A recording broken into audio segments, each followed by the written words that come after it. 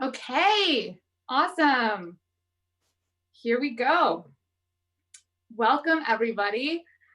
So honored to be a part of this. My name is Zan, and hello, welcome. I'm so happy that we're all here and that we're kicking off day two. Seems like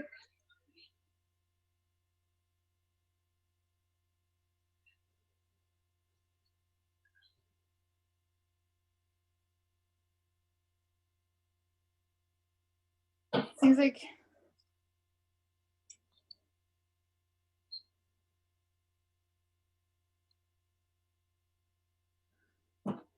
are we good? Are we lagging a bit?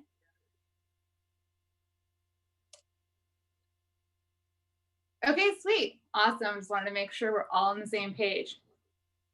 Perfect. So again, my name is Zan, and I'm so thankful that we're all here inside this virtual conference space for the next hour or so to learn the START method to digital marketing.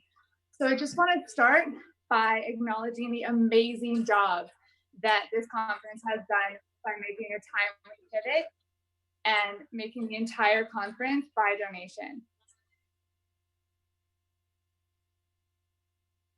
100% of the funds donated are going to Black Lives Matter group in the United States and Canada.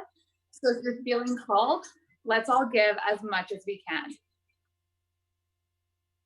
So for the past 7 years, I've been marketing some of the world's best independent music festivals and events, from our beloved Bass Coast Festival here in BC to Symbiosis Festival in California, Oregon Eclipse down in Oregon, Patagonia Gathering in Argentina, over to Sonic Bloom in Colorado, Okeechobee Festival in Florida, and all the way across the pond to Body and Soul Festival in Ireland. So I've literally been so lucky to zigzag across the planet, figuring out what works and what doesn't when it comes to getting people excited, getting them invested, and then getting them purchasing. So in my work working one-on-one with clients that are artists, musicians, and creative entrepreneurs, just like all of you, I've been able to boil down the secret sauce that I use and the teams I work with use to achieve millions of dollars of ticket sales into a simple ground level action plan that's effective for whatever business goals you might have. So the START methodology, boom, is for anyone who's either looking to get their business online, looking to turn their side hustle into a full-time gig, hello 2020, what's going on, or increasing their existing online sales.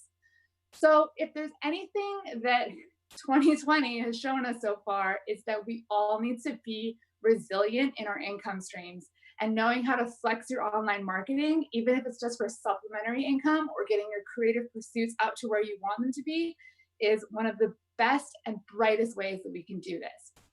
So if you guys are ready to go, I hope you've got a pen. I hope you're ready to learn and take some notes, and we'll kick off into the START method. Here we go. So the first step in the START method, just like when we head off in any adventure or any new undertaking, is we want to survey the landscape. Boom.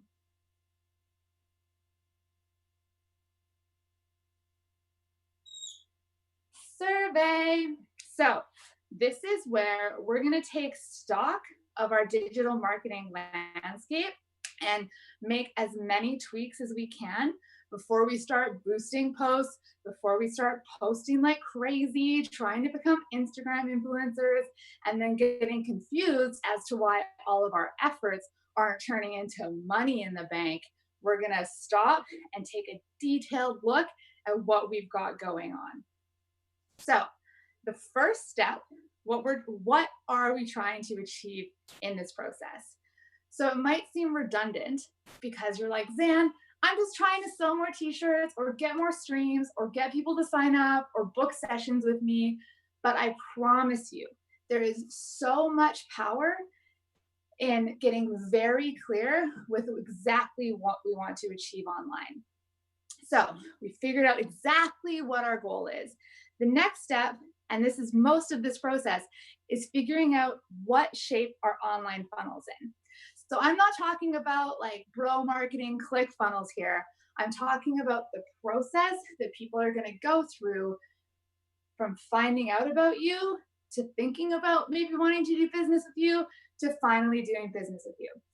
So I'm just going to draw this out in like a very simple VEMS format. So essentially, the marketing funnel is this super red triangle of power. And at the top is awareness. And in the middle is, for space, let's just call it thinking.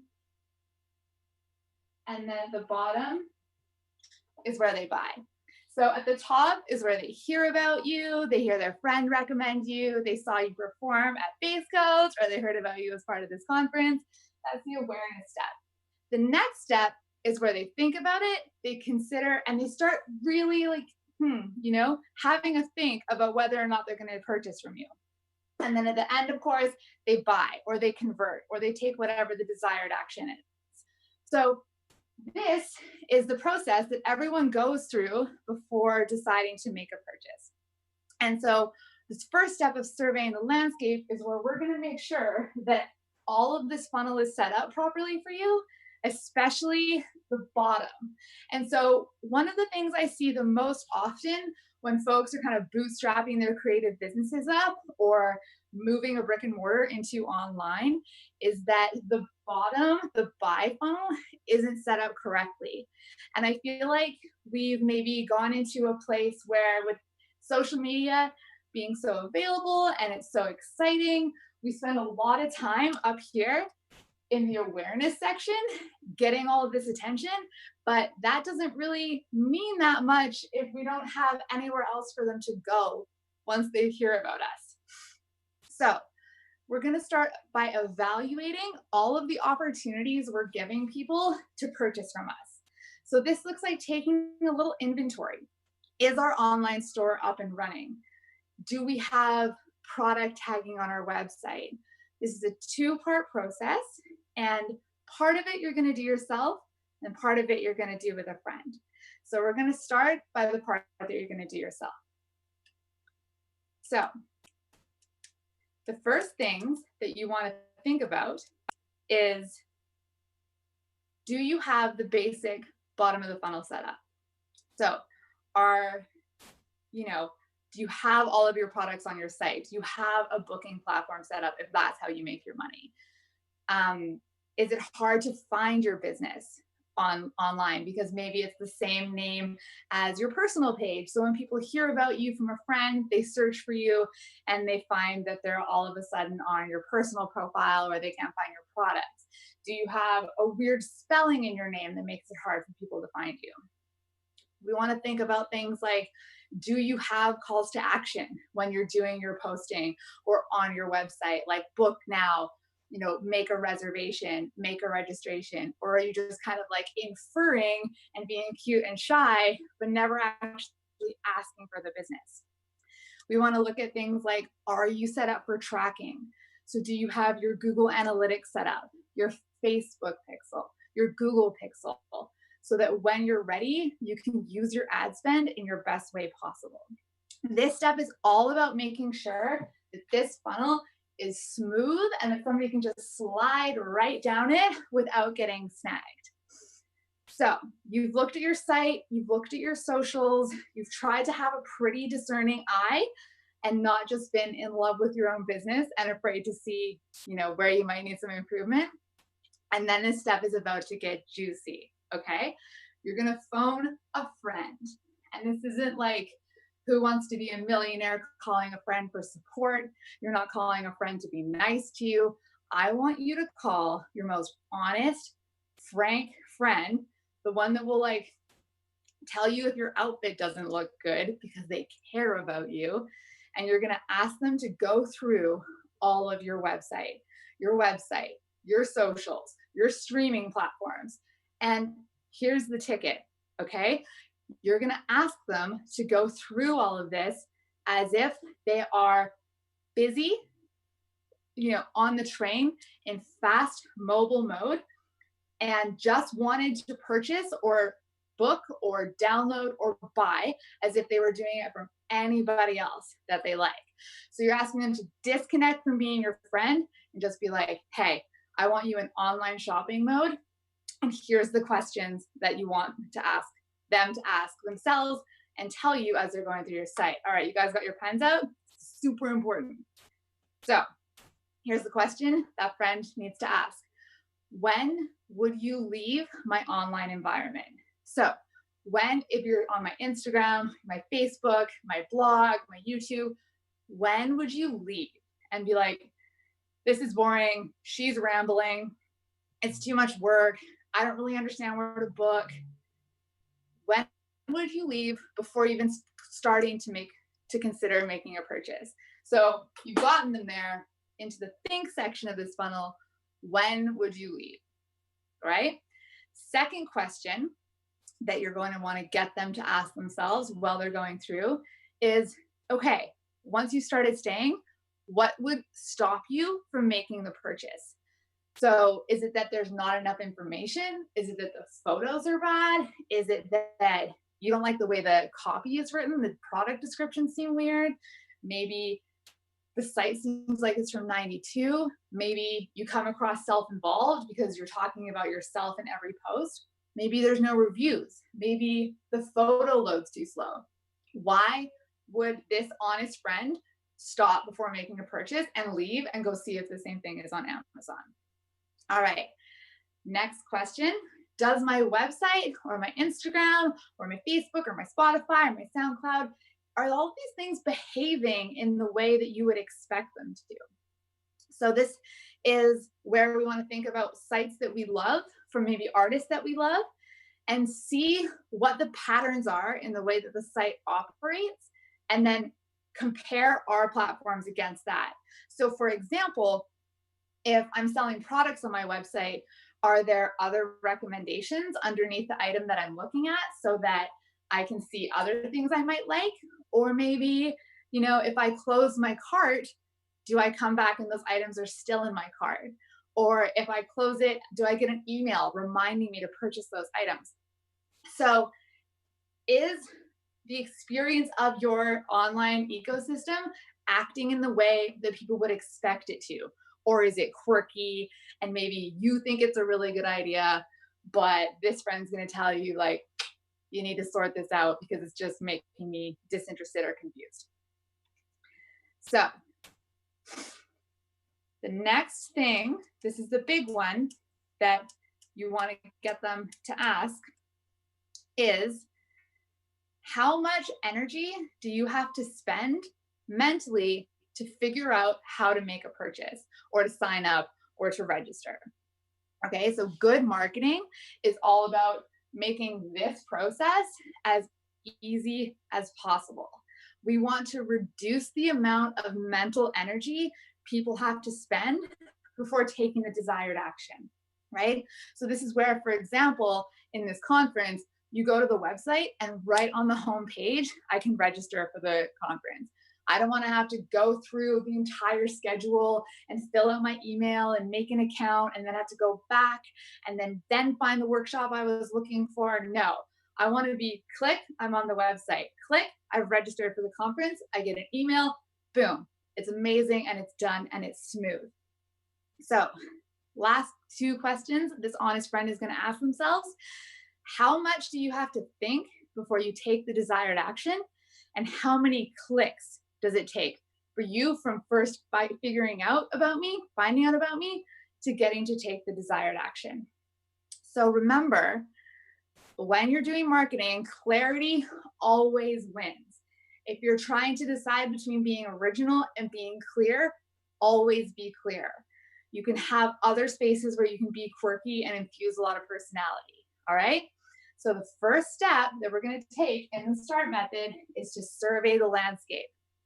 So we're feeling confident. We've got our site tight.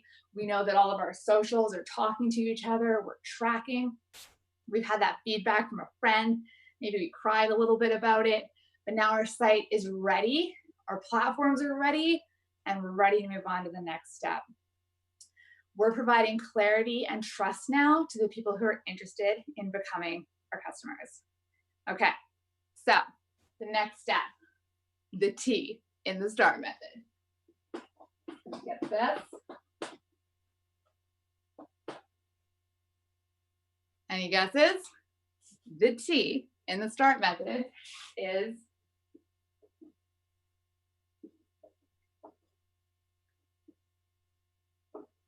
our tactic.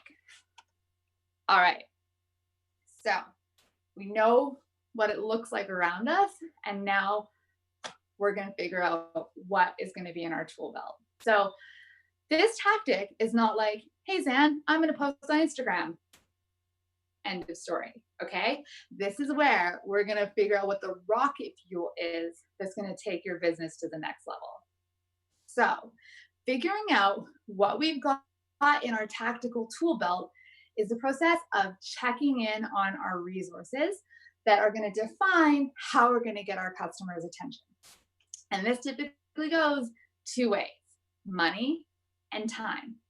All right. I guess that's like, unfortunately, life as well. But here we go. Tactic, money and time. Money. Do you have money set aside for your digital marketing? Spoiler alert, unless you're ready to go viral, you're going to want to have some money. So figure out how much you can allocate each month for advertising and then stop. Stop right there. Okay? Don't start boosting things. Don't start going all willy-nilly, because we're going to wait until we've got the rest of this figured out, so that when we put that $5 or that $20 on a post, it is effective and we can tell it is. All right. We're not just like, I don't know, it got 500 more likes than usual. No, we're going to see what it does for conversions and sales. Okay. So figuring out how much money you've got available for your campaign. We're going to write that down and wherever you're going to keep your new marketing master brain frame of success. And then B, we're going to evaluate what we have for effort. So where can we apply extra effort to get more attention? So whether that's offering free services or how-tos or going live, you know, what can we do to get people onto our mailing list? Maybe we're making a blog post, maybe we're making a video, maybe we're doing a tutorial or making mixes available for free. So think outside the box in this process.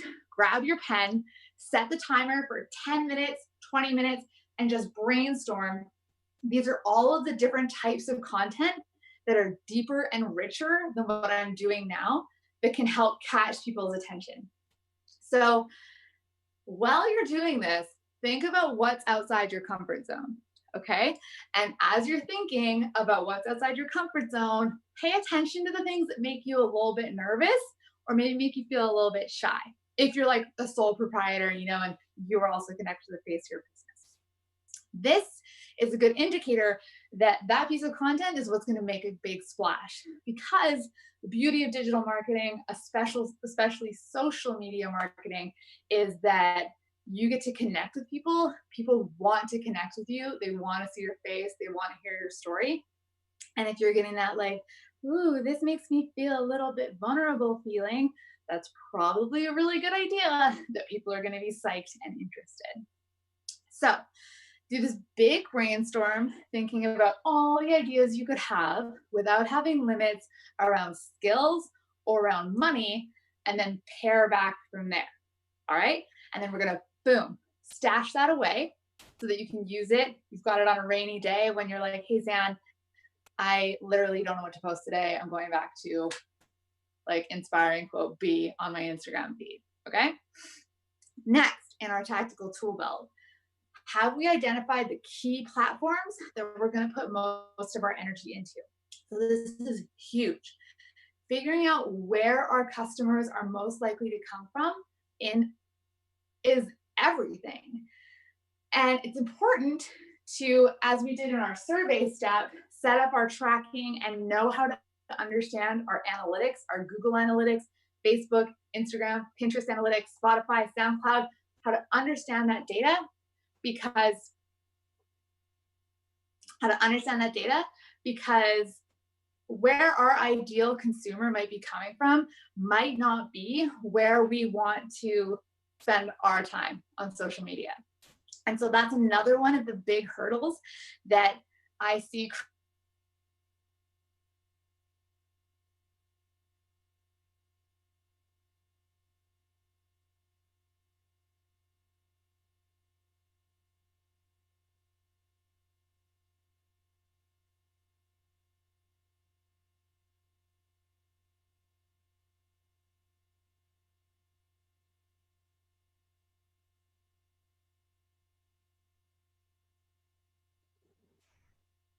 Okay, I think we're back. All right. So what I was saying was that you've got to look at your business from the outside in. Okay, so you might love Instagram. You might think that posting on Instagram is where your most valuable time is going to be spent. But the people that want to interact with you and buy with you, they might be on Facebook or Pinterest or Twitter. You know what I mean? So we're going to step outside of ourselves and look with our marketing analytics science hat on about where this traffic is going to be coming from. All right. So we've looked at money, we've looked at effort, we've looked at what platforms we're going to use. And then the last step in our tactic is, another brainstorm around who can we leverage and what relationships can we leverage, friends, businesses, brands, festivals, and events that we can provide value to that can help elevate both of us in this time. So maybe that looks like guest blogging on your friend's blog or doing a live Q&A with another business owner that you know. So again, do an outside the box brainstorm about all of these avenues that you could do that are relation based. And remember to make sure that it's going to provide value for both parties. Okay. So the tactical step is where you're going to look and make this tool belt of money, creative content that's going to take a little bit more effort, relationships, and which platforms you're going to go on. All right. So at this point, you're probably feeling, I'm hoping, a little bit more confident, right? You've got, your landscape is set and tight. Your tactics are set up. You're like, okay, I'm feeling weighed down. I got my backpack on. I'm ready to do this. What's going to be the next step in this whole process? The A. It is audience.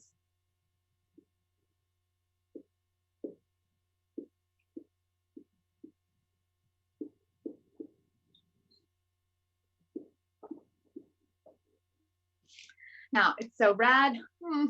Just thinking of electronic music and audiences and dance floors makes me a little misty-eyed, but we'll be there again one day. So next in the STAR method is perhaps less sweaty, less amazing, less filled with bass and sunshine and dust. But anyway, the audience.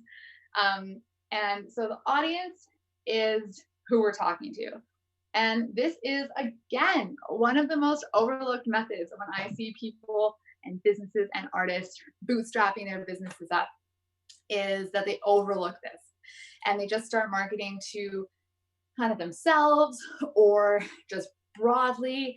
And you may have heard before that one of the most fatal mistakes you can make when figuring out who you're serving is to be like, oh, it's kind of for everyone. Or like, it's for people who like house music. And that's not specific enough because there's so much competition and people want to know that they're being talked to. So the first step in our audience is to figure out who these people are in detail. So another time, you're going to get that pen. You're going to set that timer for 30 minutes. Okay, so you don't give up on yourself. And you're going to map out who are your 3 ideal consumers. So these are the people that you're going to write all of your content to. Your sales content, your descriptions on your website, your social posts, your press releases. These are the people you're going to keep in mind all the way through. What are their names? What do they like to do? How old are they? What do they do for work? What do they spend their free time doing? How do they feel about like 2020 so far? What do they need? And what's their motivation in purchasing from you? So this can be tricky for a lot of us. And so I always recommend just thinking about the three people that come to mind when you think about who's been most enthusiastic about my project. So who comes up to me after a show and is like, that was insane? And who is the type of purchaser that's most often buying? Who's most often liking my post? All right. But we want to try and get three distinct people in that group. So if it's like, it's kind of the same person, they're all kind of 25, all kind of in college, all kind of into Americanos, work in the service industry, da da da da. We want to try and break those out as much as we can. So we're going to write out these character profiles, and then we're going to look at how these people want to be talked to. So how we want to address this audience.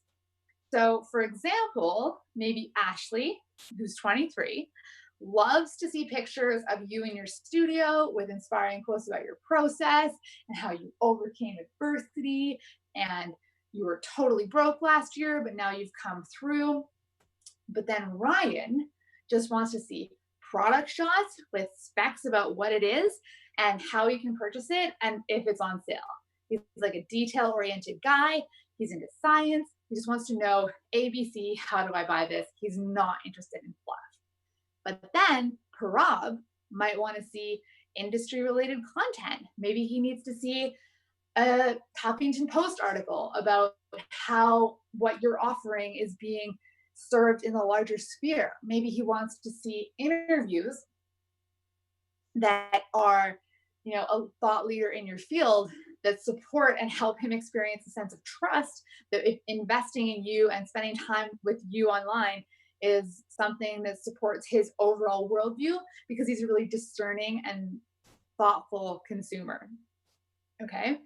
So if we neglect the process of not only identifying our audience, but also figuring out how these three unique, awesome people want to be talked to, we're going to lose out on, maybe 70% of our audience just because we didn't put the thought and care into thinking about how they want to be addressed in this process.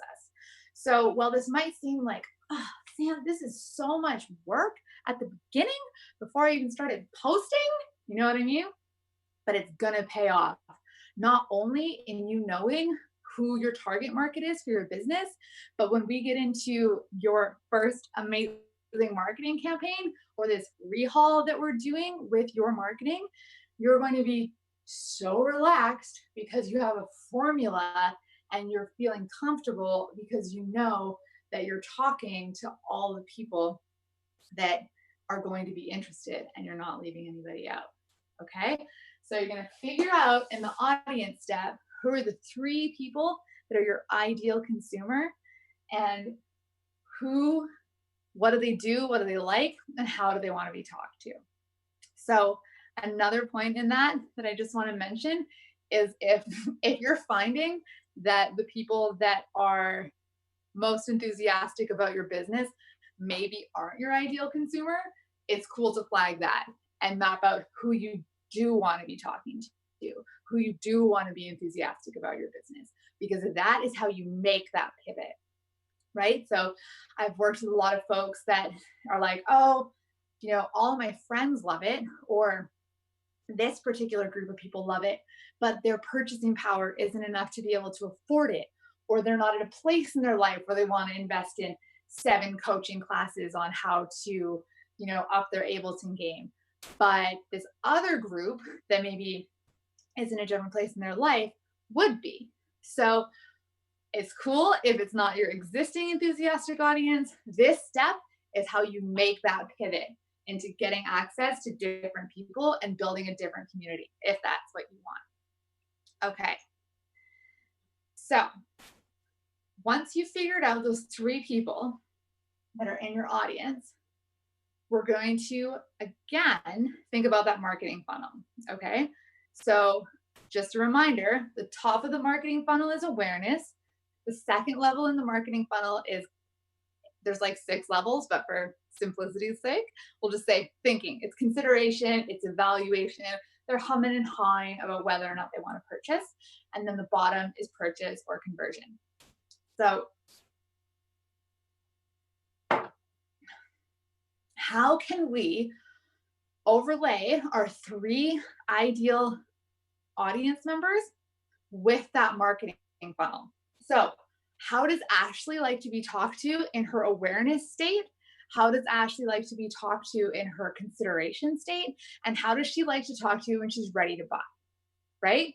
So again, this might seem like a lot of consideration and pre-work, but if we just spend some time pairing the types of content that we can do for each of these people in each of their level of consideration, we're going to start seeing those sales come in because we're working the system like it wants to be worked. All right, so that's where the magic really starts to happen. And if you follow me as Zan Stokes, or make sure you pop your email in to the registration portal with Alberta Electronic Music Conference, I'll make sure that you get resources around how you can make sure and make this whole process easier of pairing these people with their content at their different stages in the funnel. Okay, still with me? It's a lot, but you're gonna be amazing after this. Oh, we have a question. How do we gather our audience when it's related to streaming, since streaming is a global reach? Super good question. So when your audience is global, that's amazing. And I guess it depends, of course, which platform you're using when you're doing that, because I know that different ones give you different analytics. But if you're streaming online and thinking about a global audience, I think what's important there is maybe not the geographical data, but the lifestyle data. So I think you can look, you can see kind of who's engaging on your post. So maybe looking at the like the city by city breakdown is not the most important aspect for building those customer profiles, but you could, for example, you know, this is why we want to have Google Analytics and other things tracking up that might give us more insights into gender and income and like lifestyle and interest pursuits. So you might look at your globe and be like, okay, I'm going to pick somebody in Vancouver, somebody in London, and somebody in Johannesburg, and then do a little bit of research around like what are people that are partying in the scene in Joburg right now, like what do they look like, what are they kind of into, what's art and culture doing at that time at that place right there, and then build those customer personas off of that. So if you don't have the data because of the nature of your business, I would just do market research based on where you're seeing those streams come in. So like, what's the scene in London? I'm not sure what kind of music you're making, but you know, what's the scene in London related to the style of music that you're into, and how can you talk to people in their language, for lack of a better word, there. So if you don't have, if whatever platform you're using isn't giving you the analytics that you feel like you need to be able to make up these customer profiles, just get all snoopy on the internet and do a little bit more market research to help figure out what those people might look like that are just showing up like numbers on your screen. I hope that helped. Okay. Step number R.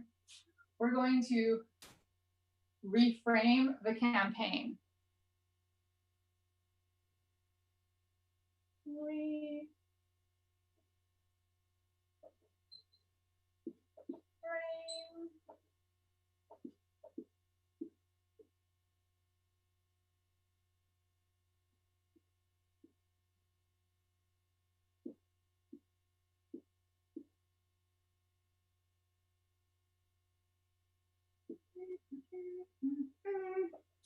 All right, so this is where the overhaul begins. Maybe the overhaul's been happening the whole time, let's be honest.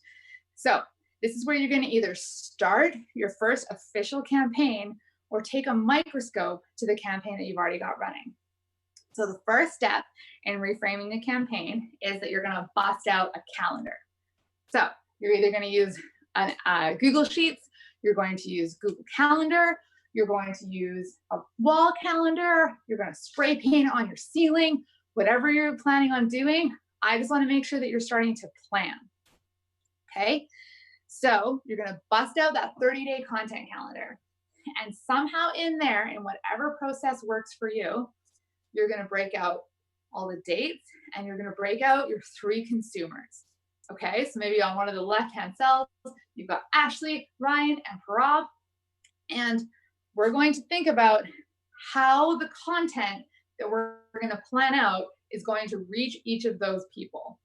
So we're going to think about the marketing funnel while we're doing this, and we're going to think about those 3 people, and we're going to think about our tactics. So we're going to think about where we have money to spend and what kind of extra content we're going to do. So another great step in this process is to start mind mapping things. I thought I lost my pen. So start mind mapping things. So let's say that you're a DJ. You're going to go back to that original step in our audience and in our tactics, and think about all of the different ways that we can make content about the one singular thing that we do that isn't just the one singular thing that we do. So maybe Parab loves that we make house music, but he also loves these 4 like visual artists from Brooklyn. And so we're going to weave in maybe a blog post about how this track was inspired by this movement, or our personal opinion on XYZ art piece, right? So those are all kind of top funnel awareness pieces that we can start rolling into our content calendar. But essentially, you're going to have your calendar set up, your 3 ideal consumers set up, and that marketing funnel freaking taped somewhere in your office, okay? So as you're planning out your weeks of content, no longer are you just shooting from the hip, making Instagram posts and like posting videos, or maybe going on Twitter or just doing a live set. You've got a strategy and a tactic, and you're moving into micro agency with your own business, because you are thinking about how these 3 people want to be talked to, what content is outside of the norm for you, and which content with which person matches where they're at in the marketing funnel of awareness, consideration, and purchasing. So, you know, there's a bunch of different types of businesses signed up for this class today. But if you identify where your dollars can come in for this next 30 days, I want you to think about what is the most likely to move to get me having cash flow come in. So if you're selling products or services, like what is the best best priced item? If it's classes, if it's an EP you just released, if it's courses you're training, if you're a practitioner of some kind, what is the most likely, your best seller, most likely to move? How can we build really engaging content around that? And how much money can we put to that particular item or service, okay? And so when we are ready to figure out what the sale is that's going to be woven into this amazing month of content, it's going to be super enriching and engaging, then that's where we're going to apply our money. So here's the big thing about money and social media or digital advertising at all. So we're planning out this campaign. We've got our content all ready. Here's the big thing about where we're going to put the money, okay? The money goes where the money can be tracked. Repeat after me. The money goes where the money can be tracked. So how can we connect if we're boosting a post, if we're running some Facebook or some Instagram ads?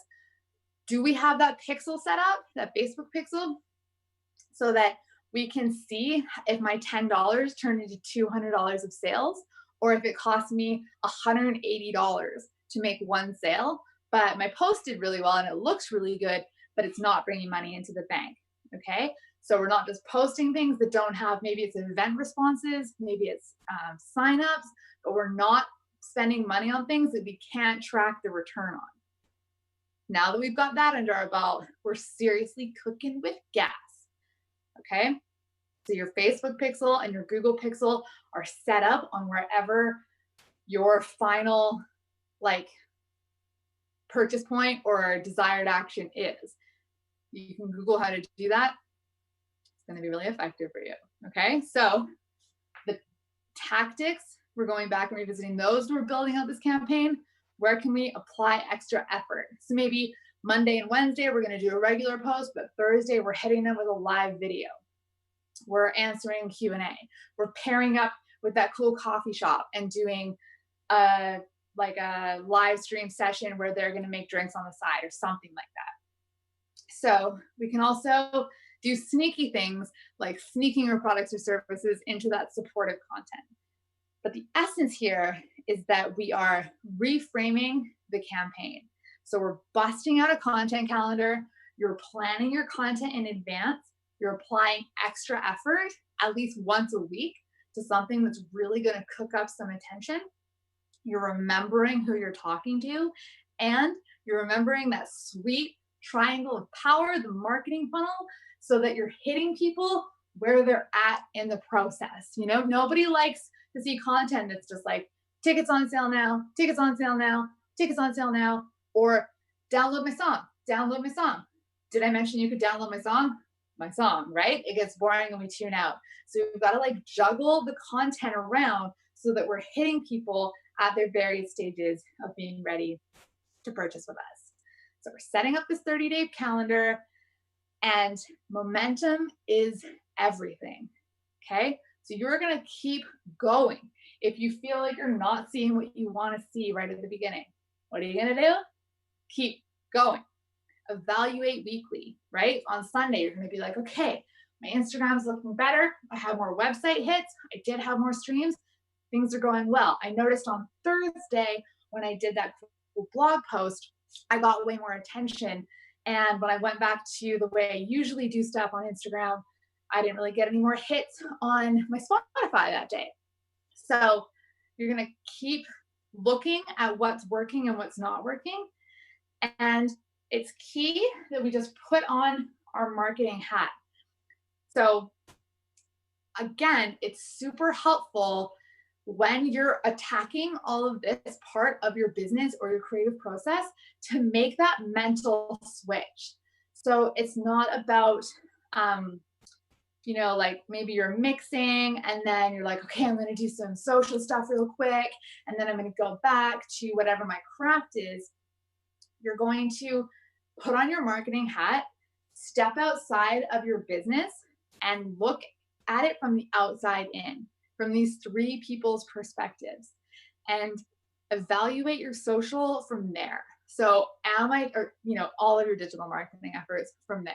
Are those people interested, or am I just talking about things that only I would care about? One sec.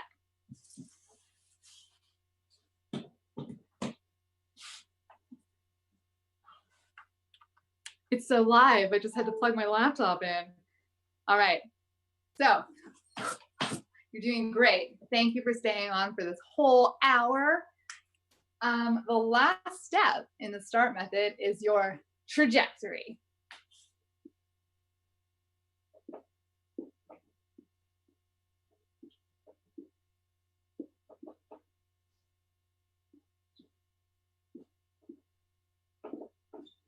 Okay, so this is where you're going to go back to the initial points that you set out when you surveyed the landscape. And this is where we're going to figure out exactly where we're going to go, the trajectory that we're headed out on now that we're superstar marketers. So probably at this point, you're feeling pretty confident, right? Because maybe you took that break from posting every day to do the deeper work of figuring out what your whole landscape looks like. You called your friend, they ripped apart your website and your socials for you. You guys got over it, you're still friends, but your marketing funnel is set up and slick and ready to go. We know that that's all tight and good looking, okay?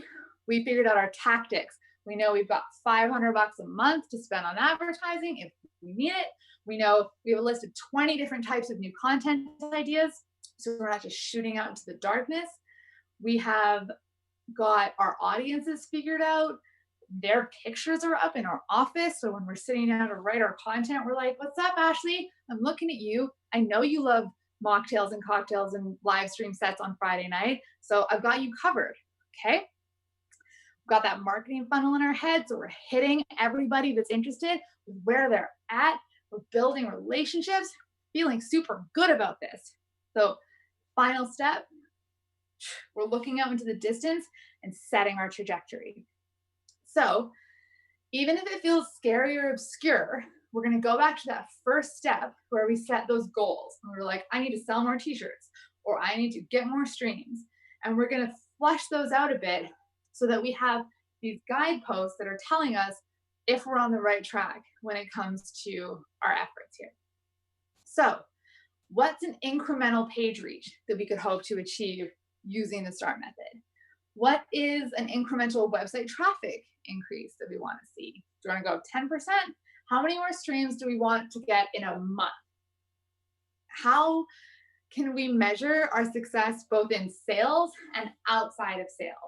So if we're selling products that are related to our music or our art, how can we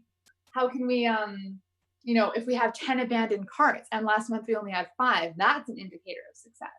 If people are listening to our streams or watching our videos for longer, that's an indication of success.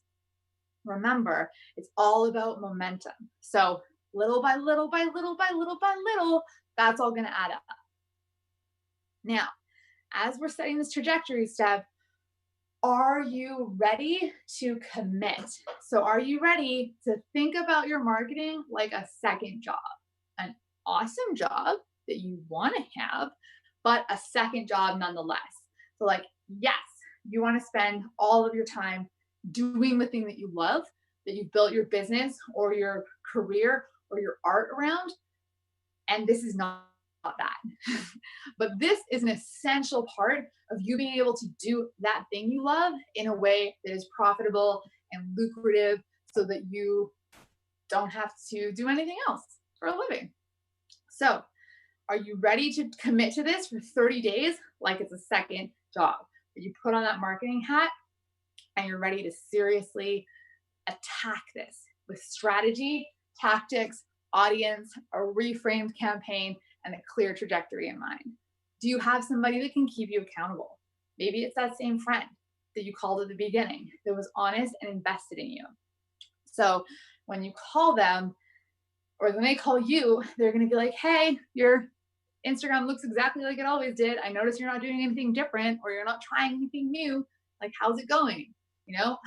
How can you stay accountable in this process?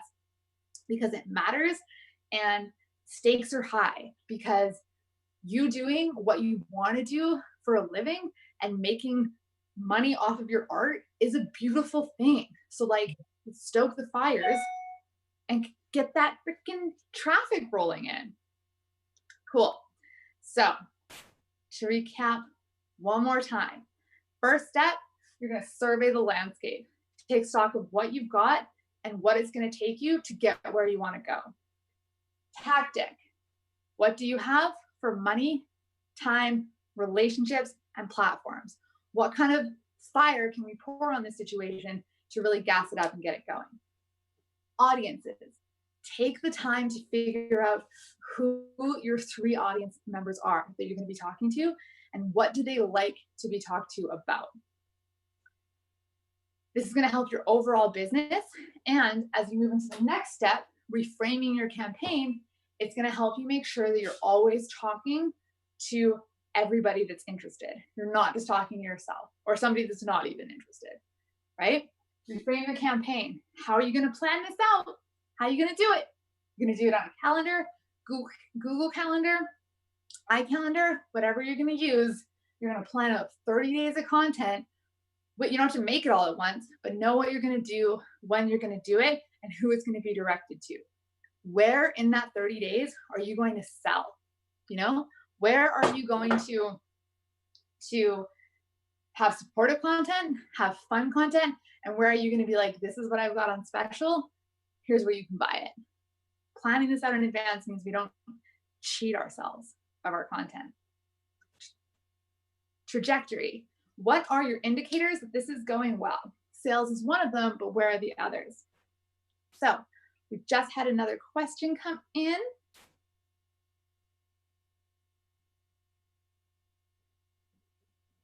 Cool. Okay. So I'm going to answer Peter's question first. Where can we share our emails to get the breakdown?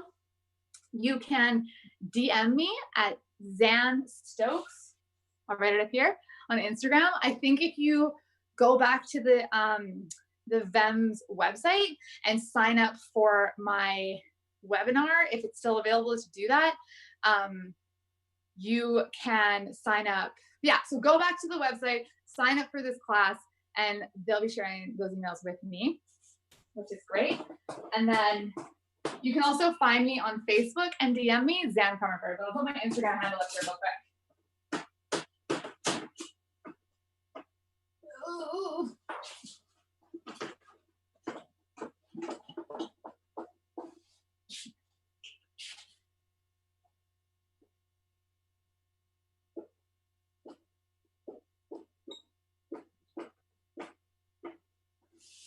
Okay, so you can find me on Instagram at Zan Stokes. And we do have time for some questions, so let me get at these. Okay, Nicholas said, oh wait, we already did that one. Chance, I'd love a 5-second description of each social media platform and who goes to each one.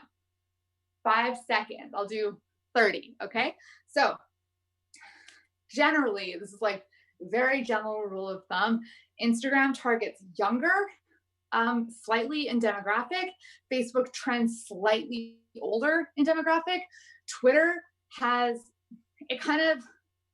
there's different kind of micro ecosystems in Twitter that trend younger and older. So I feel like the age range there is kind of harder to define. What I think I notice most of all is not necessarily and then Pinterest is like a whole other kettle of fish entirely. Pinterest is used more by females. It also trends a little bit older, but what I think is the most important thing to consider when you're thinking about which social media platform you want to use is using that platform to the best of its ability. So making sure if you're investing in Instagram that you're investing in visually appealing content. And if you're investing your time into Facebook, that perhaps it's more text, you're using text in your videos, you are inviting more conversation because Facebook still trends more towards a desktop usership outside of like their Facebook and Instagram both mostly used on mobile, but out of those two, it does have a higher desktop usership. So general rule of thumb, Instagram is like younger, millennial and kind of down, and then Facebook trends a little bit older. Twitter has ecosystems, as I said, and then Pinterest trends slightly older and has like more women or self-identified women that use it. There's obviously other considerations in there around like which platform can get the most people off of the platform to your website. So I find Facebook ads are more effective than Instagram ads for actually getting people to leave the platform. But again, if you drop me your email, you can get on my mailer and I'll send them more information around all of that. Hope, what are some of your favorite examples of marketing campaigns for festivals? Well, not to be biased, but I think Base Coast does a pretty good job. Base Coast does a really good job if you look at our socials of addressing people that love to see festival content that takes them back and reminds them of that feeling of feeling free, but also people that are really into the music culture or the consent culture or the workshops and are more intellectually involved in the festival. And so Base Coast does a fantastic job of breaking out those two audiences. I love Dimensions Festivals marketing. I think that Lightning in a Bottle does a pretty good job. They do a good job with like blog content and providing people those deeper opportunities. And I feel like Global Eclipse and Oregon Eclipse Symbiosis do a great job of using a lot of videos and like stunning content and storytelling through that way. So there's a lot of great festivals that have good marketing. FEMS did a great job as well. Okay, it looks like we're almost out of time. Somebody did ask me about TikTok. TikTok is definitely taking off in an incredible way. However, it's a super high labor platform. if you want to get a lot out of it, you have to be ready to make a lot of original content. And remember, if you're using TikTok, how does that content relate to what you actually do? So if you're making cool dance videos or lip sync videos, that's rad. But does it actually relate to what your product or service is? So I think we're almost out of time. And thank you all so much for coming. So if you want to follow me on Instagram at Dan Stokes, send me a DM. Make sure you give your email address over to Alberta Electronic Music Festival. Donate, because this is all going to such an important cause to a culture that has given us all so much. So again, I just want to thank you all for being here. I hope you enjoy the rest of this incredible conference. And it's been a slice. So hit me up and we'll see you soon. Thanks.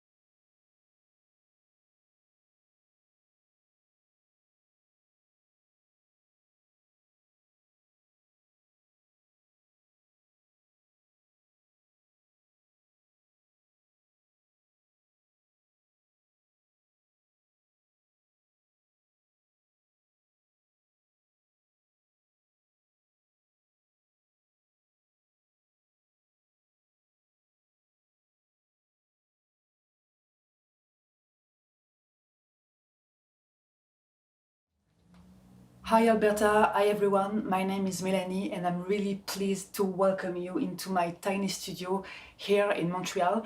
I'm French, but I'm also a composer, a sound designer, sound engineer and an Ableton certified trainer. So today we're gonna talk about soundscape and spatialization. But first of all, I have a few things to say. The first thing is thank you to the organization of the Alberta Electronic Music Conference to maintain an event, even if it's online, but we need it so much. We need to stay creative in those weird times. So I hope it will help to inspire you. And also, I want to say that this presentation is recorded for several reasons. The first one is my English. Sometimes it's good, sometimes it's less good. So I want to be able to make some cuts here and there if it's not good enough. And the main reason, in fact, it's because I wanted to be super available with you in the chat. So I mean, you can have two me's right now. You have me in the video and I'm also with you in the chat. So don't hesitate to ask me anything about what I'm doing, about what I'm not doing, about maybe weird things that might happen during this presentation. I'm totally open for any questions. That said, I just want to explain a bit what is today's program. So first of all, I want to try to describe a bit what is a soundscape. I want to tell you where the term soundscape come from and to talk a bit about spatialization. And maybe I have a few composers I would like to make you listen to, because I think it's important to see how soundscape is used in music, and you'll see that it's not just one genre, it's really wide. That makes it really interesting. Also, after that, I want to take you into my Ableton Live project. I have two compositions I made lately that I want to explain a bit to you. So the first one, it's a piece of music I made from recordings of Lisbon. So Lisbon is a really nice city in Portugal, but I became completely obsessed by their old tramways. They are from the end of the 19th century, so you can imagine all the weird noises and things that can happen in those little tramways.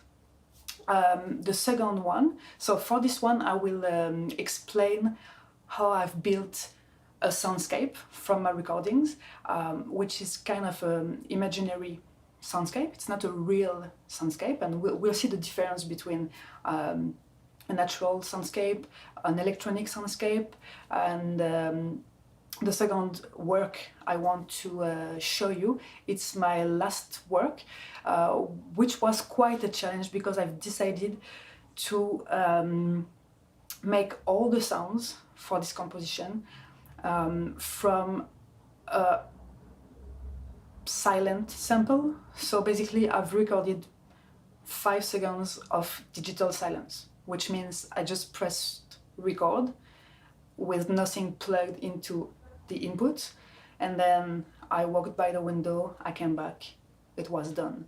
And then I used many techniques to make some sounds happen from it, but it's not the topic of this discussion today. But the thing is, I've composed this piece with 8 loudspeakers. So I was in the studio with 8 speakers, and while I was composing, I could send this or that sound into, I don't know where I wanted. Unfortunately, the studio I was working in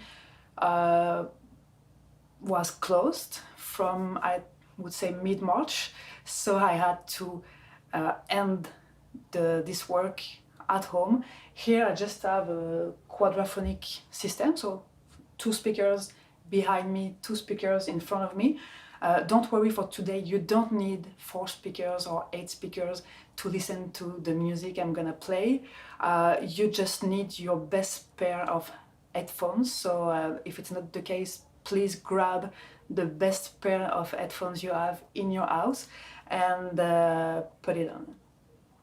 The thing is, for this particular work, I want to show you the tools I've used to spatialize the sound, and we'll see that there is a wonderful option called binaural, so it means you could hear a bit what I've done with 8 speakers just with your pair of headphones.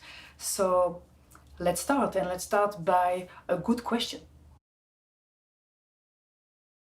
A soundscape is basically the experience of an acoustic environment around us.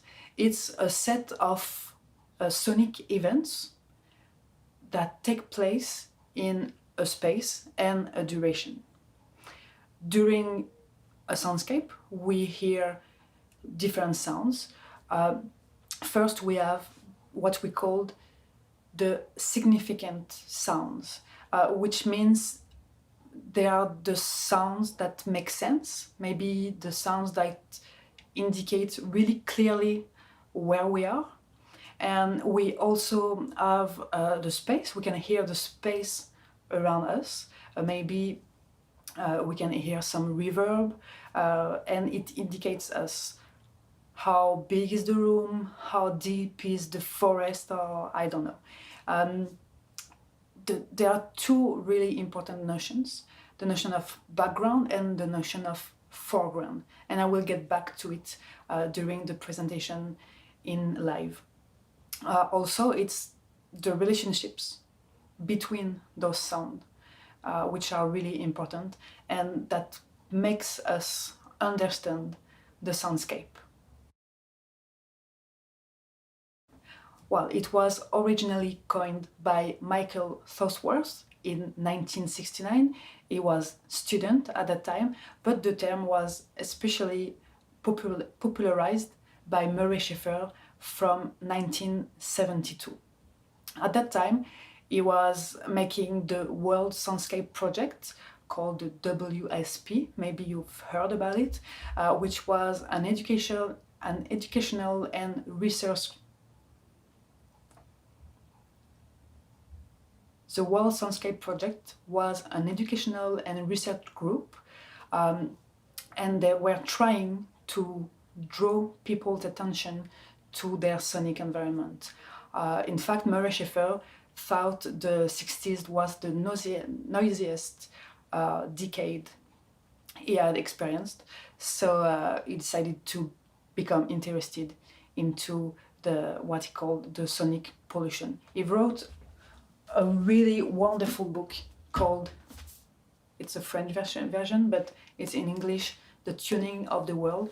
If you like soundscape, or if you are interested in your sonic environment, it's a good book to read. And this group of research, they made a lot of recordings. One of their biggest projects was to record the Vancouver Harbor during 30 years and to see the evolution of the sonic environment. Yes, Murray Schafer is Canadian, and you can be proud, guys. He made a lot for soundscape. I have to tell you that at the beginning it's not an artistic process. It's more or less a branch of ecology, so it's more a political movement, and slowly it became more and more musical. But at the beginning, it's really a reflection of how the noise and the sound pollution can affect us, and yeah, to draw people's attention on their sonic environment. Well, it's a way to process audio and give the listener the impression of a three-dimensional environment. The specialization can be of two kinds. The first one would be virtual, so it means by using some sounds techniques, you can give the illusion that sounds are emerging of an imaginary environment.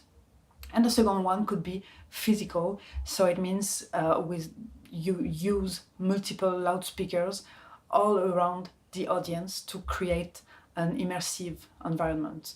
The convergence of both are really interesting to create rich sonic environment. I want to make you listen to a few composers that I love, composers who are really interesting in the way they work, and also it's like a brief history of what happened with Soundscape into music. First, I have a magnificent quote from John Cage. If you don't know John Cage, please check him out. He was a really great American composer and pioneer. He said, "Music is always going on all around us, and if only we were to stop to listen to it, we would realize it." That's why he wrote, maybe you've heard of it, or maybe you can hear it, but he wrote 4 minutes 33 seconds of silence, which the interest of that was to make the audience listen to their sonic environment, which was really smart. It wasn't just a joke, it was also really smart. So the first thing I want you to listen, I hope you have your headphones on your heads. It's a song. I don't know if we can call this a song, but it's a piece of music called Presque Rien. In English, it means almost nothing, and it was written by Luc Ferrari, who was a French composer and pioneer who was working with the GRM, which is the Groupe of Recherche Musicale, group of musical research, I guess, in France in the late 50s. And well, I just let you listen to it, but I have to say that it's not a natural soundscape.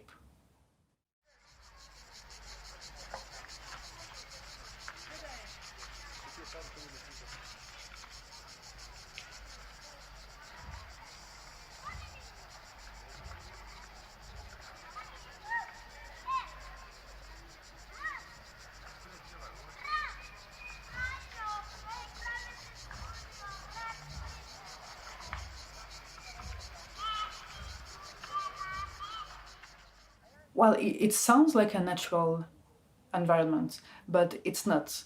I mean, of course, he recorded a lot of sounds around his house in Yugoslavia at the time, but it's a studio work. It means everything was edited, cut, back in the days was on tape, but it's a big work of editing. It's not just putting a microphone in front of his house and just waiting.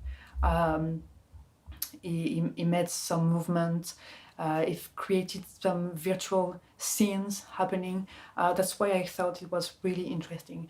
The second artist I want you to listen is Hildegard Westerkamp, who is a Canadian composer, radio artist. She came from Germany a long time ago. I think she was 20. And this piece is called Beneath the Forest Floor, and what is funny is that all the sounds you're going to hear come from really old forest in British Columbia, so not that far, where there are some beautiful and old cedars that are like 1,000 years old. And she tried to make the audience listen to the spirit of the forest.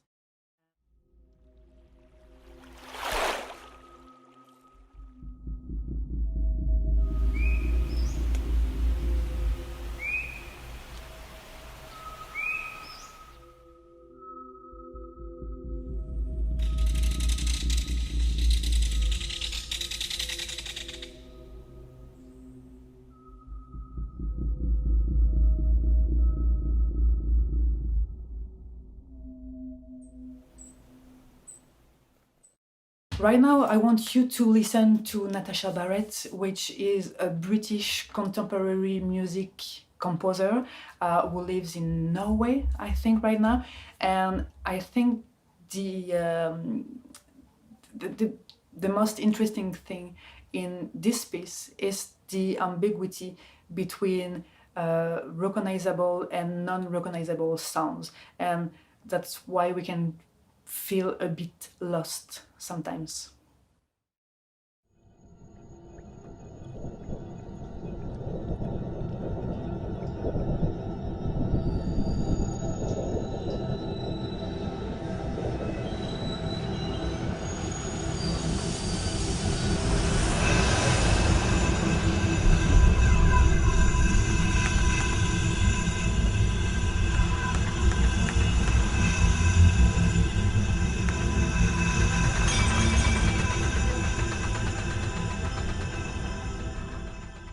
So you can hear also it's a most recent work, and it's pretty interesting how she combined natural sound and more electronic sound. Now let's listen to Deep Chord. Deep Chord is a Detroit-based electronic producer and is well known for his work in dub techno. He adds a lot of soundscape to his music, which make it more organic, more alive in a way. Let's listen to Glow. It's from the Summer album in 2012.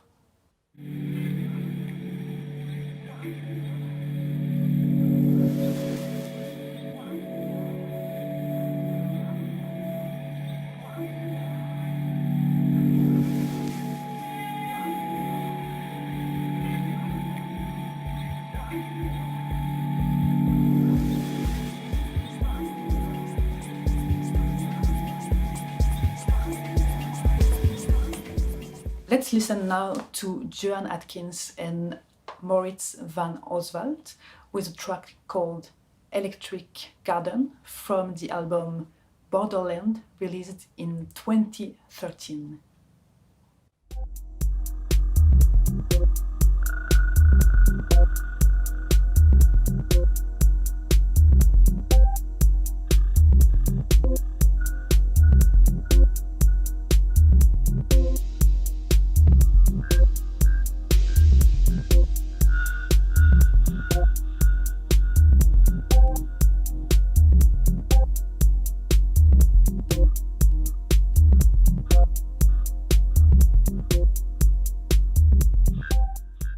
And finally, I want to show you the work of Apostolos Loufopoulos, who is a Greek composer and teacher, and he made a really beautiful work called Deep Forest.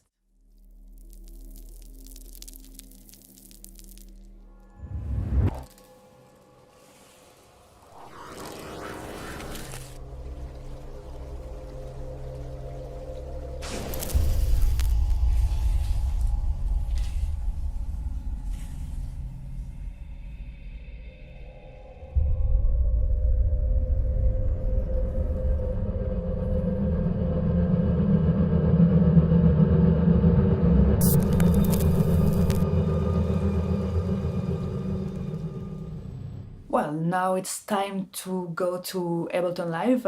We know now what is a soundscape, where it comes from. We've listened to a few artists who use soundscapes in their work, and now it's my turn to show you what I do with soundscape and how I use them. So first of all, I want to dive with you in a piece I composed last year called Fragment d'un voyage immobile, which I don't know the translation in English, but would be something like fragment of a non-moving journey.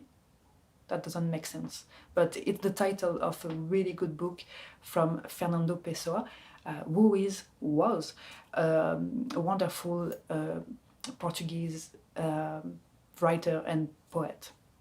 And so it's the story I was telling you earlier. It's all about the tramways sounds of Lisbon. And there's a part in the song where I'm trying to build a quiet ambience, atmosphere of the city with, it's like a dream, and the girl in Lisbon, like was me, was dreaming about tramways everywhere, and we'll see how I built this kind of atmosphere right now.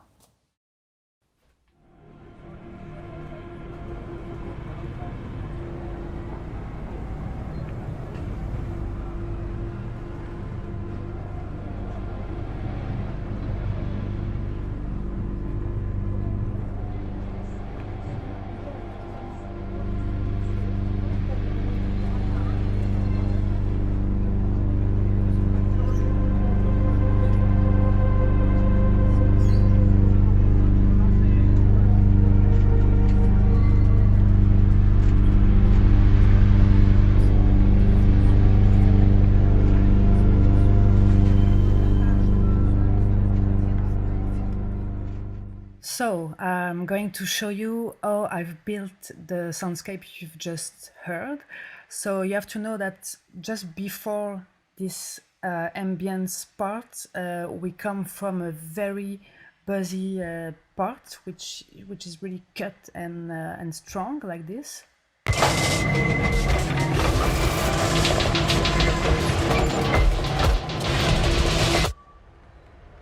So I wanted to break this buzzy part and to land into the atmosphere part. So I wanted a big change, a big contrast between those two parts. So I've started really slowly here. So this is the project. There are a lot of groups that I made to stay organized because I have a lot of tracks, so I can really get lost easily. So you can have an overview of the project here, which I think, okay, there is 129 tracks in the project. So the part you just heard seemed pretty simple. It is, but there are a lot of tracks. So I'm gonna show you step by step how I did to build this part. The first thing is I like to start with the background, so to have something to build on. So I've started with the ambience here.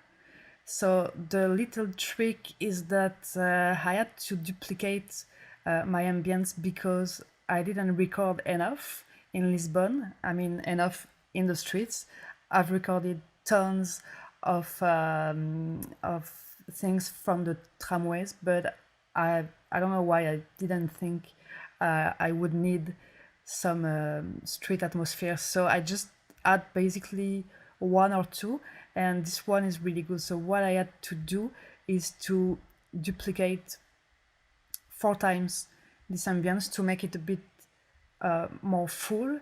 So you can see this event, it's the same event in the 4 tracks. So I've just duplicated those tracks and delayed them. It's a little bit like cheating, but let's listen just this.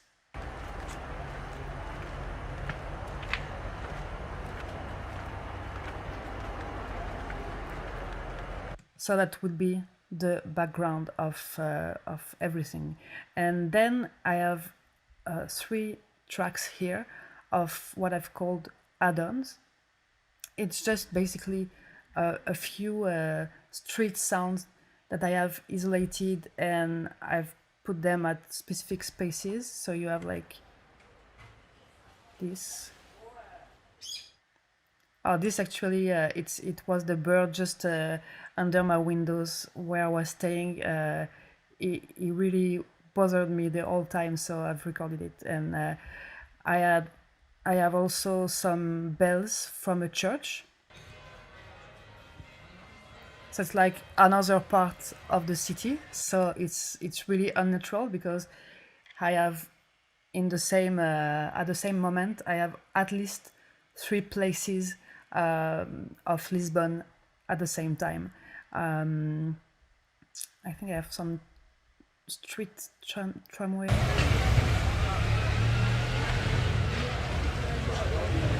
Okay, so if we listen to this entirely,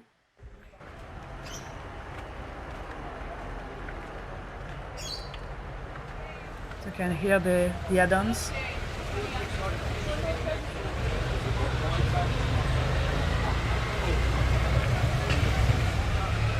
And some voices and some noise of the street. Then the second part, because it is a dreamed atmosphere, is to add some electronic ambience. So I've built here in the red part some electronic atmosphere. So you have ostinato.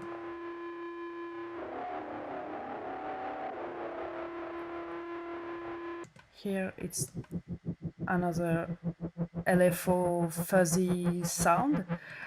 Those sounds, I've made them actually with the sound of the tramway. So it's funny. I don't remember how I did it. It was like 8 or 9 months ago. So some really sustained sound to feel the atmosphere a bit, and with some specific sound around here which are like a melody.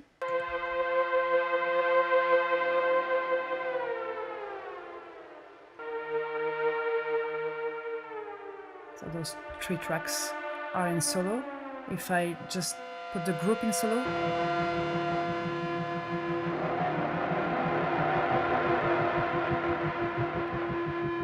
and I've tried to imitate a bit the rhythm of the tramway just by using an LFO here and with a great stereo panning too.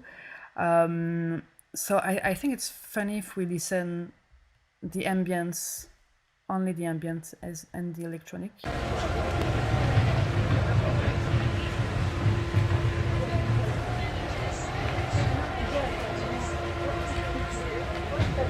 And you have the melody coming.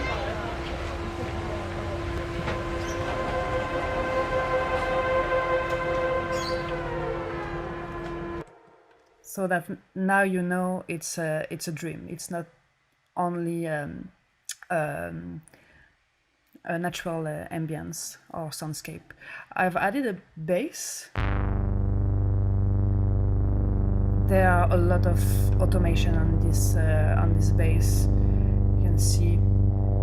Oops.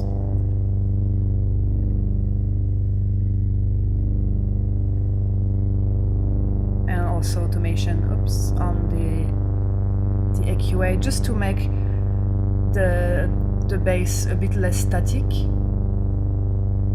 and it brings some depth to the soundscape right now. So if we listen the 3 of them,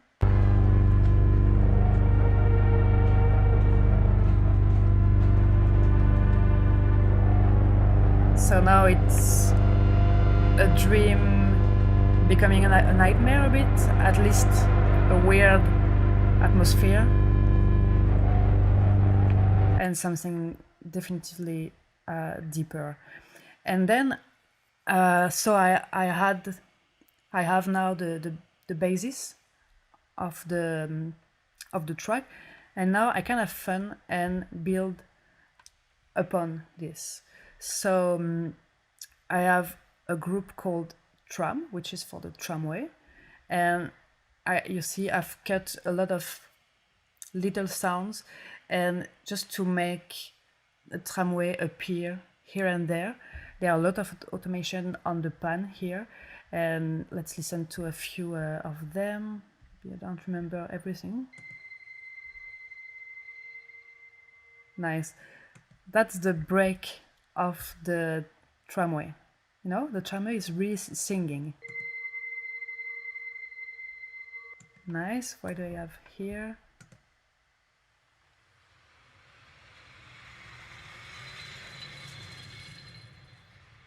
Just a tramway passing by. You've heard the automation with the panning.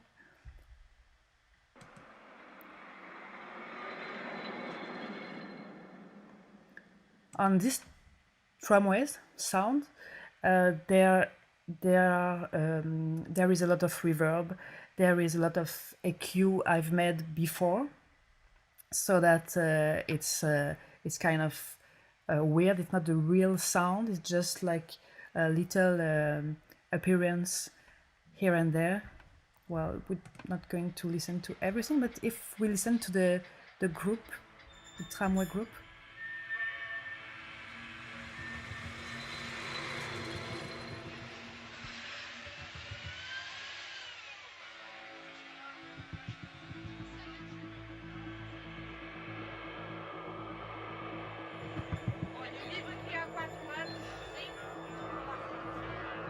there are some voice also from the tramway.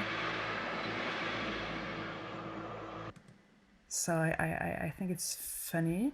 And then I've added some voice that I wanted to make a build up at the end with a lot of voices. I'm in my dream, so there are a lot of people talking around. It's buzzy. It's yeah, a lot of sounds everywhere. So I wanted to make a build up through the end. And then what I've done, I've used obviously some voices I've recorded in the tram.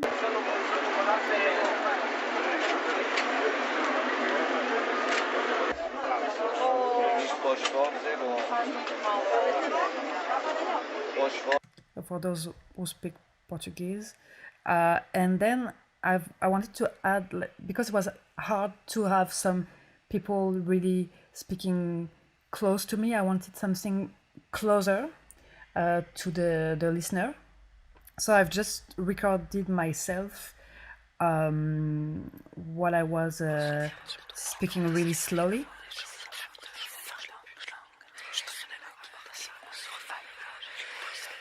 So it was just to have this little and it works actually. With the voice.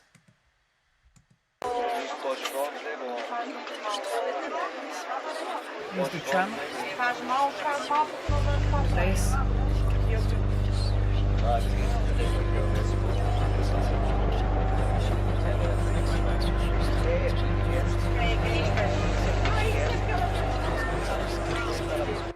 So that's pretty much it for this. It's a lot of tracks. It's a lot of question, a lot of things I've been recording and cutting, editing. I've used here also some voices and noise from the tram also.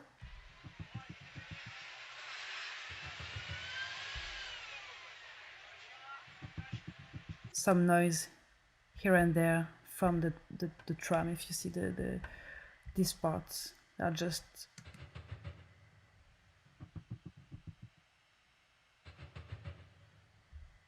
those are the same sounds.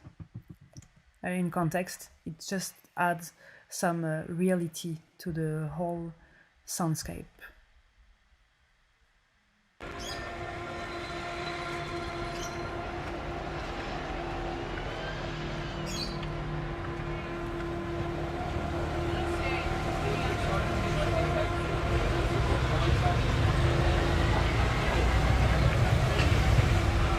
So we can now have a full atmosphere of Lisbon, and that's it for this project.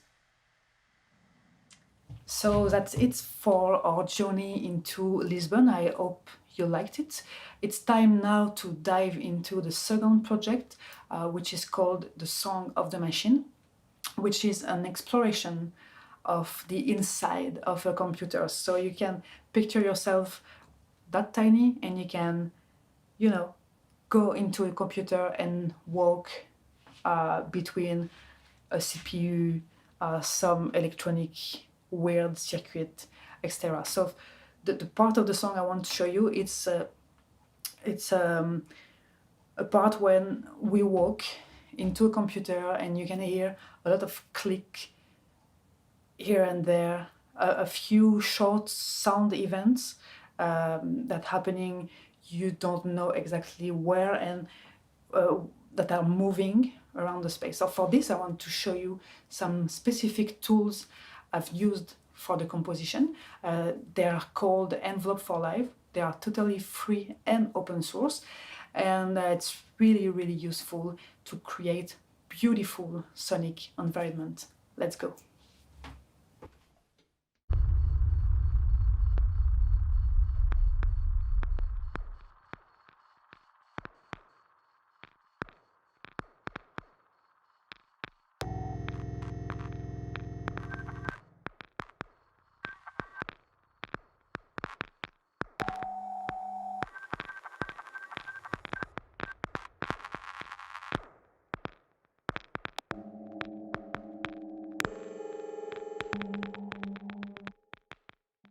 For my piece, The Song of the Machine, I've used a few tools called Envelope for Live, and that can really help to create an immersive soundscape. So you can go to their website first. It's called envelope.us, and you will know that actually the company owns real venues in San Francisco and Salt Lake City, and they create immersive listening spaces. If you go into the software here, you will have more details about what are those tools. And so they say it's a free open source immersive audio production tools that work with Ableton Live 10, and because you need Max for Live. And you can go to the download page, and I want to show you the documentation page because it's really well done. And if you want to get started and try, it's really at that place you will find some documentation. So every devices are here, and I'm gonna show you a few of them and how to set up Envelope in Live to make it work correctly. So let's go into Live right now. So the first thing I want to show you is that the more useful thing is to put this into your places here to make, so you need to click on Add Folder here. And every device then appears here.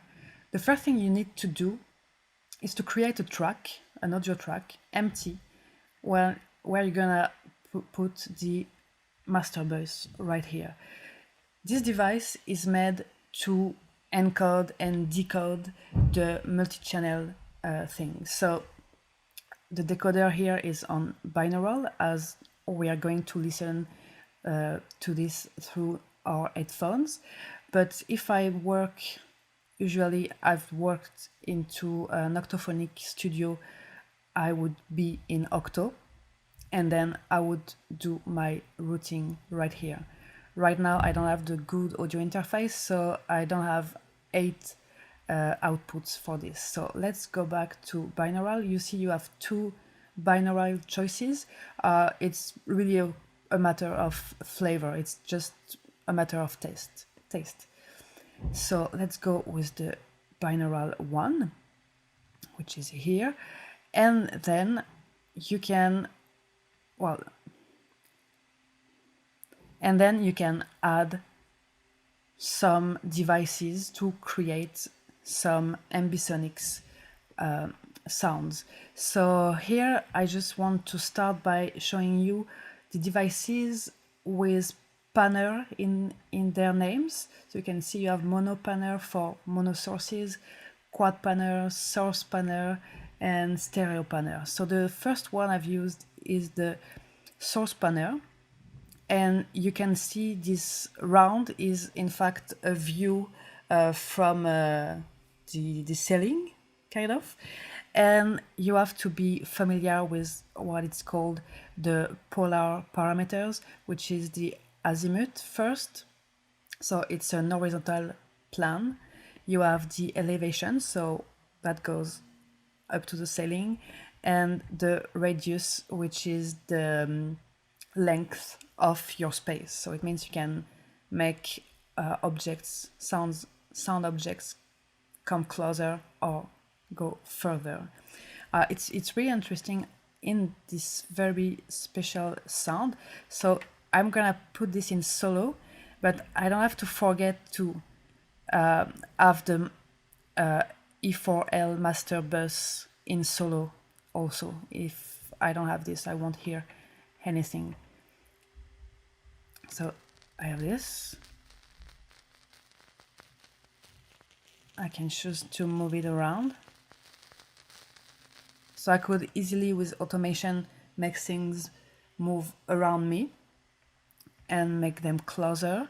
So what I want to achieve here is something really close, and then to push it further as the sound goes ahead. So I will need to make some automation until it's close. I can make it higher.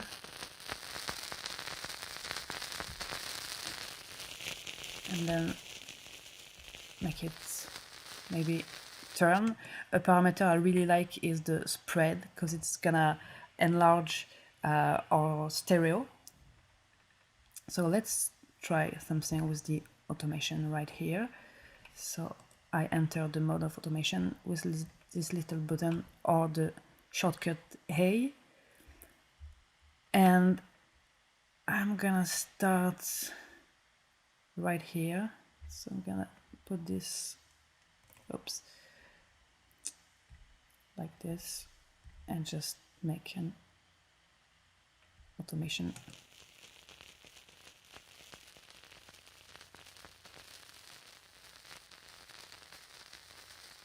But what I wanted to do is to have the thing closer to me, and I want to spread it also a bit.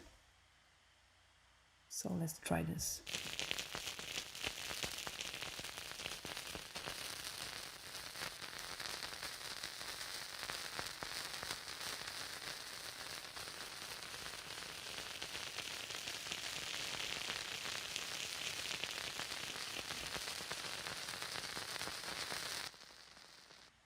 It's kind of crazy, right? I just didn't want the azimuth to move that. So let's delete the automation.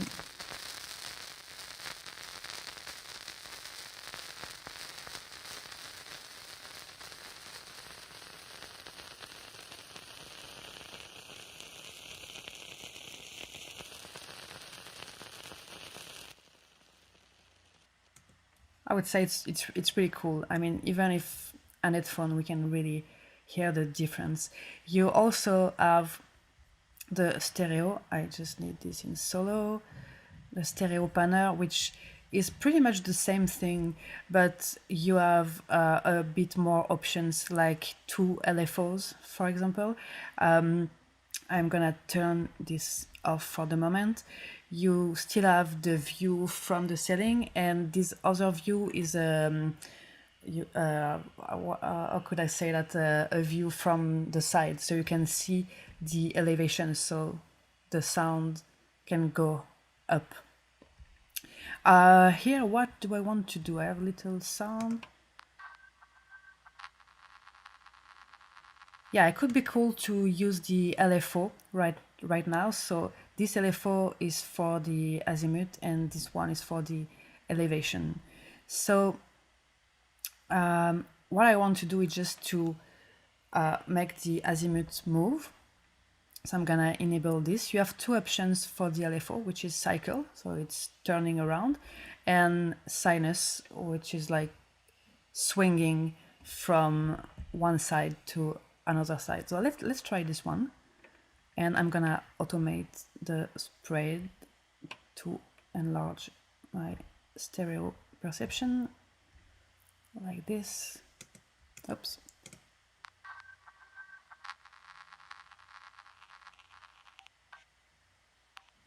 Well, I think it's quite funny, and I also have on this other track I'm just gonna put the solo here.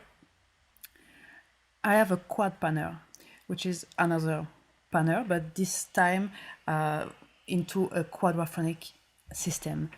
And here I've already done the settings with a spread very large and 2 LFOs on the azimuth, as you can see, and on the elevation. You can see that here, that it goes up and down and up and down.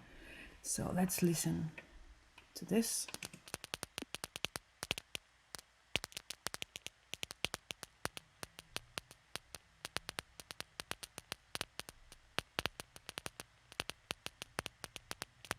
Well, it works really well. You really have the feeling to be into something, and that was really the point here. I wanted to make us feel like we are walking into a computer, and there are some clicks and some weird things happening. That's it for the panels, and then on this track, what I want to do is to drag and drop a Brownian delay, which is a pretty cool delay. As you can see here, so it's always the same 2 views from the ceiling and from the side, and you can have a box kind of where the delays, the repetitions are going to be placed in the space, so you can really make them move around, and you can choose the random spaces with the parameter step right here. So I have a dry wet, okay. I'm gonna shift the frequency all the way up because I don't want the dry signal and the wet signals to be the same. I want to make them pretty distinct. And one other thing which is funny here, it's you can move to the pie mode, and then you have a kind of a pie, and you can move it around. You can enlarge the size, and that's for the elevation.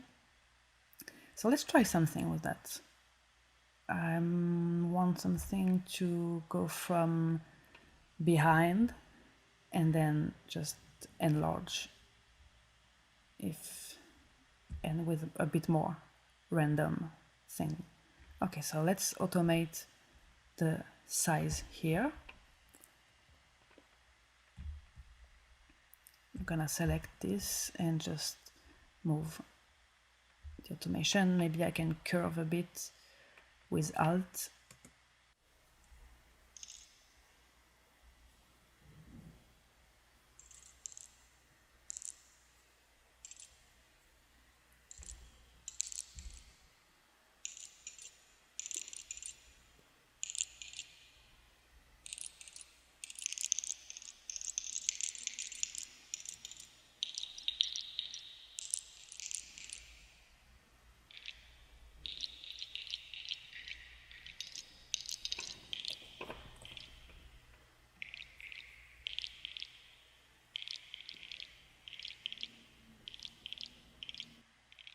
Pretty interesting, right? I just wanted to move a little bit more, so I just want to delete this automation, and maybe I want to be able to make some movement like this. So let's try something.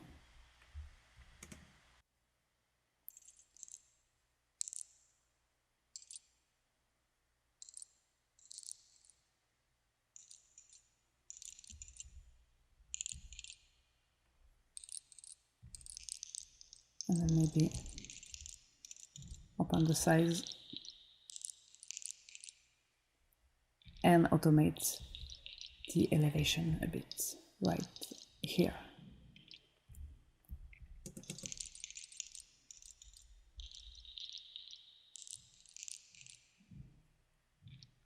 It's quite fun. And another delay I use a lot, it's the multi delay right here. So this is really, you can really have options for the repetition. So let's put this in solo. Don't forget the E4L master bus. And I just isolated some clicks here and there, and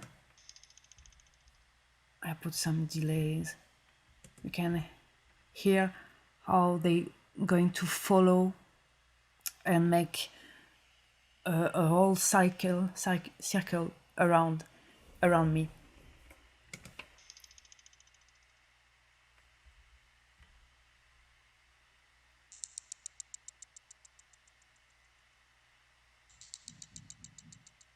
I think it's really fun, and you can also play with the azimuth.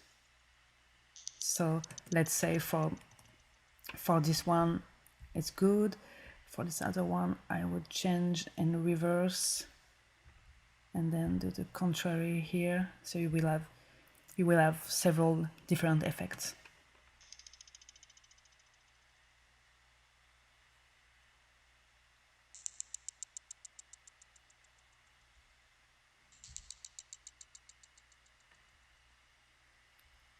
I need to stay a bit like this.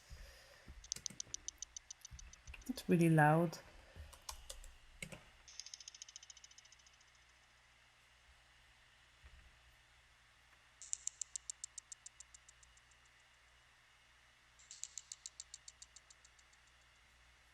I think this one and this one are the same, right? This one and this one are the same, right? So I'm just gonna take this to make something a bit different, maybe like this. So I hope at home you can feel in your headphones how it's moving. And the last thing I want to show you is that you can actually have several devices after one another. So you just have to watch out here. You see my Brownian delay.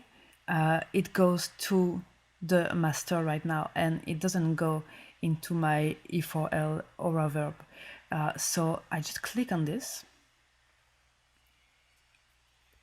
and then you see it's a chain. So it means the sound of my Brownian delay now goes into the reverb. So let's listen to this.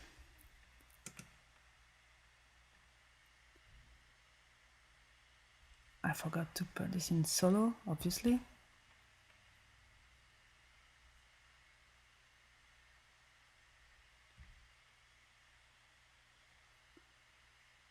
Oh, I know. You see the mistake here?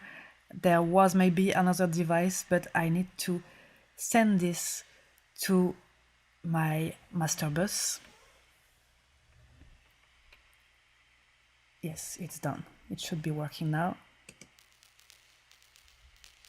So it's this one.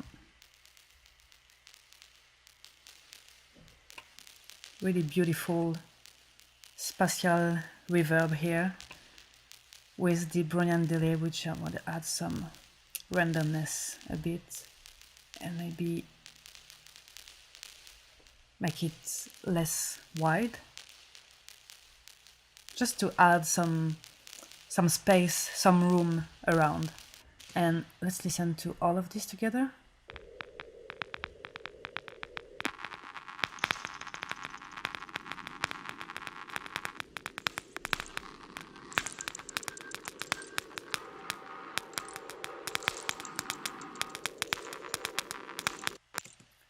I hope you can feel in a computer. Oh, there's another device. I don't want to show them all because it won't take too long, but you have what they called a spatial slicer here. So I've just duplicated some sounds I had here. So it works when the sounds are sustained.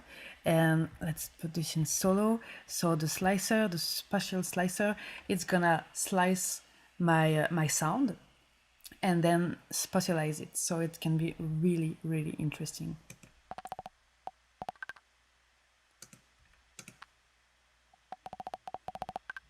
So I can choose the subdivision, so it means the time of the division of the slice and the probability, when does it appear, and then you still have the azimuth, the elevation, and the spread, which I've automated.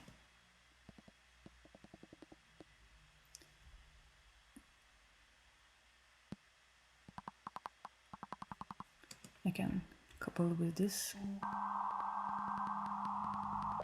Well, just to bring a little movement into those sounds, and I think it works pretty well.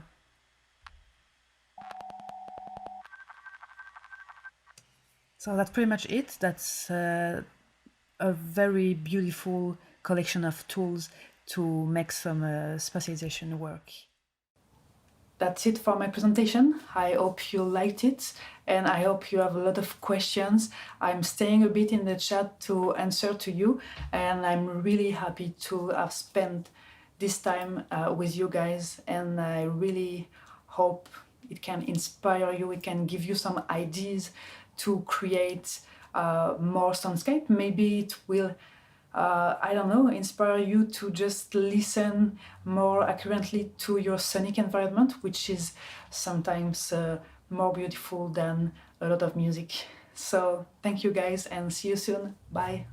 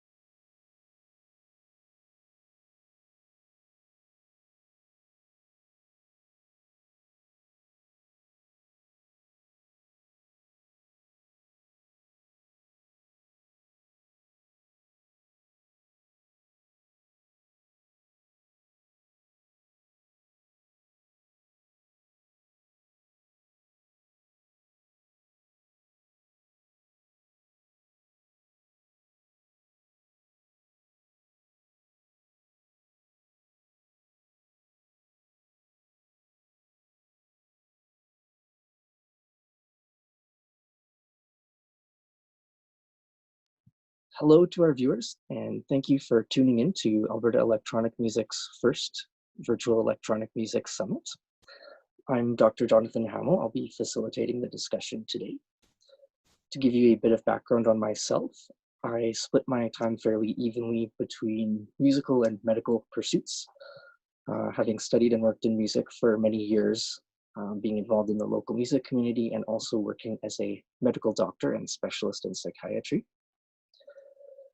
Today's topic is a pretty broad exploration of health, mental health, and the current and future realities for the music industry and public gatherings in light of the COVID pandemic. I have to say it's been a pretty surreal few months for me. At the start of this, I never had nightmares, but I was actually having strange apocalyptic dreams and things like that. Then I started to adjust to and actually kind of enjoy this new normal, nesting, being at home, working virtually, um, taking a bit of a step out of the rat race. But now, as restrictions ease up, I have to admit I'm finding myself a bit lost as to how to comfortably resume normalcy. One of the main reasons this virtual electronic music summit is taking place is because of how drastically COVID has impacted musicians and the music industry. Basically, everything is either on hold or online. So I'm thankful we have the internet and technology that allows us to safely meet and connect with each other across time zones, across continents, and with our viewers. But yeah, I'm excited to welcome our panelists and the broad range of perspectives they bring. I very much appreciate your time and willingness to be a part of this. In a moment, we'll have a round of introductions, but in brief, I'd like to welcome Dr. Lenora Saxinger, who gave one of the most memorable talks I had during medical school back in 2009 about HIV. Steve Rowland, who's worked extensively as a DJ producer and as actually marketing as well as mental health guru, who's just killing it in the online side of things with Black Octopus Sounds. Kristen Gilbert, who, like me, has both music and science degrees and backgrounds. And she continues to work in and excel at both as a DJ producer, occupational therapist, and mental health researcher. And a special welcome to Seetal Panesar from England, a psychotherapist specializing in the music industry, who I connected with through the Music Industry Therapists Collective. All right, so whoever would like to begin.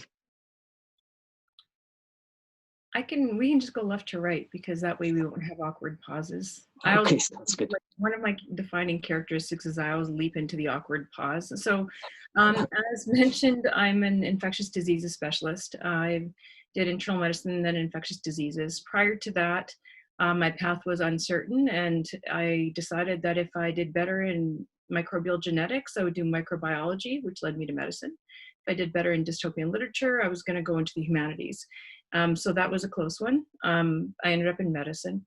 I have done a lot of teaching, as mentioned, and I want to know what was memorable about the lecture, whether it was good or bad.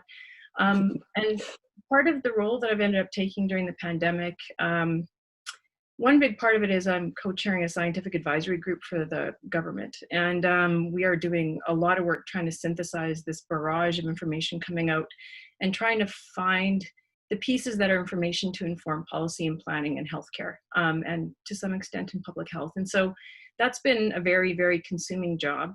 And so to me, it almost, the pandemic lockdown to me meant an additional 30 hours of work a week, mostly in my house, unless I was on call in the hospital, in which case it was a very scary time, actually. I think people were really frightened and weren't sure what was going to happen. And so I think it was a surreal for many different reasons. And now that it's kind of leveling out, I think everyone's adjusted to the risk, and the risk within hospitals does not seem as high here as it clearly is elsewhere.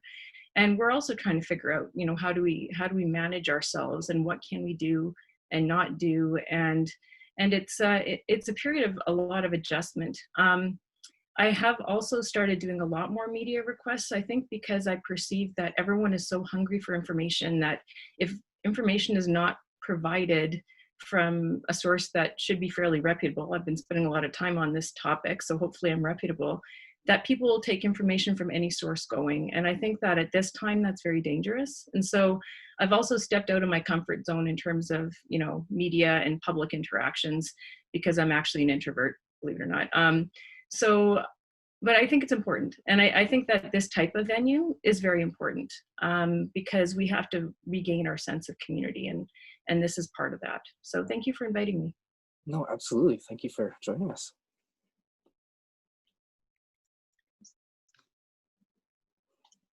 All right. So I'm not sure if everyone's left to right is the same as mine. Yeah, I think mine's definitely different. So I think I'll just step in here and go next. Sure. Yep.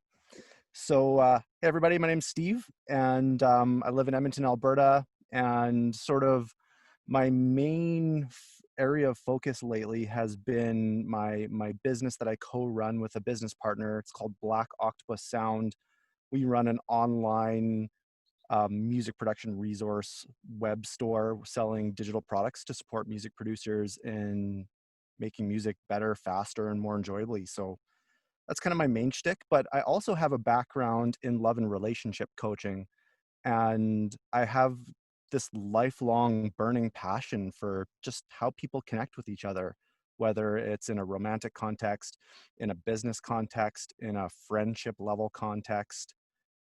Yeah, that's something that really drives me every day, is just the endless fascination for all the different subtle mechanisms that run for people internally, whether they be mentally, emotionally, spiritually, and how those mechanisms in one person's internal environment interacts and engages with those often quite different mechanisms in someone else's internal environment. So yeah, I just have a big passion for connection in general. And yeah, I'm a bit of a geek when it comes to dialing in what's going on in our internal environment and how that inherently impacts what's going on in our external environment right in front of us. So yeah. Yeah, welcome. Thank you. Yeah. Thank you. Thanks for having me. It's an honor absolutely. and privilege to be here. Yeah. Likewise. I don't mind going next. Sure. So hi, I'm Seetal Panesar, and I am a counsellor and psychotherapist from London. I suppose I specialise in counselling and psychotherapy for musicians, particularly those from ethnic minority backgrounds, because I suppose my career in psychotherapy has always been working with marginalised communities, be it those from ethnic minority backgrounds, the LGBTQI+ community, sex workers, people living with HIV, basically anyone who's been othered in society. That combined with my sort of interest and love and experience in the music industry led me to find that niche that actually dealing with the idea of intersectionality and identity within the music industry. There were a number of people actually who just weren't getting access to mental health services, didn't even know that they were able to access mental health services. I mean, with the rate of mental health illnesses and issues within the music industry being at a disproportionately higher level to those in the general public, you section that with those from ethnic minority backgrounds, where there is a lot of stigma around mental health and accessing support and seeking support. There seemed to be an area and a crossover that I was very interested in working with. Therefore, I set up Musicotherapy, which has that special focus on working with ethnic minority backgrounds. I also work in collaboration with the music industry therapists and coaches. And through them, we kind of do a lot of work within the industry in terms of training, support, and a bit of media coverage as well in terms of raising awareness. And I suppose the pandemic has definitely brought a huge amount of referrals in to the services. I just think it's a lot of anxiety around what's going to happen. The industry has changed for good now, and I think loss of income, changing the way music is consumed and created as well is something that is really kind of coming up now. And I think referrals in general are just skyrocketing with this anxiety and depressional symptoms are rising. So yeah, the support levels need to be matched and currently aren't, but we're trying our best. It's very interesting, and yes, thank you for joining us. Thank you for having me. It's great to have a platform like this. Absolutely, absolutely. All right, and Kristen. Hi. Yeah, thank you for having me, Jonathan. I just really appreciate having conversations like this. And absolutely. I work by day in community mental health, mainly with people who are severely and persistently mentally ill. as an occupational therapist, occupation being anything you do, not just in terms of jobs. And then, but I came to that career through actually a long history of teaching yoga. And I figured out that to me, OT was the most holistic type of work that I could do in the healthcare system. And it really synthesizes a lot of my passions. So I have a very long background in teaching yoga. I own a yoga studio here in the Comox Valley called the Doghouse, which is currently not operating. And we're wondering about the future of that. And as well, I've did my original degree in music and in education, and I did piano was my instrument. And so music has lifelong been a huge part of my life. And it wasn't until I started working as an OT that I delved into actually starting a career as a DJ, and then started producing as well. And musical expression is something that is tremendously therapeutic to me. It's something that I feel like I need to do. So the time of the pandemic has been really interesting because it's offered me some rest time in terms of not being up late playing gigs and expending a lot of my vital energy in the middle of the night. And the opportunity for live streaming has been something that's actually been really enjoyable because I live with other adults in a little community setting. So we have the opportunity to have a little bit of an audience here. And so I've actually been surprised at how much I've been enjoying live stream DJing. And I think that that is a piece that could very well be with us ongoing even after we can gather.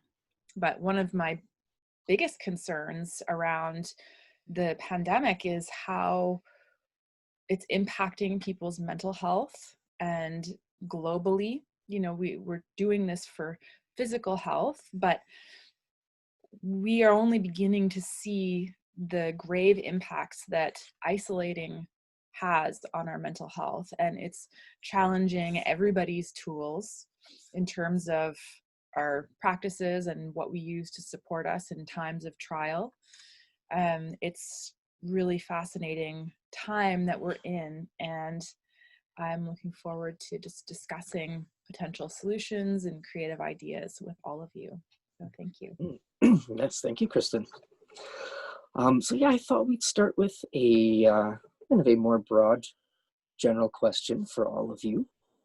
Then move into, I've got a specific question for each of you, and then we'll kind of close with another general kind of discussion points. But yeah, to start off with, I wanted to get your ideas on, get everyone's ideas on how social distancing and the shift online are affecting people physically, mentally, and creatively, and also how people are staying connected with each other, as well as health resources and health professionals. Well, for me personally, I mean, shifting everything online has been amazing, but it's also come with its downfalls as well. Personally, screen fatigue is real. It's for me, bringing clients online and on Zoom, it's great because, you know, I'm seeing a wide range of clients who might not be able to, I might not have been able to see face to face in London. Location wise, things happen, people are spread out. So that's amazing. And I'm able to see more clients, and I suppose at lower costs as well, if not free for some clients. But the connection, the kind of exchange, it's tougher. I think I've personally to kind of conduct therapy sessions. It uses a lot more energy because there's less intuition through the screen. You can't feel your way through some of the issues a little bit. But I think it brings its benefits, but again, it's difficult. It's difficult when everything is online, be it your social life, your personal life, your ways of connecting, your ways of working. It's just, it feels like it's just one mode, and that can be quite a lot to carry. hmm Mm. hmm No, that's interesting. That's something I have noticed in the shift to virtual appointments by phone or video is, I find that patients who maybe kind of talk a bit longer, that our conversations are generally a bit more concise. They fit nicely. They're easier to wrap up. Another interesting thing I've been finding is, interestingly, some people have a hard time opening up in person, behind a screen or through the phone. Some people have an easier time opening up. So Mhm. that's been an interesting change I've seen. I've had the same thing actually. I have, I Yeah. mean, I have a fairly large HIV Hep C practice in general ID, and we shifted to virtual appointments, and I wasn't sure how it was going to go. And to be honest, a lot of people shifting to that space doesn't work for everyone because I honestly have some patients who don't have phones. Um, Okay. Okay. so that's hard because I used to get a hold of them by leaving messages at their pharmacy. And then the next level up is people who have phones, but they don't necessarily have the capability of doing a Zoom or something else. And so a fair amount of my practice has actually just been on telephone. But I actually think it's made me appreciate that I might not have to drag everyone in for an appointment as regularly, because you can get a pretty decent touch base with someone that you already have a relationship with a phone visit. So if I can get them to get their lab work done and I can have a conversation with them, I feel like we've touched base and we're in a good place and it's okay. Um, I have had more challenges trying to do an initial assessment, like so trying to forge a relationship is very different on the phone, and it's kind of forced me into just thinking about how much all the nonverbal cues add to an interaction. And also, of course, sometimes I can't see people virtually because I actually just have to see what's wrong with them. And then they come in and I'm doing it with a mask. Now that's weird, being masked all the time. I find it remarkably weird. And if that becomes like part of the necessary armamentarium of what we have to do to get into public, it's interesting how it changes your ability to communicate. And for people, especially who can't hear well, they can't see your mouth, whatever. But also just for people communicating in general, having a mask on is weird. And so I think the whole thing has shifted us into this zone of doing things because we have to do them that way, and then evaluating them and saying, is this an okay way to do it? And what is it going to look like as we figure out what the most important pieces are? How many of these tools can we keep, and how many do we say, you know what, that's not good enough, we're going to have to do something different? And so there's this massive filtering, I think. And then of course for me, on the scientific side behind it, we're all trying to figure out how much distancing or masking or hand washing add to safety, and what the numbers of safe gatherings are, and all these things are so intensely important, and we're trying to find answers, but really it's difficult. And really we've only had this disease on the planet in a big way for about 5 months. So it's early days yet. There's so many shifting uncertainties. I think it's really a challenge. hmm hmm I No, think that's the interesting. boundaries, sorry. I think the Yeah, go ahead. boundaries I think the boundaries have shifted, and I think that's what it is. So some clients feel more inclined to share with the kind of safety, within the safety of their own homes, with the screens. Some don't. So I've had pretty much a quite similar experience where I've had new clients who wouldn't come in person, but are happy via video sessions. Some who would want to come in person but want to start via video, which I'm wondering how that might be. We've already had a start. We've already kind of started forming this therapeutic relationship in this format online, and what will the implications of kind of meeting in person and having almost a new start be to the relationship? I think those are questions that I'm thinking of now as well, as we start kind of reintegration to whatever level that might look like in each region. Yeah, I've got something coming up for me that I'd like to tack onto the conversation here. Mhm. So, like weaving it back into the context of the impact this is having on musicians and music producers, DJs, and the music industry in general. Like the question is how social distancing impacting basically all of us physically, mentally, and creatively?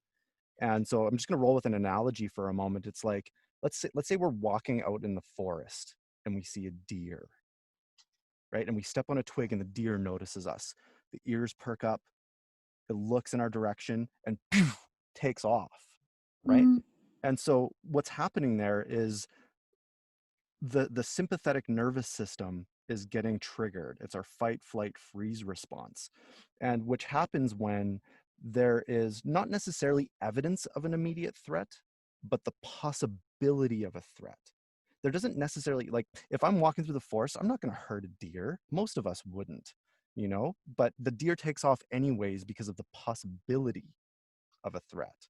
And so what I'm noticing now in human interactions, especially going out to the grocery store, there's like this wall, there's like this layer that's present in people now. There's this underlying texture of anxiety that's present, that's triggering that mechanism in us, that's starting to treat pretty much everybody like they're a threat. Like, you go out into a grocery store and it's like, sometimes the tension is so thick you can cut it with a knife, you know? It's like, if people aren't following social distancing suggestions impeccably, you know, there's like this like fight mechanism that's starting to show up in people. And yeah, just like something that I'm really aware of is that when it comes to being creative and really expressive in a musical context, it's so important that we lock back into that parasympathetic nervous system place of just being chill and relaxed and in our ease, and having an ability to be in a relaxed place, connecting with other people or our art form. You know, like there's almost like, it's almost like a garden hose. When that anxiety is present, it's like it's like pinching off a garden hose. We can be relaxed and in our ease. That's when I think creativity, especially in these crazy times, can be optimized. So what I've been encouraging in myself and other people around me that I've been speaking to is just find ways to manage the discomfort that's present. You know, if we can do something like even integrate a breathing practice that helps us calm things down, you know, any little micro steps we can take to tweak our internal environment to point our ship towards being in ease, I think there's some real medicine in that. I agree with you, Steve, and I see that the fear is real for so many people, and for those who have, you know, we are all having a collective worldwide experience of groundlessness. You know, we've all been thrust into the not knowing of what our world is going to look like in 3 months or in a year.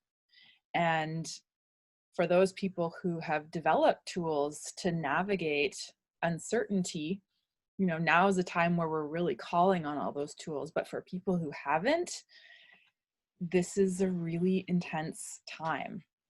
It's an intense time for everybody. But in terms of our mental health, I think, you know, I'm glad to hear, Sital, that you are busier than ever, and in terms of your supporting people in their mental health, and that people are able to access that.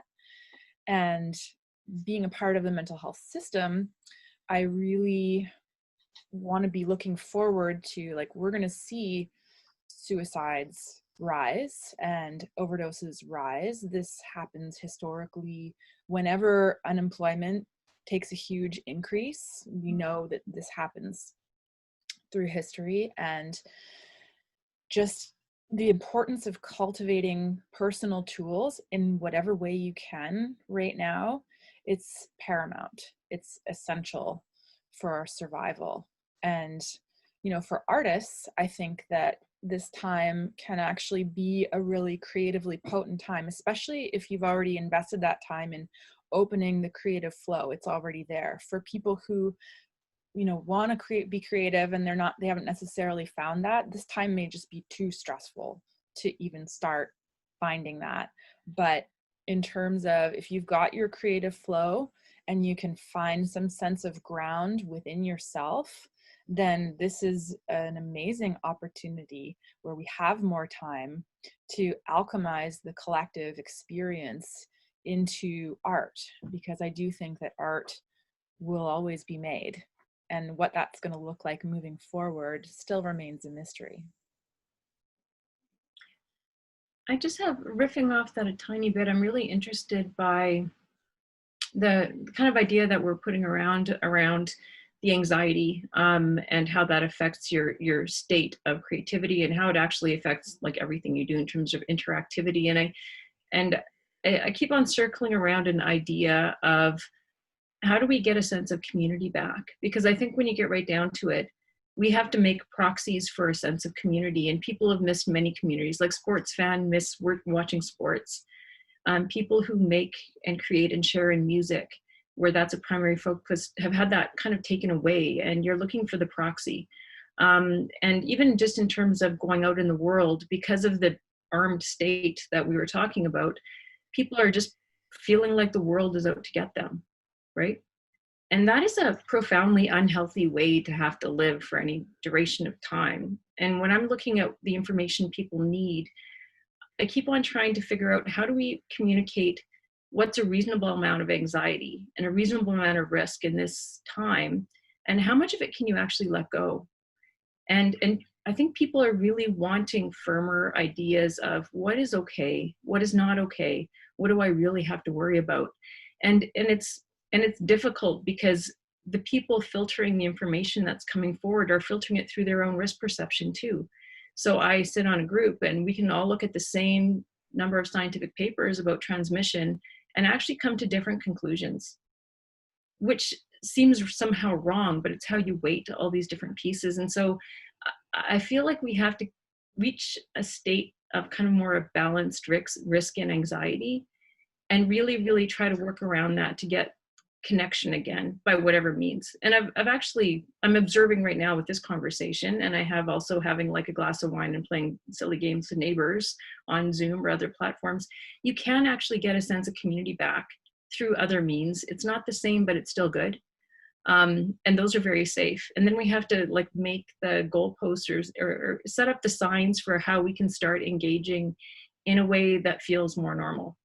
I mean, I was reading something about a word, what language is it from? It translated into skin hunger. And the skin hunger is that a lot of people really miss touch, you know, and especially if you're sheltering in place without someone else there, that's terrible, you know. And you no realize proxy how much can you take miss care it of that, when right? you don't have it. Yeah. So I mean, it's just a really challenging time.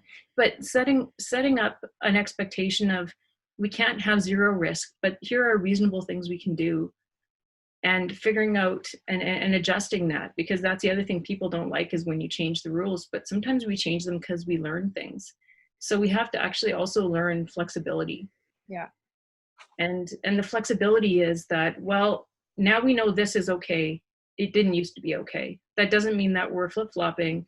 That means we've learned more and we're trying to figure it out. And so that's also weird. People don't like that. They don't like uncertainty, and they don't like perceived shifting and flip-flopping. But I think that we have to get a collective agreement that we're going to do the best we can in the moment we're in together. And I think that's gonna come slowly. I think now that there's a realization, I feel like there's been a lift in the sense that people are realizing that this isn't just a quick pause on life and then things will resume as normal. I think for the first, when we went into lockdown, etc., I think there was this idea that, okay, we're pausing for a bit and then we'll get back out. It was almost like a holiday from reality. But now, as you know, the measures are kind of going to be long term and things are shifting for permanently, that we're going to see more sort of proxies for communication and connection and networking, and the rise of the community, I suppose, in other forms, hopefully. No, that's awesome. Thank you all. I wanted to ask some individual questions. I wanted to ask Dr. Saxinger, you know, as a specialist in infectious diseases, are you able to explain in basic terms what this coronavirus is and why it's become such a big problem so fast? Right. This is actually on our list of pandemic threats. I think coronaviruses have hovered around our consciousness since 2003, when the SARS coronavirus came out. And initially, when this coronavirus popped up, it was seeming to be a similar story. It's likely derived from an animal. There's a lot of viruses that affect a lot of species. And in SARS in 2003, and in another similar virus called MERS, it seemed to jump the species barrier and then also be capable of being transmitted person to person. And so it makes sense that it would take place in an area of the world where there's there's exotic animal markets. So that brings in samples of viruses from all over the place into one area and a massive population of people right around it. And so, although I think this could have arose anywhere, it arose there because of odds. And it happened to be very good at spreading person to person. And the thing that distinguished it from SARS 2003, if anyone's old enough to remember, was that one kind of burnt itself out. And this one has not burnt itself out. This has gone up to 5 million cases in 5-6 months. And it also, it many people get it with like negligible symptoms, maybe not even noticeable. But a proportion of people get very significantly ill, and a proportion of people die. And so the fatality rate is much higher than other pandemics like pandemic influenza as well. And one of the things that we're learning is that the reason that this one is tougher to control and why it's not burning out is because you get a lot more virus replicating, like in your mouth, nose, throat, very, very early, even before you have real symptoms. And people who are just starting to get symptoms are probably the people who are responsible for a lot of the spread. Whereas the other SARS, the viral amounts were higher, lower in the chest and later in disease. And so people were sick for a while and ended up in hospital or isolating. They weren't well enough to go out, and they weren't spreading it as much. So just the biologic pattern of this makes it much harder to control, because if you just control on the basis of symptoms, you're going to miss some transmission. And so that's why we're grappling with what's okay, because a lot of people are like, well, if everyone just stays home if they're sick, we should be okay. But actually, that's probably not true. We have to add these other measures for people who don't know they're infected. And so that's part of the kind of fear factor. With that though, I'm also going to point out that people also are developing a lot of fear of like objects and packages and delivery food and stuff. And that fear to me seems likely unfounded. I think really most of the transmissions occur in face-to-face and fairly long contact with shared airspace or shared utensils or a buffet or something, with people who have infection and are not yet aware that they could be spreading it. So it is a people-driven thing. I don't think it's driven that much by surfaces and things, but that has profound implications for gatherings of people. And those are the things we need to figure out about how can we make that safe again. Especially in the setting of a music industry or any kind of gathering. And I think that's why everyone's really not sure what it's going to look like going forward. So it's, and the risk is not going to go away quickly. It's still circulating. And when we look for it, we find it. And it's, and so it raises a lot of questions about mobility and people moving between places and meeting each other. Because there's always going to be some degree of risk, and we have to figure out where the line is for all of those things. And so it's quite unlike anything we've come across before. Like, compare it to Ebola, which spreads easily, but it makes people extremely, extremely sick very, very quickly. And the reason it spreads is because people have so much virus when they're intensely ill. It's a different containment than this. So it's kind of sneaky. And certainly a big shift in how we do everything, honestly, for potentially forever in medicine and public health. No, thank you. That's very interesting. Yeah. Steve, I wanted to ask you, as someone who's, been quite successful and respected in the online side of the music industry, what trends have you been seeing online in business since social distancing and isolation became a thing? Yeah, so what's obviously been happening in the external side of business, like storefronts have been closing down, restaurants have severely diminished hours or have closed down altogether. And so like stores that require us to leave the house and go outside to do our shopping have all been severely impacted in a harmful way. So before I say what I want to get into next, I just want to offer my sincere compassion for everybody who's struggling in those domains. And yeah, it's a tough time for a lot of people. And I just wanted to really own that there's a struggle going on out there. And what I've personally noticed through my particular lens of reality is that businesses that are more in the online domain, particularly businesses that are easy to shop at while people are at home, a lot of online businesses are actually doing sales increases. Black Octopus included. As soon as the shutdown happened in March, our sales actually went up a significant amount. And it was kind of flabbergasting to a degree, because there's almost like this cognitive dissonance between like what's happening in my unique perception of reality versus, you know, a lot of the struggles that a lot of people out there are having. And so, yeah, it's kind of just been an interesting thing to process. And a lot of my peers in similar areas of the music industry who have their own online businesses, a lot of them are actually seeing a surge in sales. And so, yeah, I mean, there's businesses that are just leveraged by people staying at home, and especially people who create products for music producers. And all of a sudden we have all of these people who aren't working anymore. They're getting free money from the government, some of them, and you know, they've just got a lot of time to spend. And you know, for a lot of them, music production is their escape. You know, it's like the one thing, or one of the main things that brings them a sincere amount of joy in their life. And so, you know, to kind of be in that position of being a provider for that is a huge honor and a privilege, and not something that I take for granted.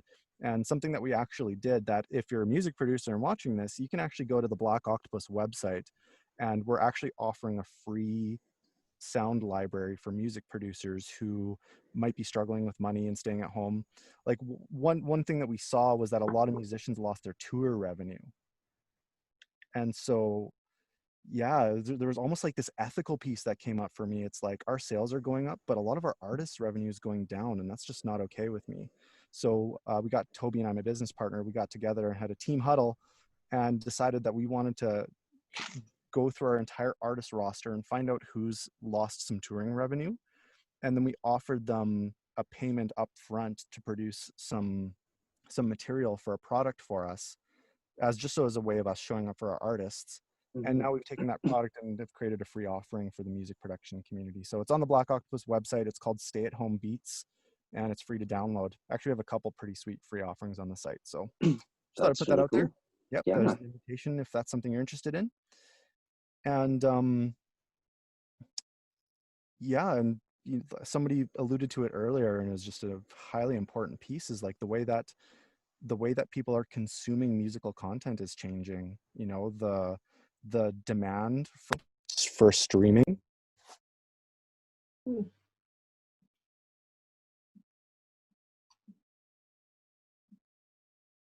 Hey everybody. The demand for streaming is it's incredibly amplified. You know, there's so many people who've lost their shows, and they have this burning passion to share their art and their gift with the world. And so, yeah, online streaming. Weird. The online streaming universe is exploding right now. And so, yeah, I mean, there's definitely a wisdom to leveraging that. If there's a person who's a music producer and they want to, you know, enhance and encourage and nourish their livelihood, you know. And so, yeah, I think I'll complete at that, is that, you know, anything that requires people to stay indoors, and especially in a business context in the music industry, the fruit is ripe to nourish that part of our world right now. So if that's something that people are interested in, it's a great time to explore that. To make use of it, take advantage of it. Absolutely. Can I briefly say something, Jonathan? Oh, of course, yeah. I just wanted to acknowledge you, Steve, for giving back in that way. It's really amazing. And I think across the music industry, we are seeing lots of generosity in terms of, you know, certain companies stepping up and taking care of their artists, like Bandcamp, who had a couple of days where they announced that 100% of the revenue was going to go to artists. And, you know, Beatport partnered with AFEM, which, you know, Jonathan and I are both members of, and they're supporting members of the industry that are kind of lower paid members, maybe not artists, but support people. And so even on a micro level with the clients that I work with, I am seeing a lot of generosity from people. And that's an amazing thing to see in a time of extreme challenge, is to see the humanity of people stepping forward. You know, my clients who are marginalized and who live in poverty are saying, you know what, I'm getting more money from the government right now, and I want you to give that food to someone who really needs it. So thank you for bringing that forward in terms of the generosity of what happens in times of trial. I think it's a beautiful thing. Yeah. Agree. Absolutely. Yeah, Kristen, I wanted to ask you, as someone who's, got extensive involvement and training in both health and music, also as a person who I think of as a very balanced individual, I wanted to ask what you have been doing to stay sane and healthy. Well, thank you for that. I like to think of, I think balance is a moving target, in that I do consider myself to be overall a balanced individual, and there's a balance pendulum that tends to swing. So especially when we first went in, I wasn't feeling particularly balanced, and across the board, I think for people, there's the tendency to want to escape, and we shouldn't beat ourselves up for that. Interesting that our governments have mandated that liquor stores and dispensaries are essential services through this time. But for me personally, I really need to move a lot in terms of that. I find that exercise helps my mental health. And so in terms of, maintaining community, like you were saying, Lenora, I've been doing online classes once or twice a day. Like I do, HIIT CrossFit endurance classes. I do pole dance classes. I do yoga classes, and it's not as good as being in person, but it's helpful to connect in with our communities in that way. And, everyone's making sourdough these days. My roommate actually has been working on a spelt sourdough with variable success, but we've definitely both gone into COVID food preparation in terms of like, let's make exciting recipes. Let's just spend our money on groceries because we can't spend it on anything else. Let's make our food our sense of nourishment and entertainment, and also not overeating, because that can be another form of escapism. It's definitely easy to slide into drinking cocktails every day, but I'm happy to say this pendulum has swung back on that one, and I'm like, okay, weekends, that's for weekends.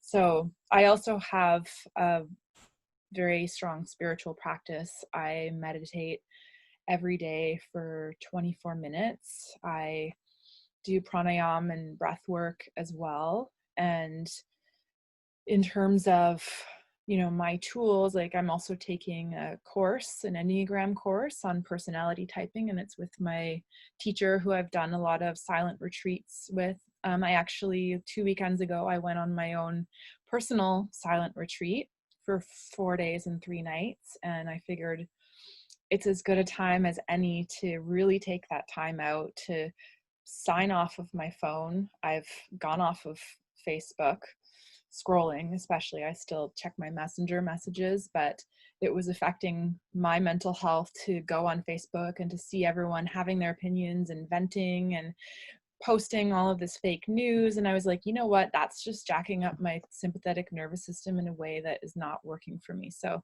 done with scrolling on Facebook. And yeah, just making time to prioritize connecting with people, even if that's virtually. I'm blessed to live in an area with lots of forest and nature, and we can still go for walks and hikes with our friends. We can stay 2 meters apart. We know now that it's very unlikely to have COVID be transmitted when you're outside in nature. So this is really a wonderful piece that when we can enjoy. If you have nature close to you, it's tremendously important for our mental health to not only go enjoy that, but possibly do it with other people in a way that feels safe. So those are some of the things that I've been doing. Oh yeah, and the other thing I wanted to mention was, for me, slowing down. As you can tell, I'm a doer. I like to do lots of different things. And because I like to move, even before COVID happened, I was recognizing that I needed to slow down, and also recognizing that I didn't really know how. And then the universe just pumped the brakes on everything. And so I've been prioritizing sleeping, and free sleeping, like sleeping as long as I need to and waking up whenever I wake up, and prioritizing resting and rejuvenating my adrenals, which is really important to me. And so I'm as bummed as anybody else that festivals are not happening this summer. And I'm also okay with taking a year off to really heal and give myself the rest that I need in terms of my longevity. So, yeah. Yeah, no, thank you for sharing. Thanks. Yeah. And Cecil, I wanted to ask, as a therapist working specifically with clients in the music industry, since the pandemic began, like how have the big concerns people bring forth, how have those evolved? I think the big one that's really springing up is the idea of not being able to perform in the ways that musicians are used to. So that feeling, that energy, that adrenaline that's pumping when you're on stage, and you can feel that connection and interactivity with the crowd. That's a big one. And I think the loss of collaboration and connection is another big one. I think that really kind of hones down and hits into a musician's sense of worth and value. I think that's what I'm seeing at the moment with clients. If there's a real impact to their self-esteem and their confidence, and I suppose actually the confidence in going back and re-entering that forum when things have changed. It's like they're struggling with knowing where their place will be, and I suppose the classic ones of loss of income. Their plans for the years have been scrapped, and some musicians, they're struggling with the adaptation. And whilst it's great that there are so many other platforms for musicians to kind of hone in on and experience, that can be really difficult for some musicians who actually might not be literate in being able to do that. I've got a few clients who are just vocalists, for instance, and they aren't able to kind of produce that music themselves. So actually their creativity, they feel like it's been stunted, and so the anxiety around that, they're unable to then create and use the experiences around them to put it into their creative process. So there's a real block there, and that's, I suppose anxiety is the underlying issue for it all, and I suppose we can all relate to that in terms of the uncertainty and just not knowing what's going to happen. So I think that's, and also I suppose for some musicians as well, their support system has completely disappeared. For those who are touring artists, you think about the tour buses and just the crew. Everyone is your family. You are on the road sort of most of the year with your artists, and with the musicians and the crew and the tech and everyone.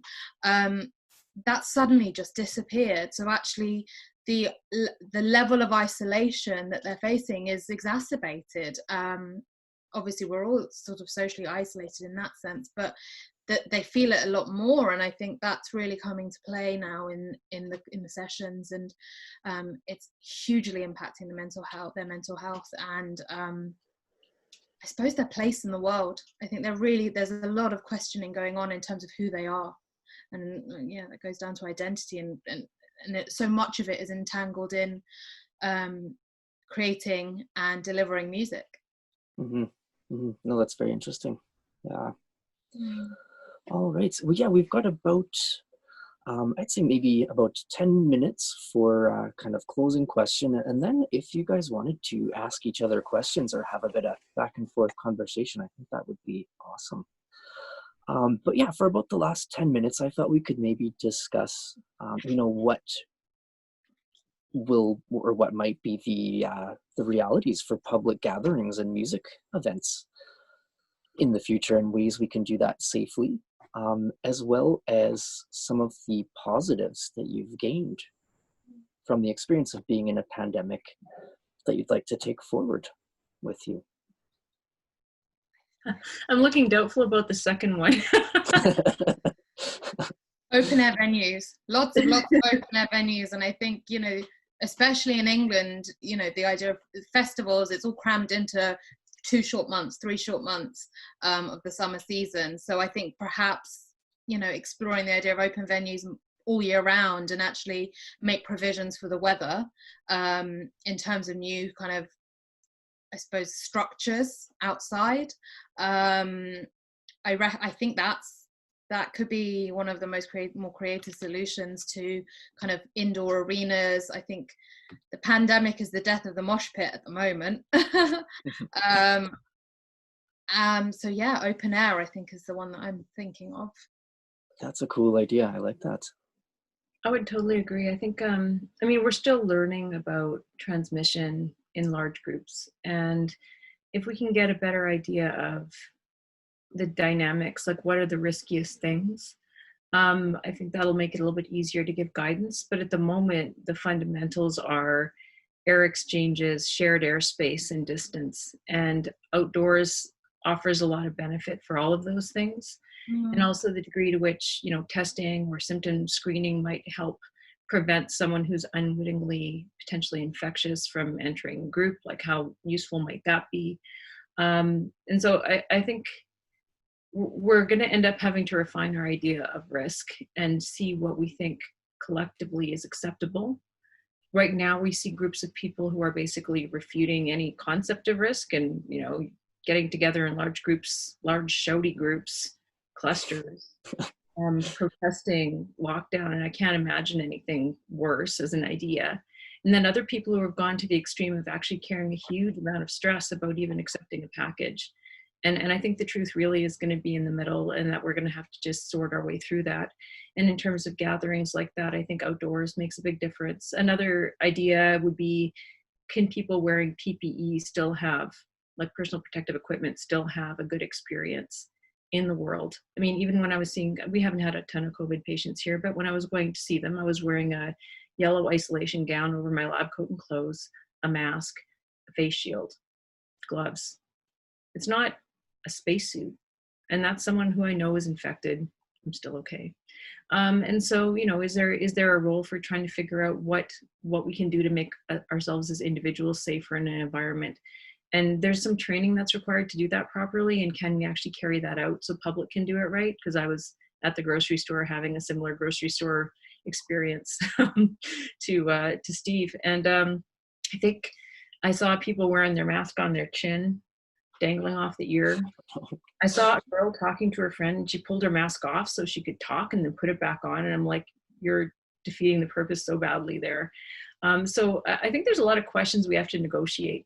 But the end goal is, I think no one wants to keep people apart from people for too long, but we don't want to make people have excess risk.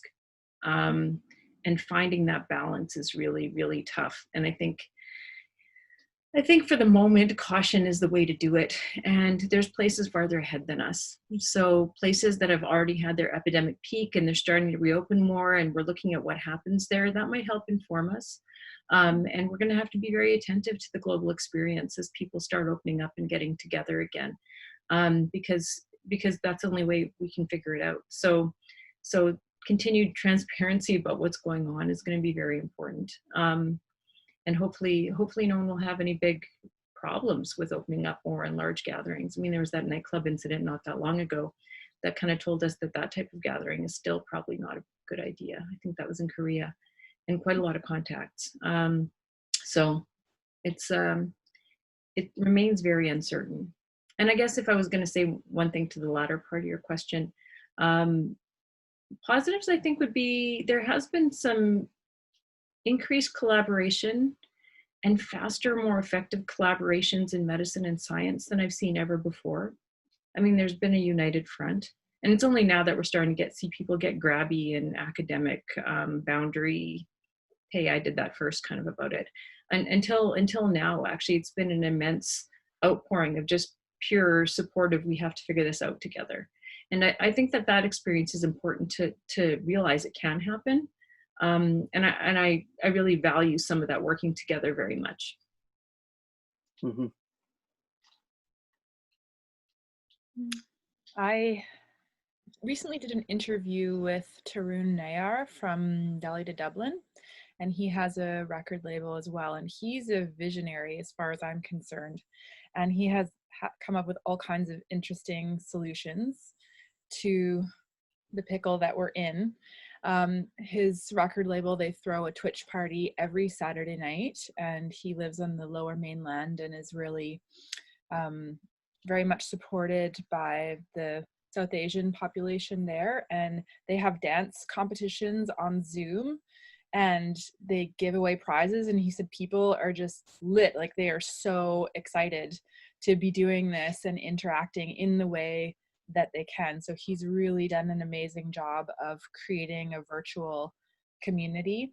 And similar to the article you sent us, Jonathan, he also had a car rave a couple weekends ago on the Lower Mainland, where people drive and stay in their cars and hang out, which there is a demand for me personally. That doesn't include dancing, so the draw isn't quite the same if I can't actually dance to the music, but people are showing that they still want to gather, even if they have to, you know, drive around in their car and talk to people from their car windows. So that's really exciting. And I have a friend here who has purchased a bunch of silent disco headphones, and weekly he goes out to, he'll announce a location and there's about 40 headphones, and we usually go somewhere in the forest, and the DJ can power off of an inverted car battery, and with the silent disco headphones, obviously the noise isn't going to attract any trouble, and people can stay 2 meters apart and be outside in the forest. So these are some examples of some interesting ways that people are managing to still connect through community, like you were talking about earlier, Lenora, and I agree that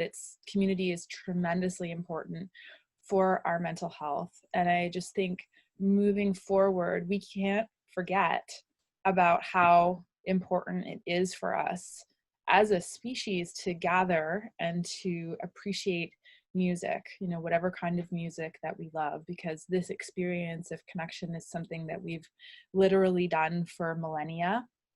How we do it has evolved through many, many years, but as we reintegrate and as we find new ways of doing things, even if we can't gather in this way for the next 1.5 to 2 years, we cannot forget about the importance of gathering in community and the rhythmic entrainment and the connection that happens when we do.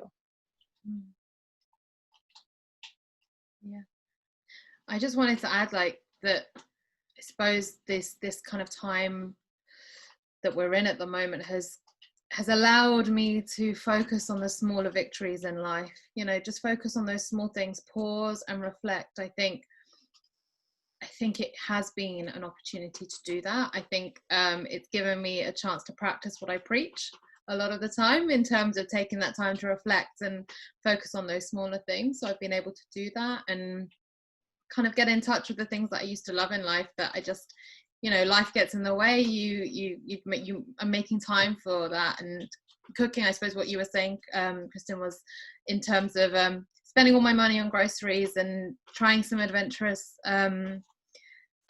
recipes and cooking up a 3-course meal when I can has been a little joy that I've been focusing on. And what you were saying, Steve, as well, though, the idea of dissonance in life at the moment, that actually through this, what we're going through, it's actually given my own business a boost, but it feels great that I'm able to support and help, but there's something there that I feel uncomfortable with, but I'm sitting with that because it means that, you know, there's a reason why there's a rise in what I'm doing. But I suppose on that plus side, that means that then I can offset that, and those who are financially struggling but still need that support, I'm able to offer that for free or very, very low cost, which is nice. It offsets that discord a little bit. Mm-hmm. Absolutely. Yeah, one thing I think I was actually telling Kristen this the other day that I want to take forward is I realized that I had kind of forgotten what it feels like to actually have adequate sleep most of the time. Yeah, so I want to keep doing that. It's been a nice change. Yeah, yeah. But yeah, if anyone had anything else to add, feel free. Or if you want to ask each other questions, yeah. I've got something I want to like to chip in here. Sure. Something that I just want to acknowledge that I've been noticing as an emerging reality with the cancellation of festivals is an increased level of community mindedness and a sense of togetherness. Mm. The example that's top of mind is Bass Coast Festival, where they announced that they had to cancel and approached it in such an honest and transparent way, where they basically let people very, very well know that ticket sales is how we run the festival, and because we've had to cancel this year, we're in a very big pinch. And they provided an invitation for people to donate their tickets to the festival, and provided a whole bunch of options for people so that to help minimize the impact on the Bass Coast Festival itself. And what I'm seeing is like a sense of like, yeah, I will happily donate my ticket money to the festival just so that they can thrive and survive.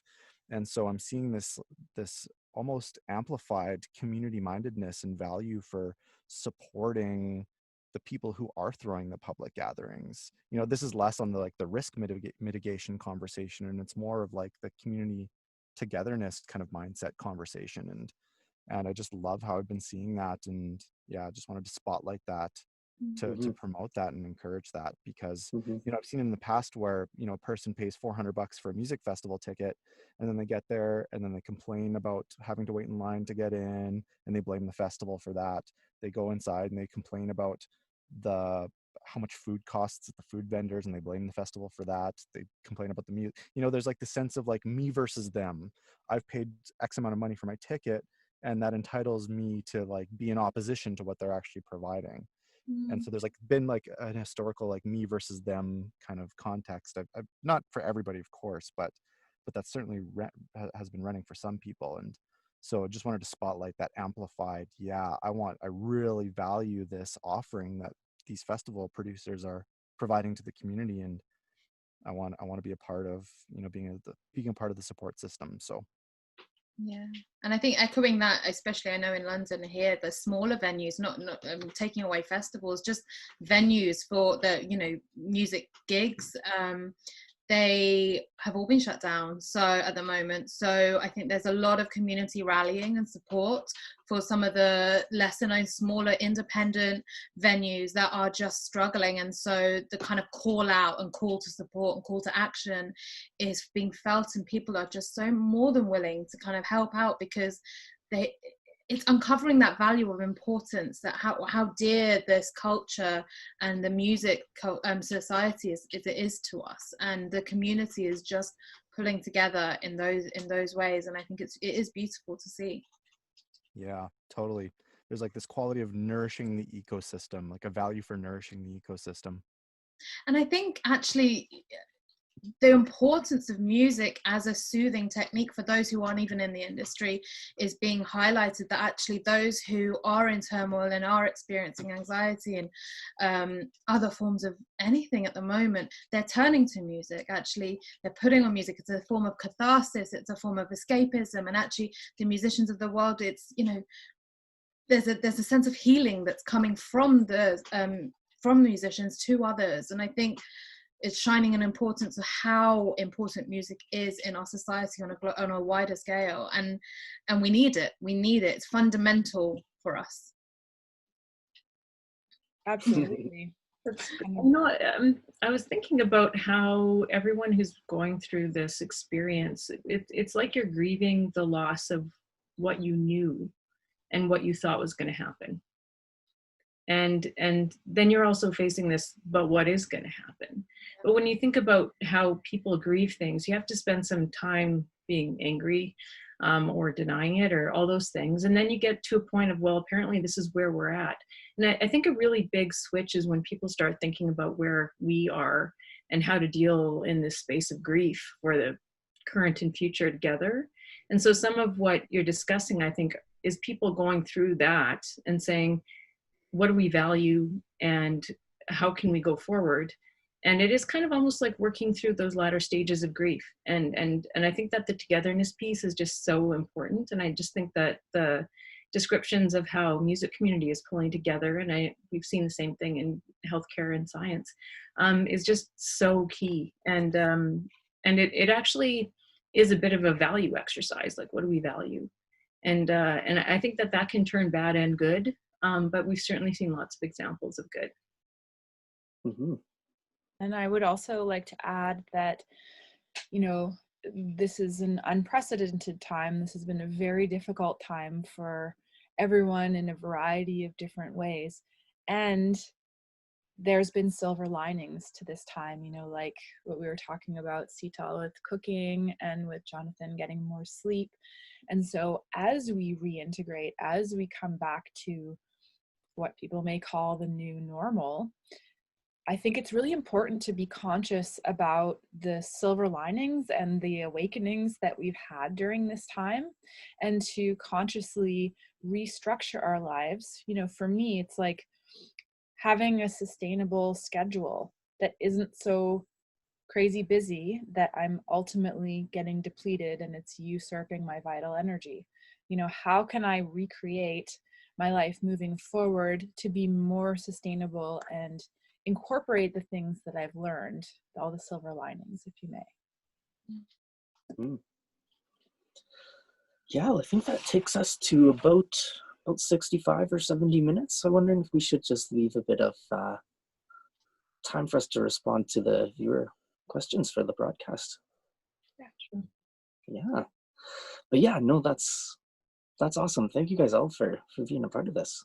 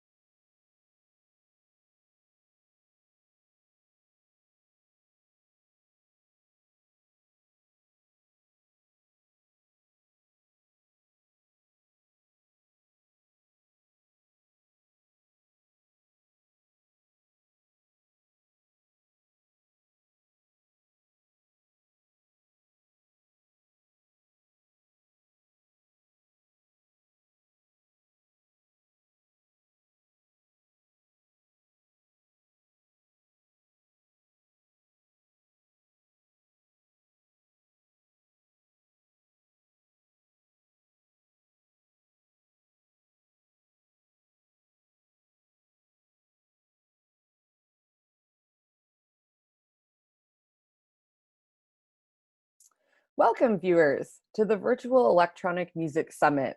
We're coming at you live today from Treaty 7 Land in Calgary, Alberta, Canada. And the panel that you're currently tuned into is called Navigating a New Direction, the Future of Underground Music. I had a lot of help putting this panel together from Justin Mello, who helped me curate this. Many of you may know him as S.T.A.R.T from 403 D&B. The idea behind this panel is that we wanted to get together a discussion of some of our most favorite labels across bass music and get everyone together virtually to discuss, how this pandemic is affecting the day-to-day operations of their labels and what the future of underground music might be. So, I'm thrilled today to be joined by Hospital Records, Affect, Scotch Bonnet, and High Focus Records, which are some of my most favorite labels across underground music. For those of you that are unfamiliar with me, my name's Kayla Graham, and I've been involved in music media for about the last 10 years or so, most notably, I think, as the music editor of Freak magazine. So today I'm absolutely thrilled to be sitting here with Chris Goss, Craig McLeod, Xander Whitehead, Severin Erickson, and Patrick Cure. I'm not even going to bother trying to introduce these guys and what they do because, quite frankly, I will definitely miss something and butcher it. So, without further ado, I'm going to have each of them introduce themselves to you guys, where they are, what they do, and yeah, so without further ado, let's do that. So I'm Chris, I'm co-founder, co-owner of Hospital. We're in business for almost 25 years. We are a record label, publisher, and event promoter. We're 100% independent. We're in Southeast London, just south of Brixton. Staff of 25 people, of artist roster of 25. And we like to think we're the prettiest thing in drum and bass. Okay, Xander, can you introduce yourself? Yeah, my name's Xander. I'm also an artist. I go under the name Flip Tricks, and I'm in a group called the 4 Owls.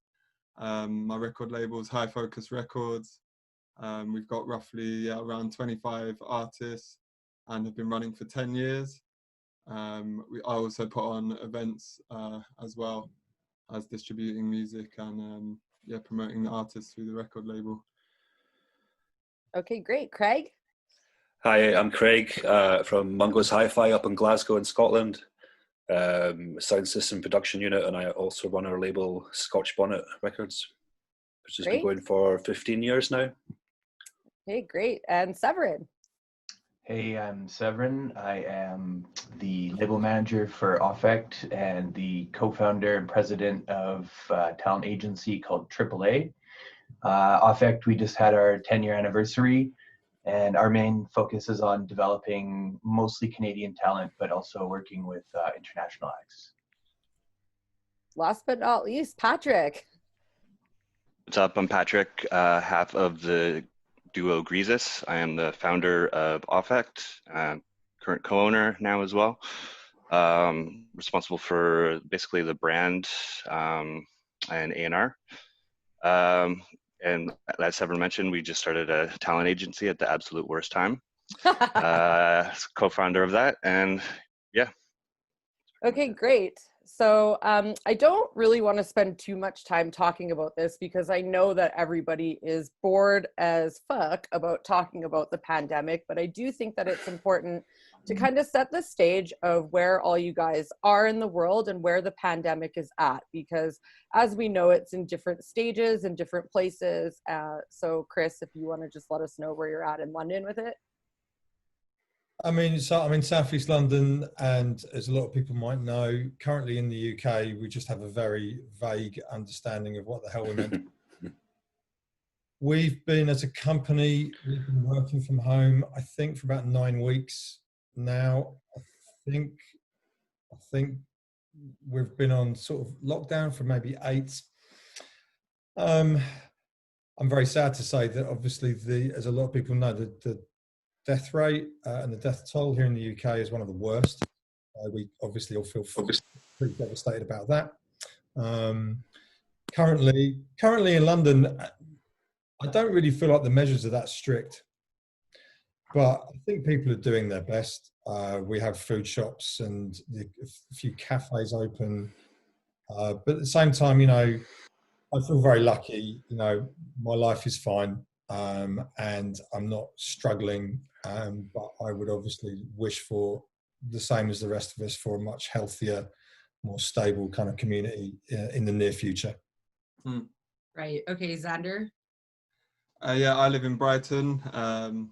The label originated in London, so yeah, I'm in a very similar position to Chris in terms of what we're allowed to do and stuff. I personally, been going out there in the sun and doing the exercise and trying to stay happy and positive.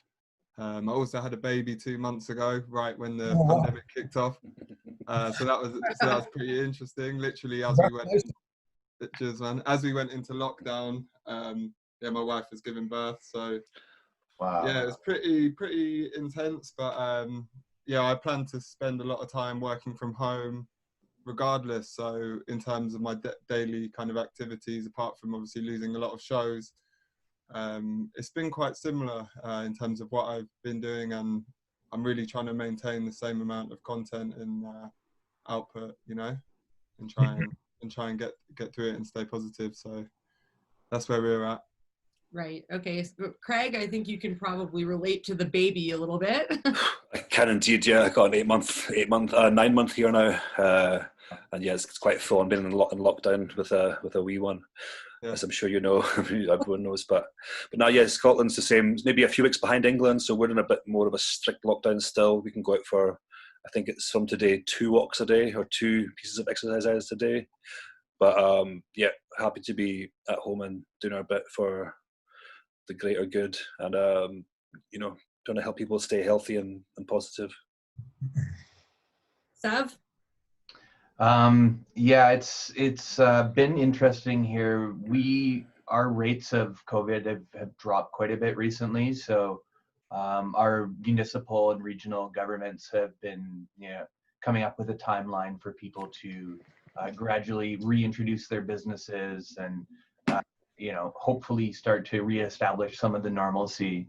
But it's going to be interesting to see what happens, because people have been paying attention to seeing what's happening in South Korea. They've recently opened up a lot of their bars and clubs, and they're going through their second wave right now because of that. So it'll be interesting to see what happens here. But it's been pretty lax, and just in terms of seeing how people are handling it. At first, it was like a ghost town every single day. You'd walk out onto the street and it felt post-apocalyptic. There was nobody there. And now it feels like normal again. Everyone's back out doing their thing. So I hope it doesn't have a negative impact on how things turn out. Well, and from what I heard, you guys have opened beaches and things like that in Vancouver. They were never closed. Oh, really? They just have the 2 meter guideline post everywhere. So things have around with hula hoops on to show the spacing. So Patrick, you're pretty much the same as Sav then. You're also in Vancouver, kind of same, or? Yeah, I mean, I feel like people were taking it like very, very seriously for up until maybe like a week or 2 ago, and things have pretty much gone back to normal. Well, I mean, you can't go and eat at a restaurant yet or anything like that. But as far as people being out on the street, it seems like summer here, or summer's beginning. Mm-hmm. Right. Okay. Yeah, in Brighton as well. I mean, I just walked through the park on the way back, and there's a load of people out. Even quite a lot of groups, groups of 10 people just sitting together as friends and stuff. Like, so I mean, yeah, it's definitely. I think people are wanting to get back out there, and the sun is making people go outside and stuff. So. Mm-hmm. Okay, so I mean, you guys have kind of touched on this a little bit, but how has it impacted the day-to-day of your labels? Chris, if you want to start with that. Well, like I say, we started working from home 9 weeks ago. For what it's worth, personally, like, I hate working from home. I like people. I love the team that we've got. I guess it's a relatively big team for an independent label, and I've always been blessed that I really enjoy going to work. So, you know, to just sit and stare into a laptop at the same table for 9 weeks is a little bit soul destroying. But, you know, we quickly adjusted. We're also very fortunate that the guy that runs our web shop like lives in Brixton, so he can literally like walk or cycle around to the building, which has meant that our web store, which we have like a warehouse in the building that we own in Herne Hill. So he's been able to go in there and make sure that 5 days a week throughout this, these circumstances, our web shop has stayed open, and that's been a bit of a lifeline for us because, you know, we've always done good business through that. We sell like a lot of music through there. We sell a lot of, you know, t-shirts and stuff. So we've been actually very fortunate. I think, you know, like most of us, the impact of what happened on many levels was just surreal and very, very unnerving. I mean, probably a lot of us are parents, let alone, you know, business owners and stuff like that. But I think I found the first 5 days a bit disturbing, to be honest. We sort of got settled, and we started to realise that, you know, like we said earlier, we're very fortunate that we have relatively high-speed internet, apart from mine, obviously. Most of us have decent internet. We have good computers. We're working on different sort of platforms that enable us to do all of this stuff quite quickly. So we've adapted. I'm really proud of all the staff team for just, you know, just getting their heads down and working as hard as they always do. So whilst it's a very new reality, we seem to be doing all right. Good, yeah. Xander? Yeah, mine situation is again quite similar to Chris. We have a web store and distribute a lot of physical products through there, a lot of merchandise and stuff. So our main distribution guy, Neil, has been going in every day and managing to keep all the physical orders going the whole time. We also dropped an album from my group, The 4 Hours, which was a really big one for us. We actually been gearing up to it for about 5 years, and it's like going to be one of the biggest releases for our label. And yeah, it dropped on April the 17th, right when, you know, everything was kicking off. Luckily, our fans really supported that, and the shop sales have been really good. Our team is a lot smaller than Hospital. We only really have about 4 sort of key staff members, but then we work with a lot of different freelancers. So there are people that are working with us regularly. So yeah, I mean, the core team has kind of enjoyed working from home a bit, apart from Neil, who's been coming in. But yeah, myself, like Chris, I do like going into the office and getting the hub and chatting to everyone, bouncing ideas back and playing songs and stuff like that. So yeah, it's a shame to not sort of have that kind of vibe going. But yeah, the physical sales have maintained well, which is good thanks to the fans. One thing that I did find interesting though is when the pandemic came, I thought, oh wow, I would expect streaming to spike. You know, I was guessing streaming would spike by about 20%, for example. But when I've been looking at our streaming, it seems to have kind of gone down by around 20%. And I was speaking to our distributor, and he was saying, you know, a lot of people listen to music on the commute to and from work. You know, a lot of people listen to stream music all day in their offices. All of the restaurants, all of the bars, the pubs are all streaming as well. So when they're all closed, although people are at home, apparently quite a few people are listening to the radio for friendly voices and stuff like that. So where I thought streaming might rise, it seems for us to anyway have dipped for a little bit, but it's still been manageable, and we're still staying afloat fine because people are still buying physical products. So yeah, that's kind of where we're at. Yeah, that's great. I definitely wasn't expecting you guys to say that, so it's awesome that you guys have something positive at least to say. So Craig, how about you and the day-to-day at Scotch Bonnet? Yeah, I mean, we're a wee bit different. We're for us, we're not such a big label, such an expanse. Like Mungo's as an act, pretty much is the kind of the mainstay for us. So there's all the kind of gigging, and that really kind of does. This is the majority of how we make our income, with the label and streaming being slightly secondary. But we went through kind of a bit of a change just before this happened, where two of our employees both decided to move off to Europe pretty much at the same time. So we were kind of in a bit of we downsized our shop just before this all happened, and we've just been focusing on our Bandcamp more. So that's kind of what's kind of seen us through for just now, really. On the physical side, we had projects coming in and they were getting delivered from France, the records, and they're still there. We're just rearranging to get them be delivered now, and we're just kind of just shuffling things about, trying to make the best of it. But yeah, Sander was saying as well, we had the same thing. I think it's kind of right across the board with streaming, and exactly like what he's saying about commutes and pubs and bars and that. But it seems to be picking up a little bit more now. Yeah, we're just starting to gear up to start thinking about starting to get back onto releases in the next few months. Right. So Severin, what about things at Affect? So I guess we're, pardon me, a little bit unique in this realm. We're, probably a lot smaller label compared to our fellow panelists here, but it definitely caught us with our pants down. We have actually, we just are re-entering the vinyl game again, and we have our first re-entry out there right now. We just got the test presses, but basically everything has been pushed back by, I'd say, 1 to 2 months now.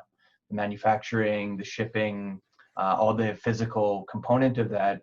And of course, it's a bit different for us because we're in Western Canada. Even just to get the product here, we're generally dealing with European distributors and manufacturers.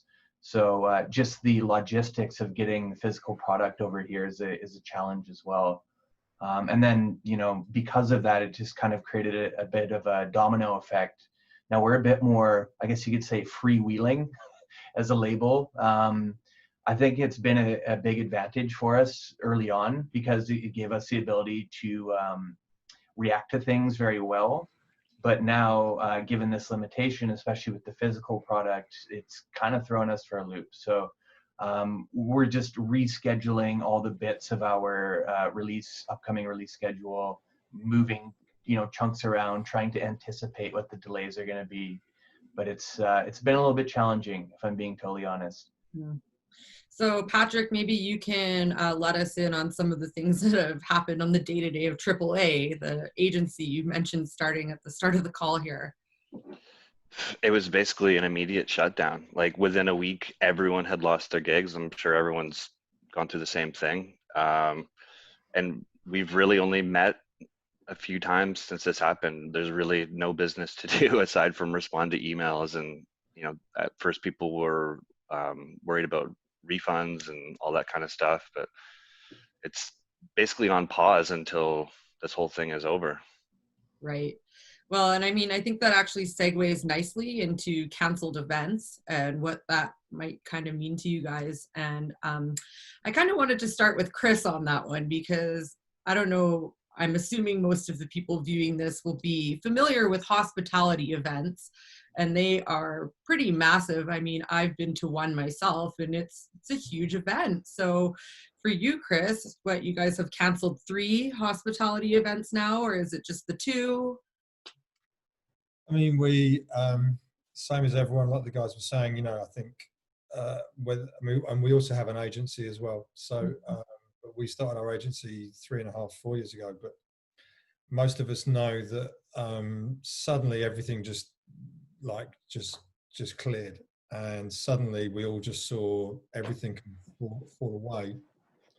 We, like a number of other promoters, I think a lot of us were sitting tight for a couple of weeks thinking, what do we do? When we went into lockdown here, we were about 3.5 weeks out from a tobacco dock show, which is like it's like a kind of 6,000 capacity show in East London, which we basically sold out. And of course, it became very clear very quickly that this was not going to happen. And I think, like all of us, are, to an extent, we're learning a lot of new skills because I'm learning levels of patience that I didn't realize that I had.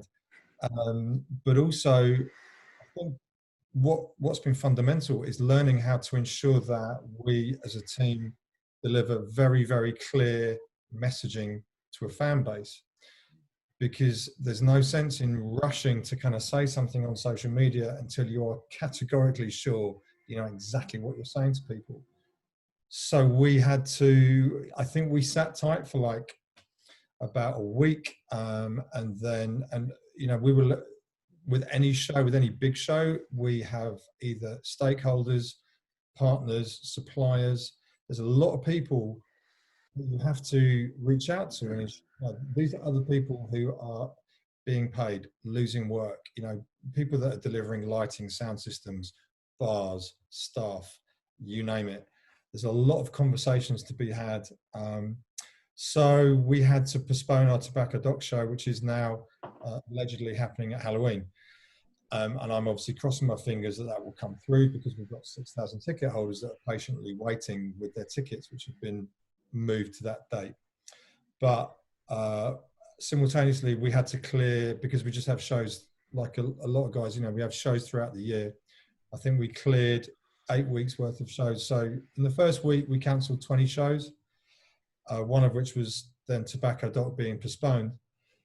And then our next kind of focus was we have a Croatia festival in July, which was also sold out. And, you know, you're just sort of, like everyone, you know, you're sort of facing the inevitable, and trying to find a sensible, mindful, careful path through all of this madness, and trying to ensure that you make categorically the right decisions for, you know, your fans and your artists and your staff.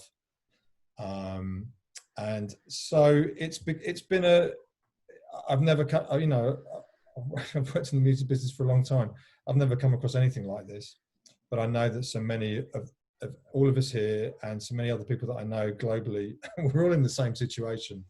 And I've made sure that I've made a lot of phone calls to friends, on the one hand, just to make sure that people are all right, but also just to get a bit of advice and a little bit of support, and just sort of saying, you know, are you okay? And like, how are you handling a press statement? How are you handling a list of suppliers? How are you handling your refunds? How are you handling all these things?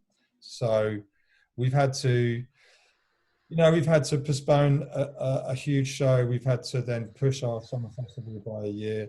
And very, very frustratingly, we were about to announce a big 2-day London festival in September, which we just didn't announce at all. And, you know, it's been really, really hard. It's hard, of course, financially. You know, like most of us here, a lot of people in this industry have lost some significant money. Most of us, I think, are trying to find ways to offset that, to postpone that, to try and, you know, retain the work that we've put into schedules and events. But we are just like everyone else here, I imagine. We're doing our very best to try and hold on to some level of a schedule whilst being realistic and practical, and sensible about what is happening around us. So before we move on to the others, I want to go back to something that you said, which is that you moved the doc show. So does that mean that you moved all the artists and everything straight over laterally to a new date, or is it rebooking different artists? I mean, inevitably, you know, the irony, you know, you find yourself kind of, you had all these ticket holders. Also, what's challenging is that Tobacco Dock is a beautiful venue in East London that operates on a bunch of 10s, which means they only have about a maximum a dozen shows in a year. So it's not like a regular venue. You can't just choose a date. But you're also a promoter with a bunch of ticket holders. And I'm like, I don't want some Tuesday afternoon in September. I want a good date. And then you say, okay, I could get Saturday Halloween. That's amazing. And then you say, okay, so I take Halloween. And then 30 or 40% of my artists are already booked on Halloween because I was meant to do it in Easter. So the answer is, if I'm honest, you just do your best. Right. And most of us here would say, you know, you just try and make good decisions. You know, first of all, I want to hold all of our fans and the ticket holders to come to the show. And I also figure Halloween is sort of, I'm no scientist, but I figure Halloween's far enough down the road that maybe we will be allowed to go out and go raving. I don't want to do early September because that to me seems too soon. Yeah. I accept that I'm not going to have the same lineup, but maybe I'll get most of it. That's about the best I could do. Right.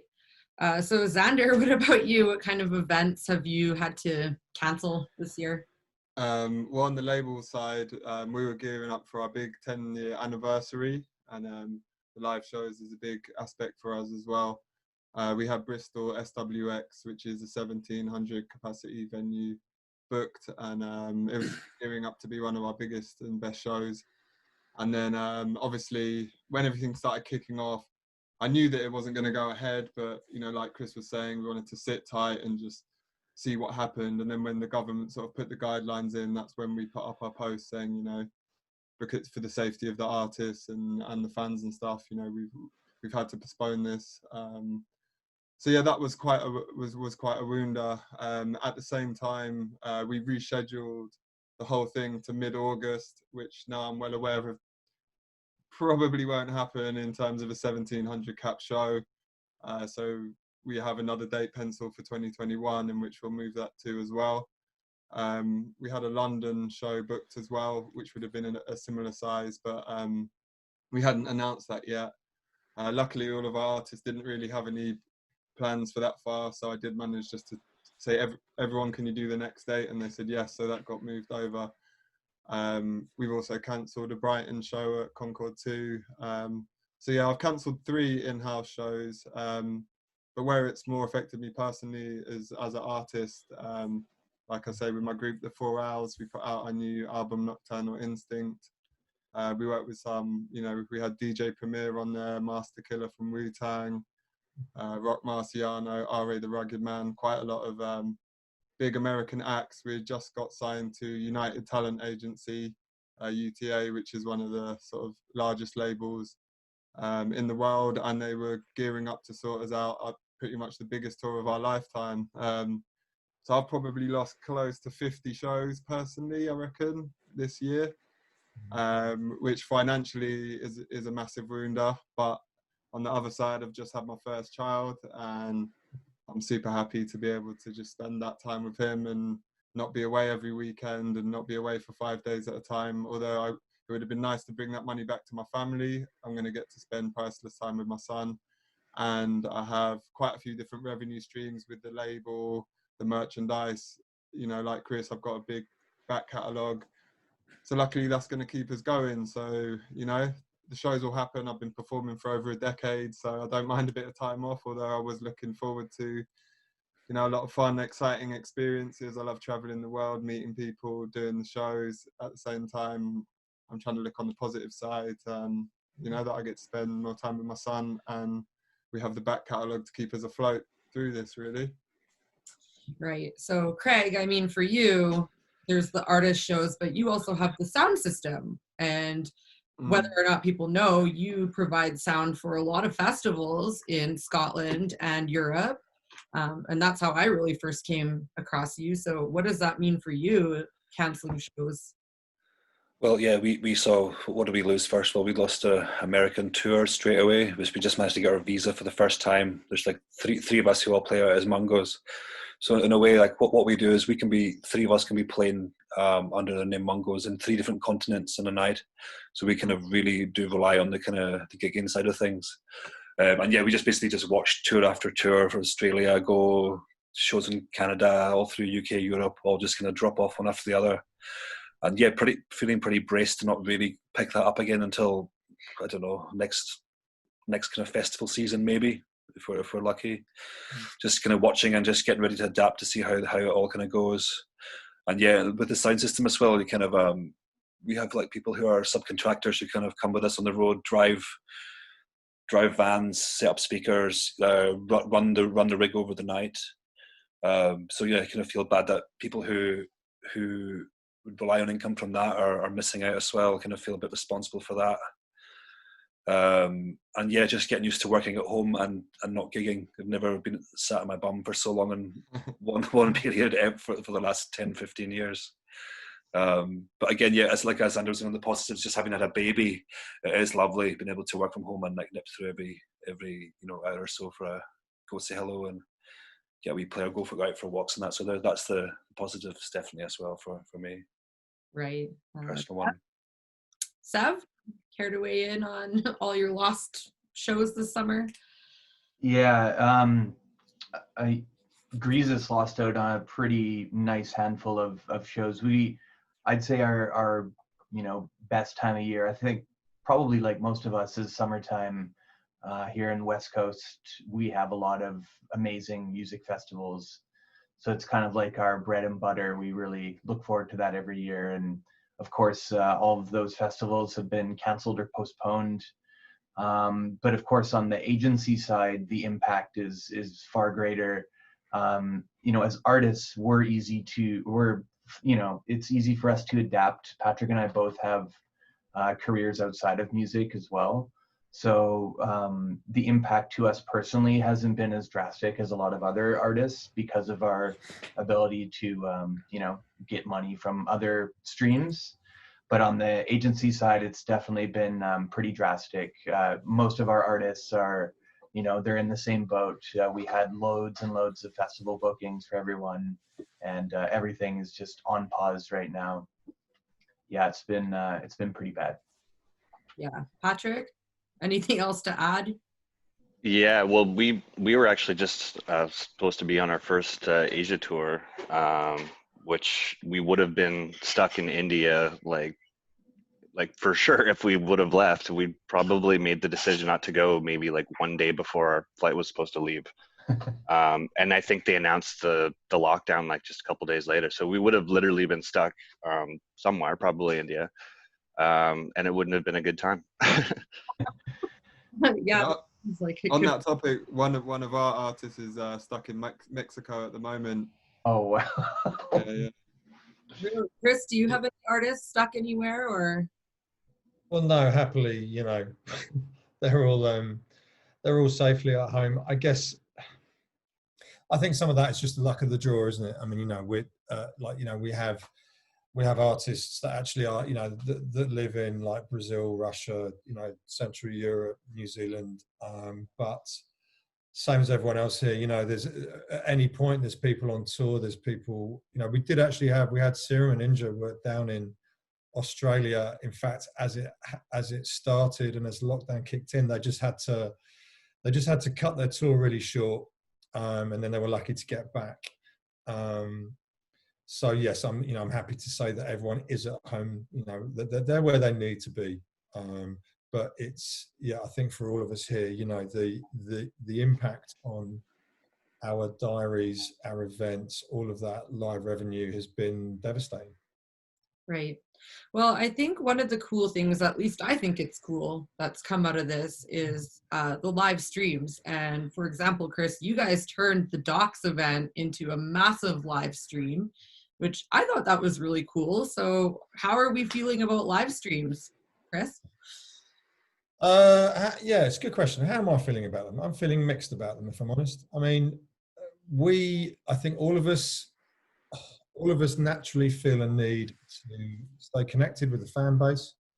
We also, those of us that, we all represent artists, I guess. So, we also have a responsibility to ensure that we need to do whatever we can to keep ticking over our artists' activity and profile and, and connection. We did like a 12-hour stream at Easter when we should have been at Tobacco Dot, which was good fun, and it went really well, and we had some really good figures. We were we were trending on the front page of YouTube, whatever the hell that means, but that was really positive. And and I know that obviously crucially for a bunch of the artists that were involved, that felt good. We've set up like a weekly 3-hour Saturday, I guess, just to offer something on a regular basis. And then in the meantime, we've tried to mobilize a big sort of monthly sort of online event, because we have so many shows. Like we did a Kings of the Rollers one a couple of weeks ago because we should have been at Printworks, and actually some of it is just to deliver something to make us feel better, because all of us here, continually feel fairly gutted about, the guys, everyone's mentioning great events that we should have been doing, so you kind of want to do something around that time.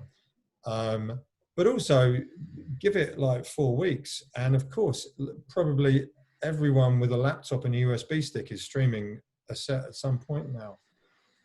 And I think most of us are maybe feeling a little jet lagged with the constant amount of streamed content.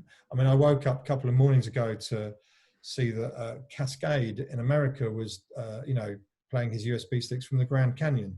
Now, I hope he had a lovely time, but this is kind of like, all right, mate, the rest of us are stuck in bedrooms and you're at the Grand Canyon, congratulations, but you've still got two, USB keyrings like the rest of us.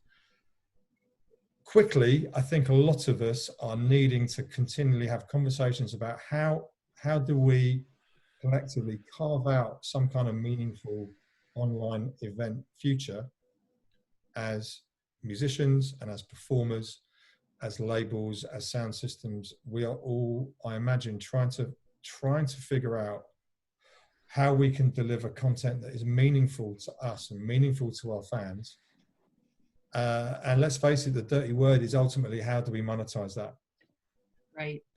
Everyone here is losing a lot of money on their live work, and we are, I imagine, most of us are facing similar challenges in that we want to maintain the, golden connection that we have with our fan base, and yet we have to try and find ways. And this, for me, a lot of this is about messaging and about how we explain in a very honest but very clear fashion to our fans the impact of what's been happening.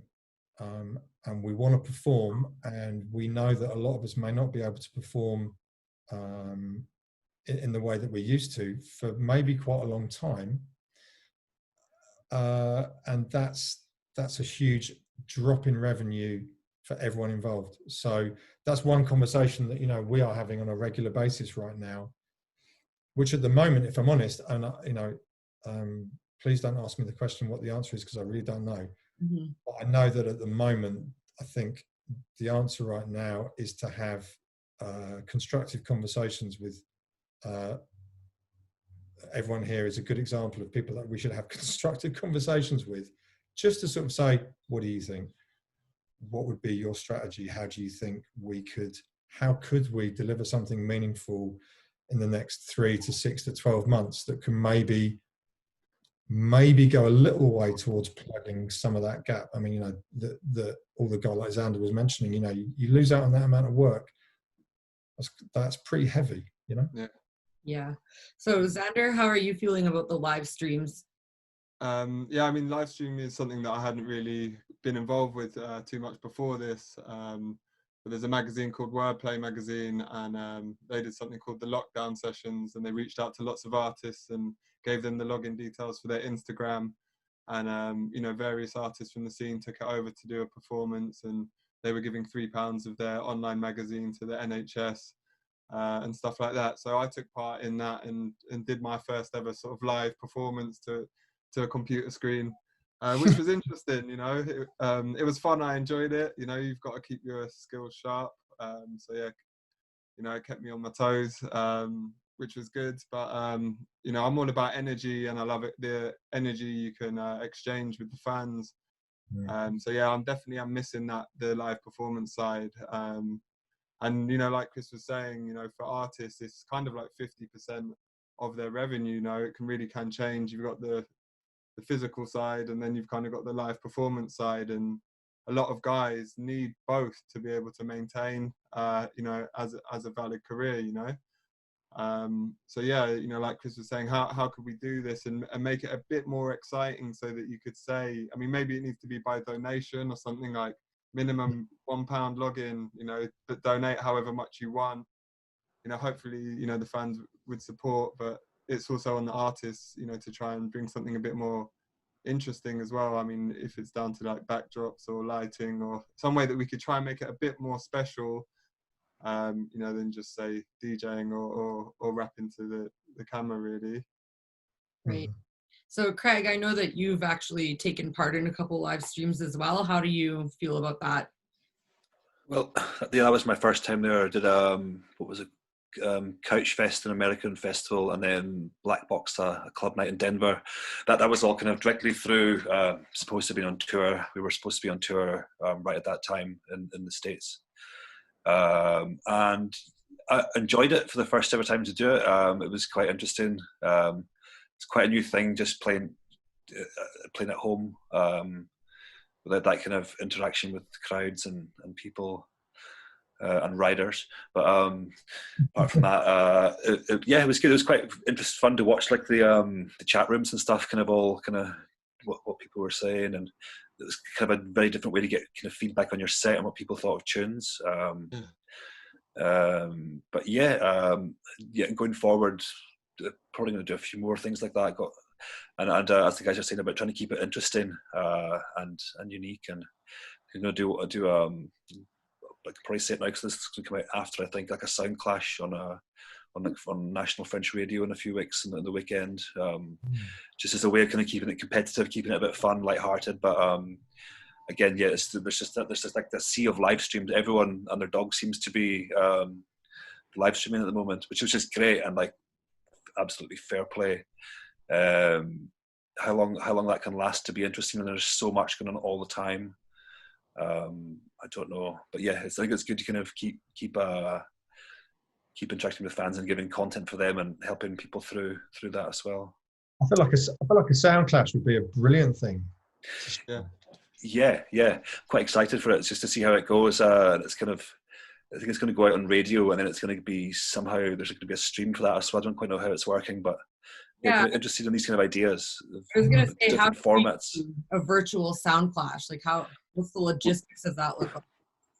We're just working on it. I thought the radio would be quite helpful with that, but they're just going like, hey, how you guys going to do this? And I was like, all right, shit. So it's left to us to actually work out and not just play it and that.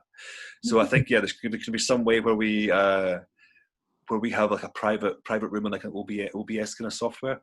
We're in a much lower quality audio whilst recording a higher quality that gets somehow just put on maybe an hour or so after, like ahead of real time, something along these lines.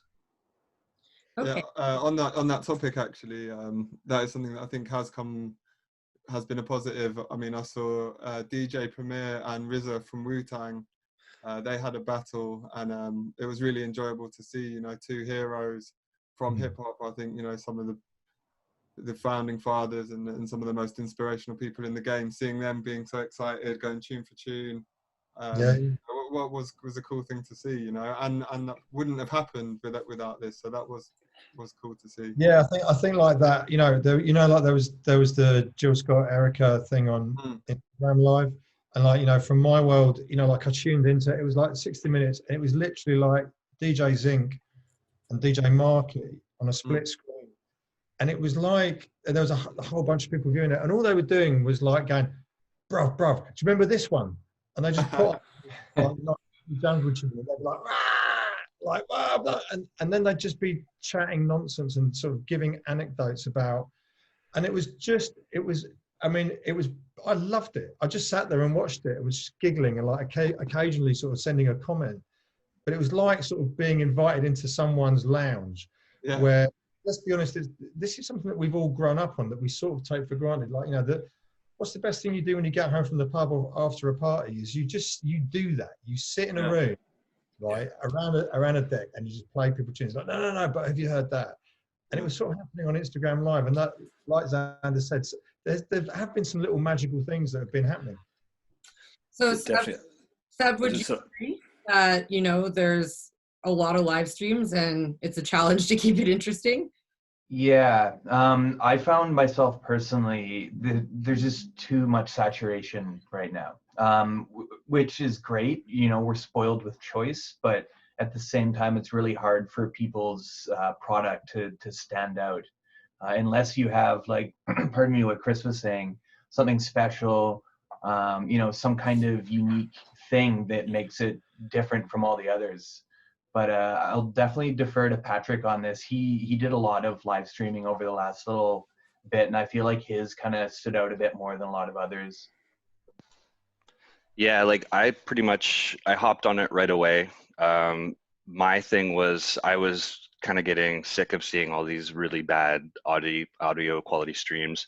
people just, you know, streaming off Instagram without a direct audio connection into their whatever they're streaming from. So I went out, I like made a makeshift green screen, got a couple cameras, dived into OBS, learned that really well, and made my stream actually look good, you know. And that's pretty much what started getting me more bookings for live streams, was people were like, okay, well, I like what you've got set up. Yours actually looks different and stands out. So I was able to leverage that and, you know, play a whole bunch of live stream shows. I went to a club to even play one, a big empty club to play a show one night too, which was a really cool experience. I guess that's really interesting, because you just said that got me a load more bookings for live streams. Mm-hmm. Yeah. That's already like that's already a new landscape. Absolutely. Yep. Yeah. And even potentially in the future, maybe that's a new revenue stream if we can, like you say, find a way to monetize things like that.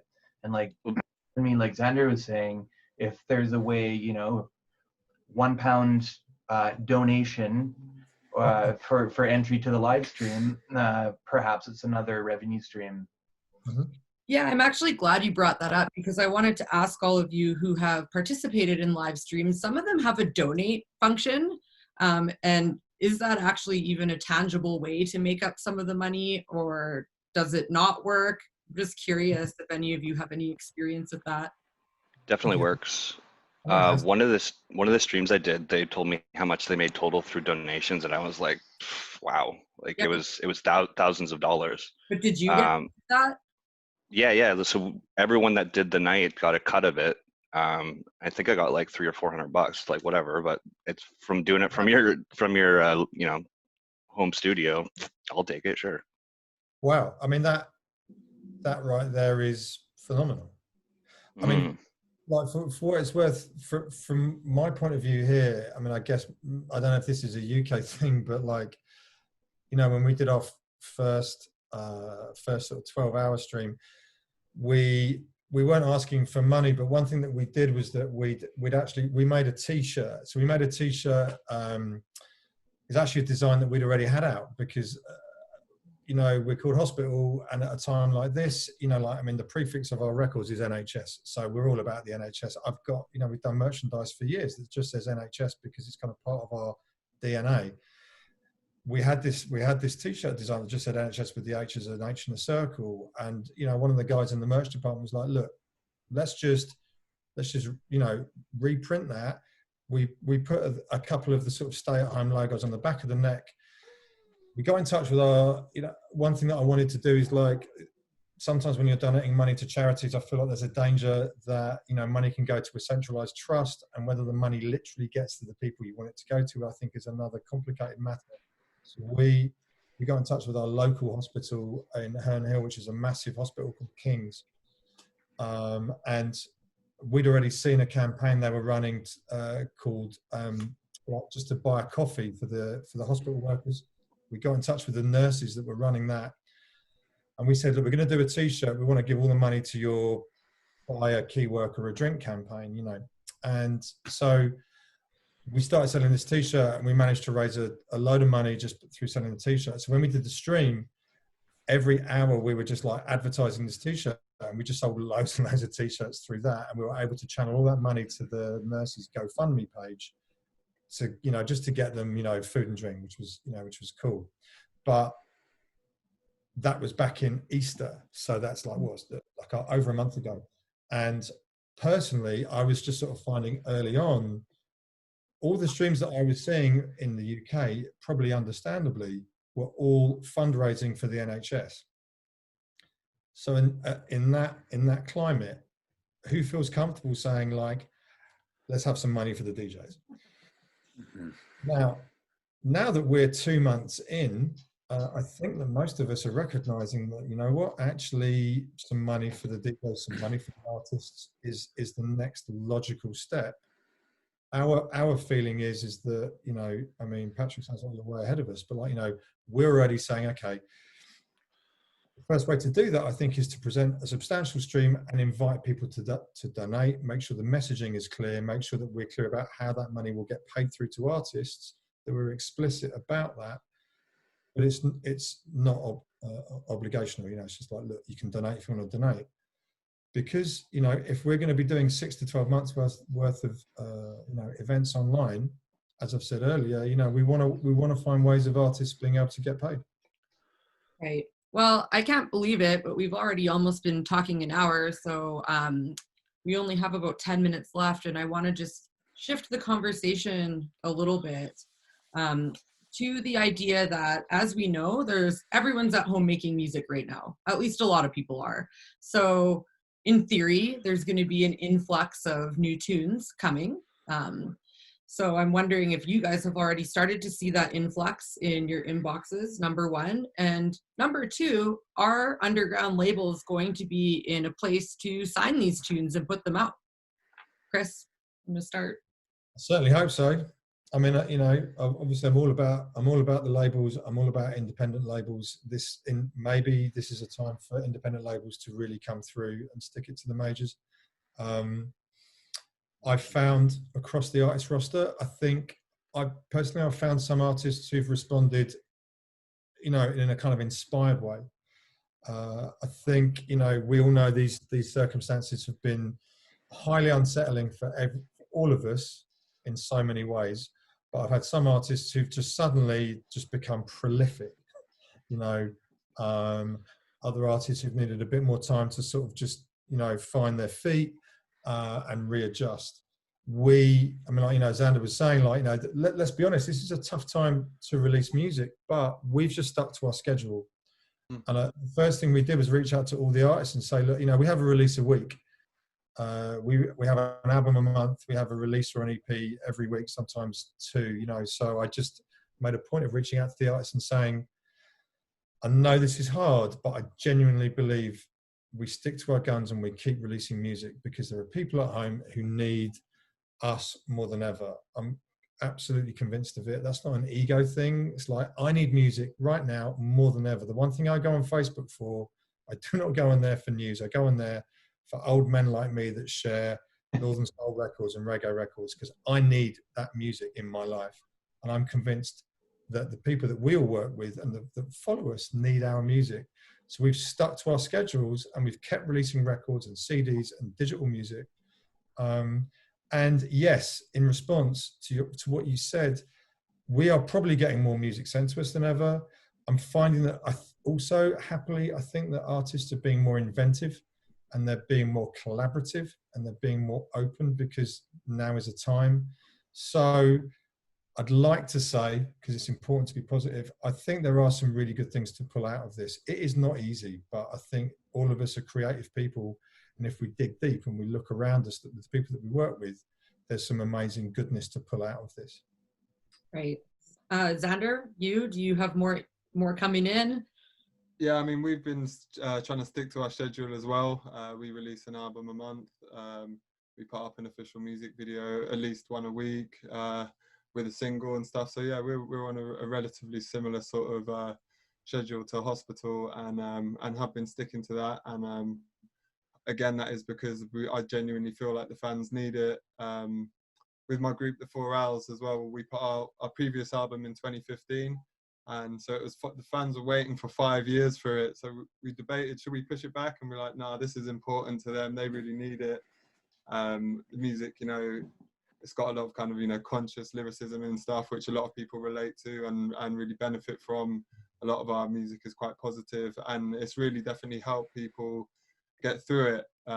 So yeah, we've been doing that a lot.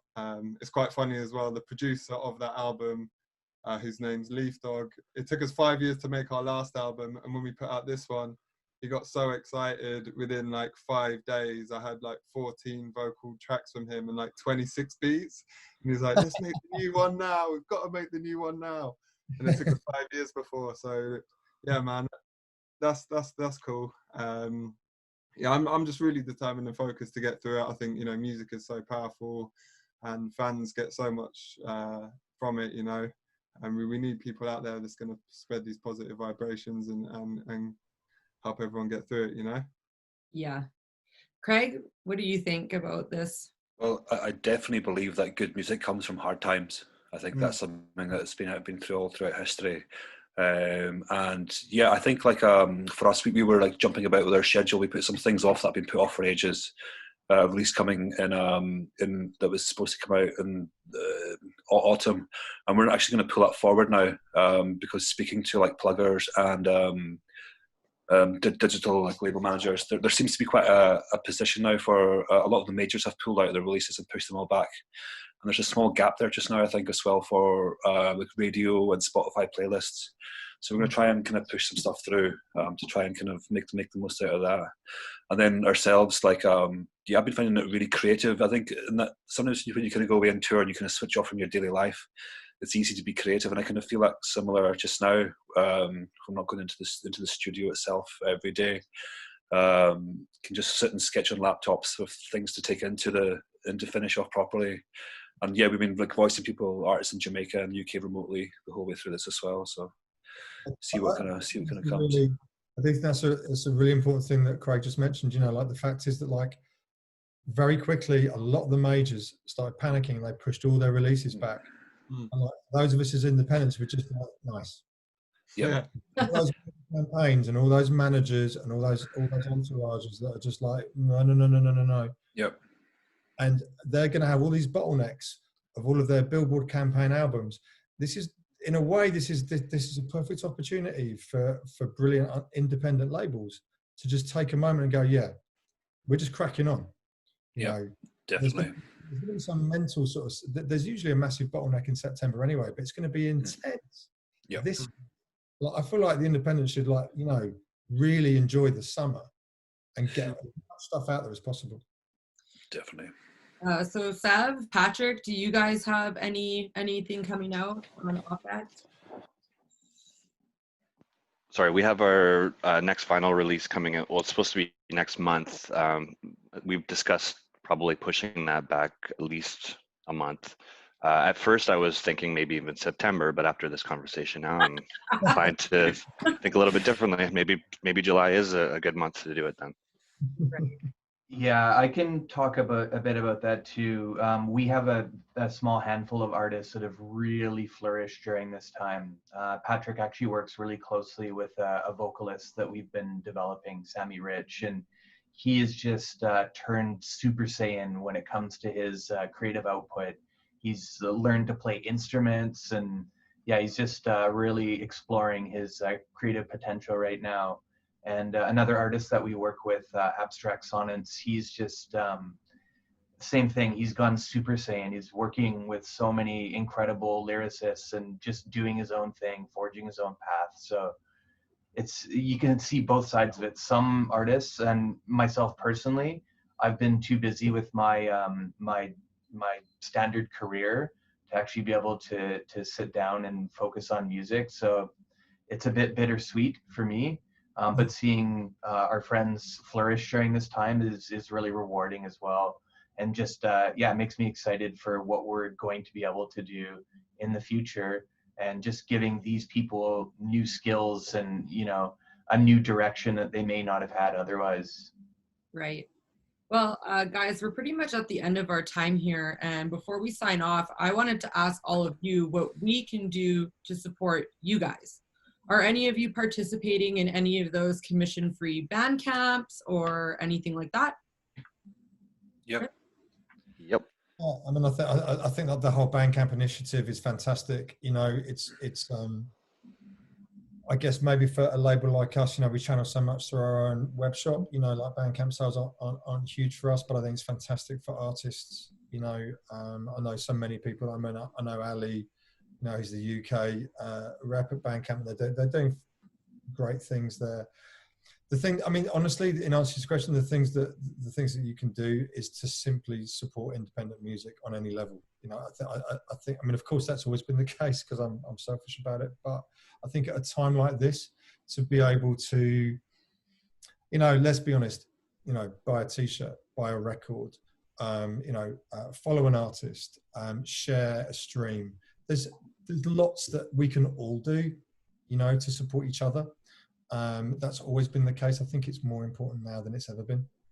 Right. So Xander, other than picking up the new 4 Owls album, how can we support you and High Focus right now? yeah, I guess you know, like Chris says, just buying records and merchandise from the website. But one thing as well, I guess, if you have a friend who's not familiar, who you think might like the music, share it with them. You know, spread the word of the independent artists that you're fans of, and you know, let's try help build the the fan bases of these independent artists, and in turn help build their revenue. Right. Craig, you're doing the Bandcamp thing?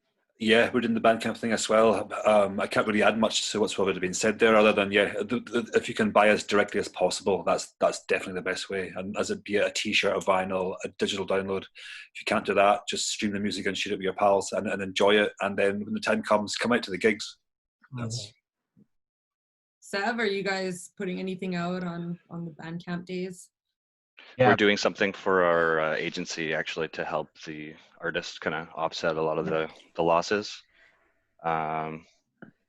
Yeah, basically, like I'd say the best thing you can do is just do the cliche things, you know, like and share, and you know stream as much as you can, and it's the little things will all add up. Right. Spread the word. Okay, great. Well, I mean, do any of you have any final thoughts today? I think the final thought is like this stuff is changing, like all.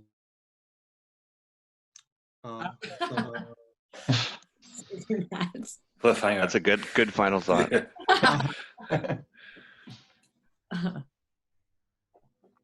He recovers.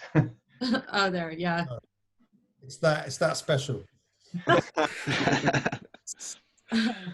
Okay, well, you guys, thank you so much for being here today. This was a great discussion, and I'm really honored that all of you took part, because like I said before, all of you put out some of my most favorite music. So I'm really honored today to share this discussion with you. So thank you everyone to tuning in to this panel. And yeah, I guess without further ado, we'll just wrap this up and say goodbye. Awesome. Cool. Thank you. Okay. Good chatting, guys. Thank you. Cheers.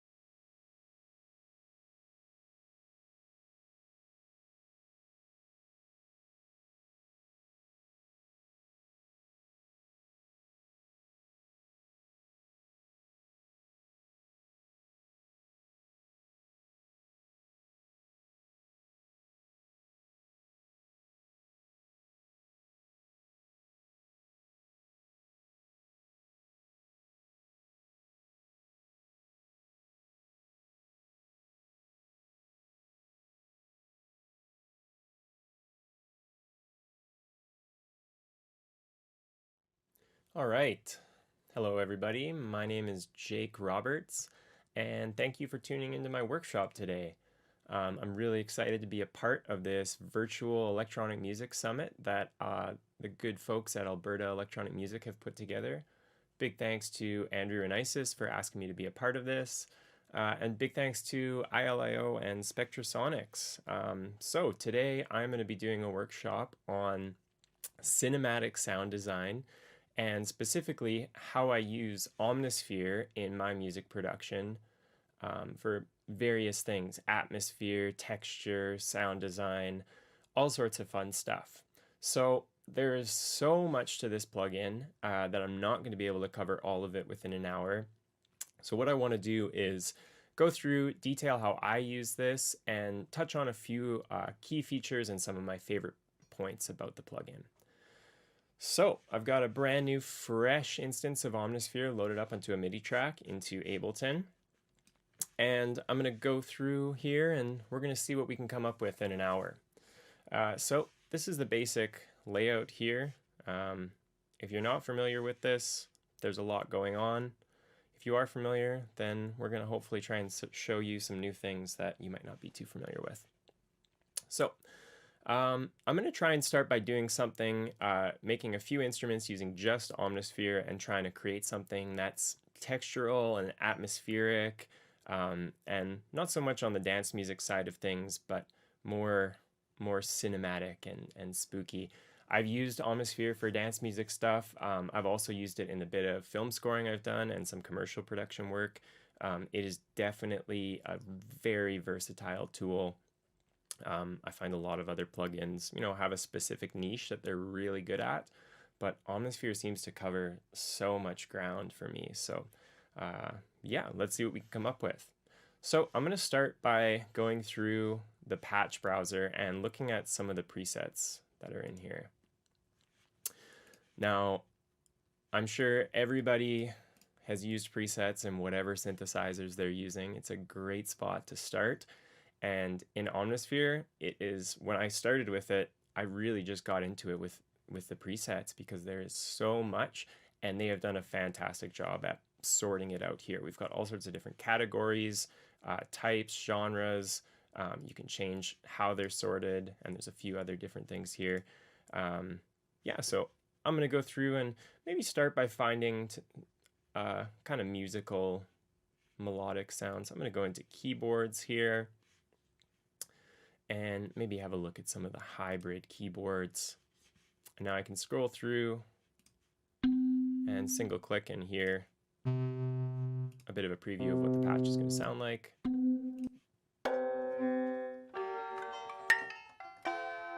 Some really nice stuff in here.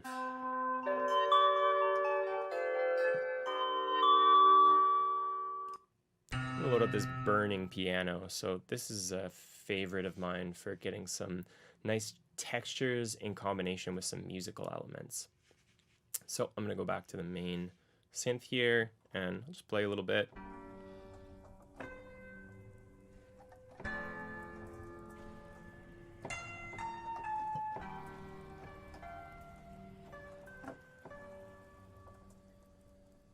So you can kind of hear it's got a piano, but it also kind of has this burning fire texture behind it, which I really like as I'm playing kind of sparse notes. There's this sound that is in between all the notes, kind of filling that nice space there. So let's have a look at what's going on inside this patch. So each patch in Omnisphere lets you load up 4 different sound sources or oscillators. And right now this one's got 2 different sound sources going. So we've got one that is just the burning piano. So the piano you hear there. And the second one is the burning piano sound effects fires. So what I've been told is this is literal recordings of a piano on fire, which is really cool. And as I just hold these sustained notes, you just get this continuous, cool, evolving texture here.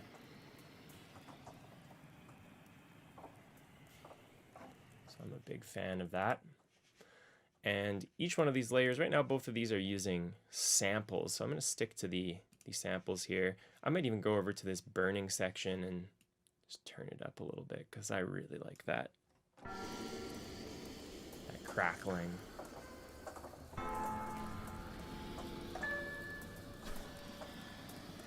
All right, so let's go over into Ableton.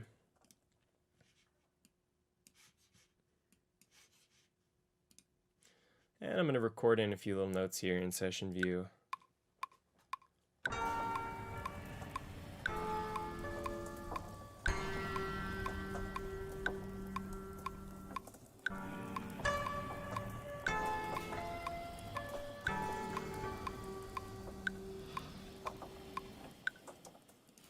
Good start there. So you can really hear some cool articulation with the different velocities of notes I'm playing.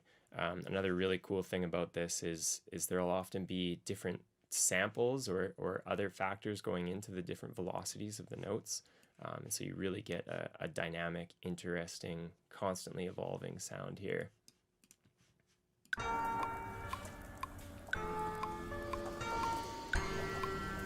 I'm just going to clean these up a little bit, connect some of the notes so I just get that constant crackle in the background. I just love it. All right, so maybe a few more things I might want to clean up here. I don't like too many notes really sticking out when I'm doing something that's kind of like this, a little more ambient and textural. I don't like having any big popping, jarring noises here. All right, so pretty simple patch. These two sample layers are doing most of the work. There's a little bit of effects going on under the hood here. We're going to kind of come back to some of this stuff in more detail. But obviously I want to use more than one Omnisphere patch in what I'm doing here. So I'm going to make a new MIDI track. But rather than loading a whole new instance of Omnisphere, which the amount of patches I want to load up today, that's going to start bogging down the computer pretty quick. I'm actually going to use a feature in here, and each instance of Omnisphere, you'll see we have the numbers 1 through 8 at the top. Each instance lets us load up 8 different patches at one time. And there's some really cool stuff you can do with creating multis, it calls it, where you're loading multiple patches at once and can have them set to be played layered on top of each other, used for live performance, or do things like split your keyboard so it's playing different patches on different sections or different octaves, which is really cool. What I like to use it for is just to load up multiple patches with one Omnisphere, but I like to still have these patches on their own channel so that I can put my own Ableton or other effects on them, have instant control of volume. So it's pretty easy to set up, and there's a few different ways to do this. But you can see right now we've got these 8 different patches going over into my multi-mixer. I'm going to set patch number 2 to output B.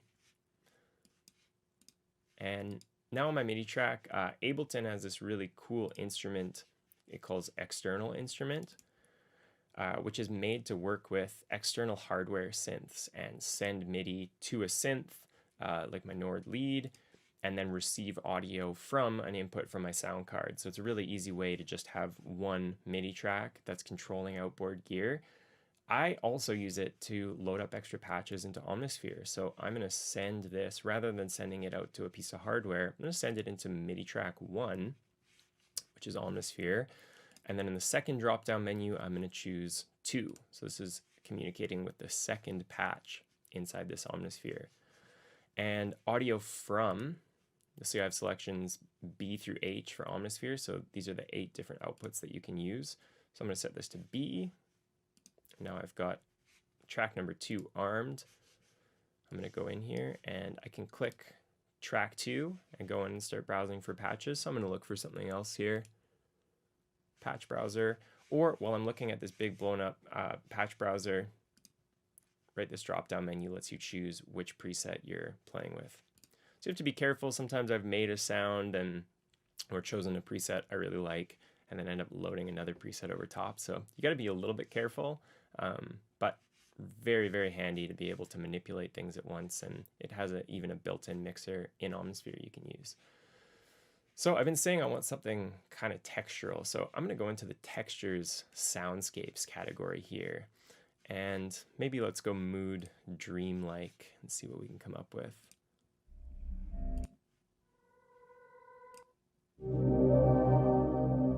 That sounds pretty cool.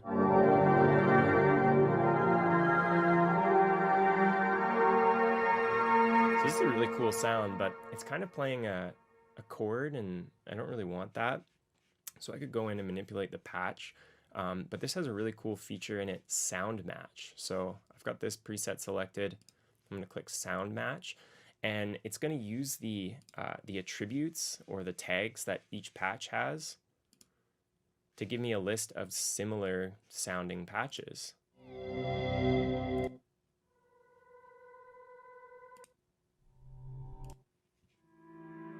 So you can see these all are pretty good and have a similar atmospheric vibe as the one that I chose.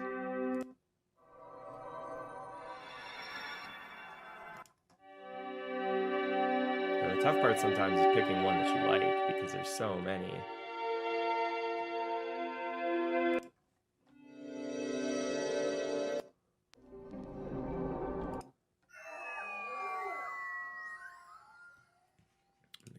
Up here. I like this bending light patch. Oh yeah, it's got some cool evolving motion to it. It's another thing I'm always looking for when I'm doing kind of more cinematic, spacey music, is evolving sounds that are gonna change slowly over time, especially with sustained notes or kind of sparse, spacious patterns. I want it to stay interesting. So I'm going to launch.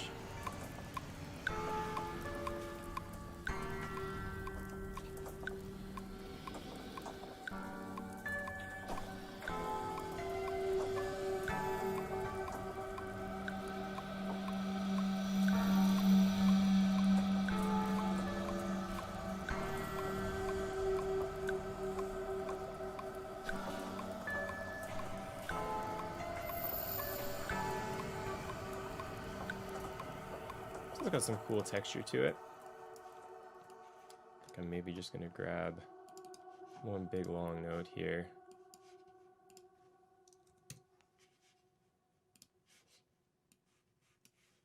To have as a sustained.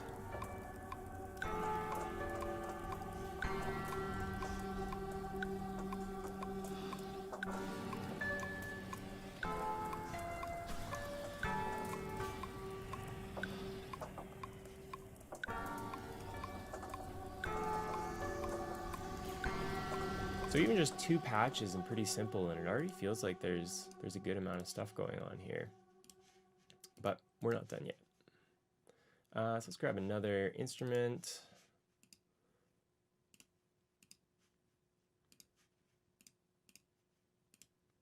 And you might say having to set this up every time is a little bit tedious. In my default template, I already have these set up so that I've got 8 tracks and an Omnisphere all routed.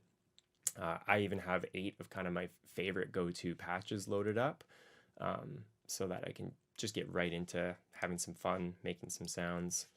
Efficiency is key in any type of music production, but sound design stuff especially. Let's go back into the preset browser here. All right, so we're going to go and try and find another pad that's... all right, so we're going to try and find another instrument here.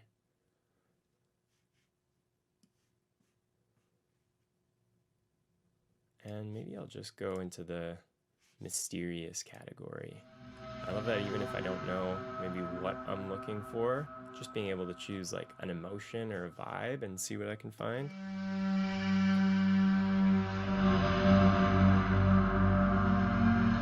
That's a pretty cool sound. Let's check out the sound match and see if we can get anything close. I use the sound match feature a lot. I'm sure you've been going through preset banks in a plugin and found something that is cool, that's close, but maybe you want to try out a few different things. And so you start looking and the next few aren't even close to what you were doing and you lose the patch that you were playing with. It's no fun. So being able to do this quickly, and if I don't find anything cooler, I can run back and grab this one from that I initially grabbed.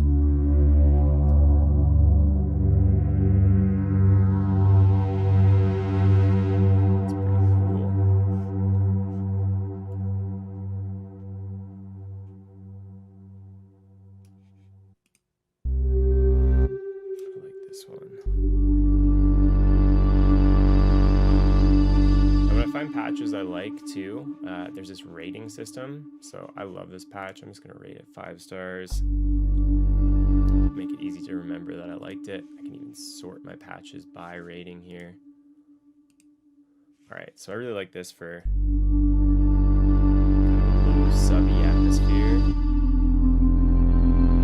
And just looking at what's going on inside the patch, 2 different layers.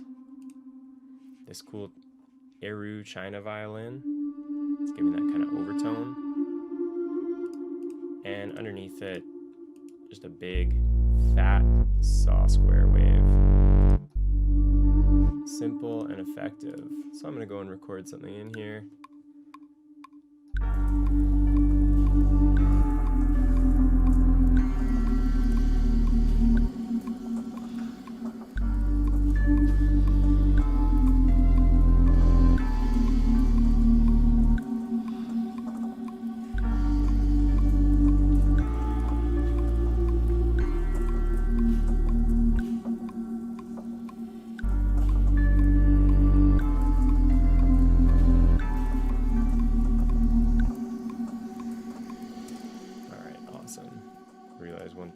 To do here is go into my multi and change patch 3 to output C.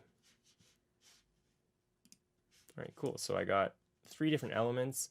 When I'm doing stuff like this and I'm choosing elements to layer, I try and make sure I pick pieces that are going to go together and nothing that's too redundant. I like each sound I choose to be heard. So either smart layering, finding things that aren't there. Right now I was feeling like these other 2 instruments, it was lacking a bit of that low end, and I like that this sound also has the evolving texture to it.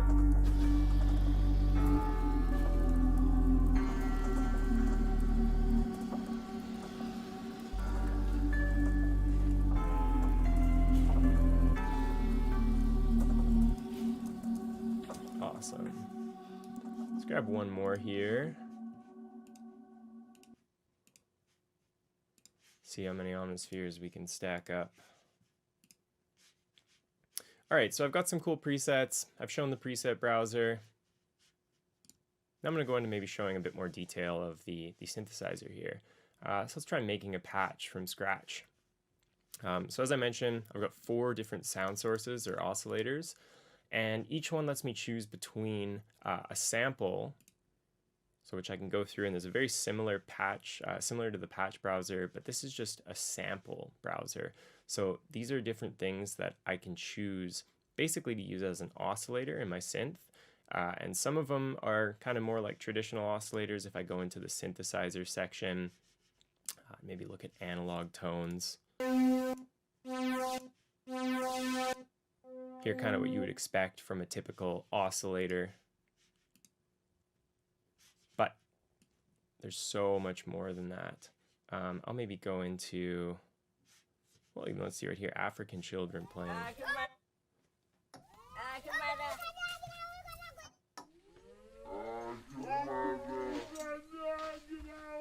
That's definitely not what you would expect from a usual synthesizer's oscillator options, giving you. Let's look at some weird stuff. Let's look in the psychoacoustic category. Ooh, that's cool.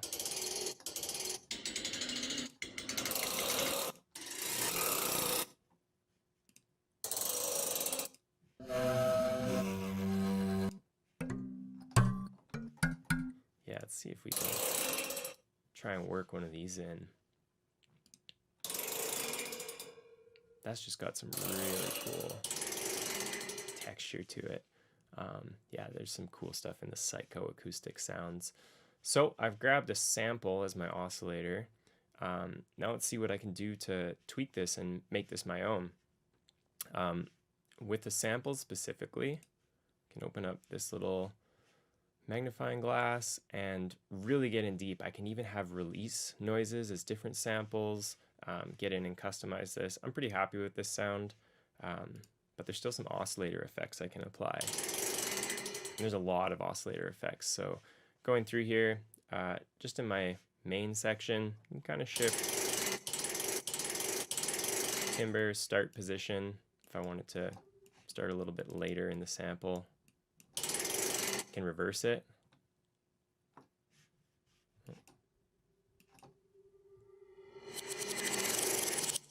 That's pretty cool.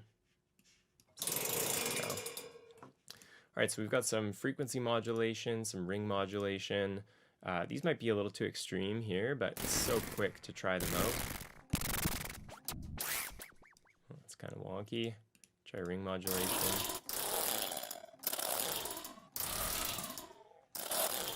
That could actually be cool. Got a wave shaper distortion, crusher, bit crusher, and sample rate reducer. But I want to go, I'm trying to lean into more textural atmospheric for this.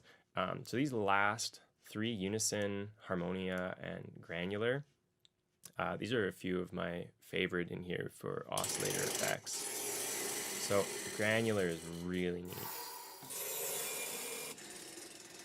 If you're familiar with granular synthesis at all, essentially what it's doing is breaking up these samples into small partials. It calls grain, and I can choose how it splits them up, how big they are, how it plays them back, things like pitch shifting, spread, kind of give it some cool stereo width. That's really neat. It almost has some panning on it. Check out the unison. It's pretty cool. Typical unison effect from a synthesizer. I think I'm going to use the granular here.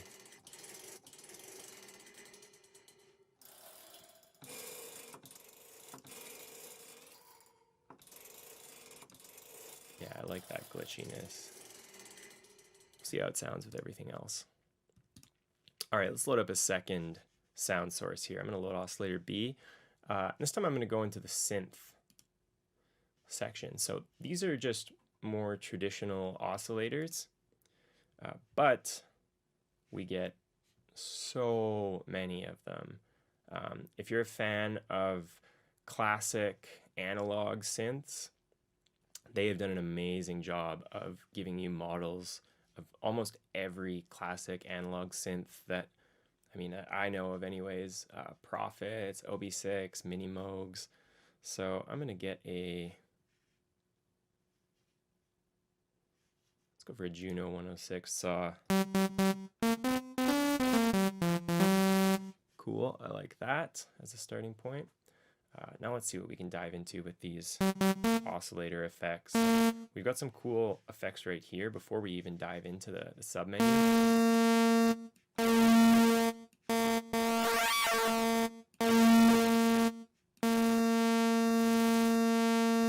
kind of like being able to move that.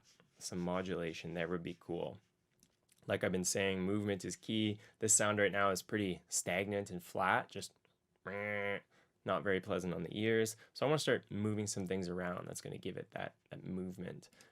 So I can right click this, modulate with LFO, and right where my patch browser was, pulls up this modulation routing. I can get really deep into fine tuning this, but I think that's pretty much what I wanted, was just some standard slow movement there. And let's dive in and see what else we can do. Here I'm going to try and use maybe the unison.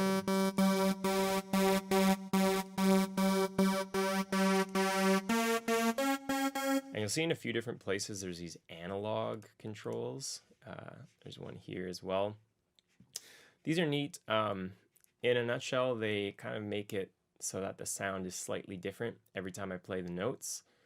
The higher it is, which I like. Again, gives me that realistic analog feel to this.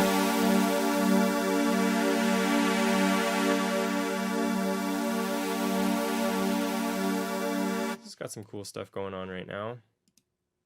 Maybe a little rich, possibly. Maybe with a little wave shaper distortion.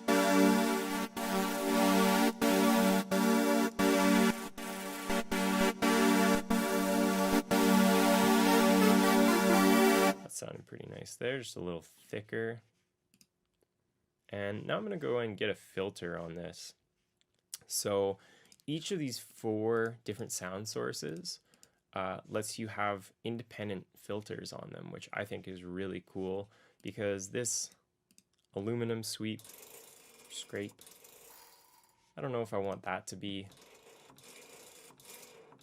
too low pass. Actually, maybe that could be cool. But this, definitely want to get a little low pass on this so that it fades in a little more naturally. Oh, I think that's going to sound cool here. All right, so I'm going to go in and look at my filters, and as you can imagine, similar to the oscillators, you get way too many filter options in the best way possible. A lot of them emulating kind of classic filters. I'm a fan of these rich and mooggy ones that kind of emulate that fat, juicy Moog filter. Give it that little bit of resonance. Yeah.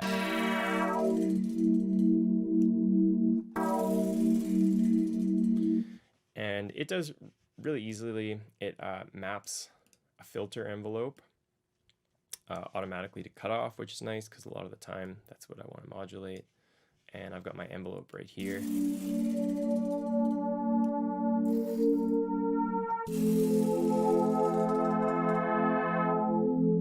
Yeah, that's really cool. One thing I'm noticing is I maybe don't want those scraping noises to come in right off the bat. I kind of want everything to have a little bit of a fade in. So if I want to do the same controls or tweak the same thing on multiple layers, I can link the layers down here and link whichever ones I want to kind of map and do the same thing. So I'm going to go over into amplitude. I'm just going to give that a little fade in on the attack. And also give it a bit of a longer release so that when I let go of these notes, kind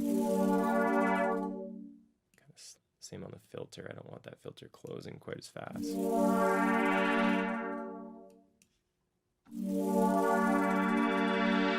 Alright, this is sounding pretty nice. I'm going to unlink these just so I don't accidentally change anything I don't want to. Let's dive into the effects section here. So again, each sound source can be independently affected, which is wild. There's a ton of awesome effects, and there's even effects presets that'll load up this rack for me. So let's try one of those. Maybe I'm going to go on common. Let's check out ambient spaces and let's see, uber rich hall. So that loads up a flanger and a proverb here. That's nice.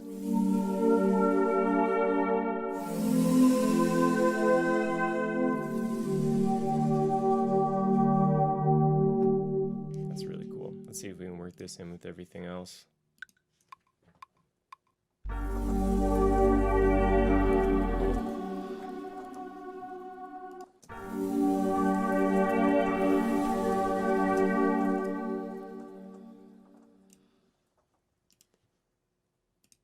Like I was saying, I usually have these set up by default. Just like that. Perfect.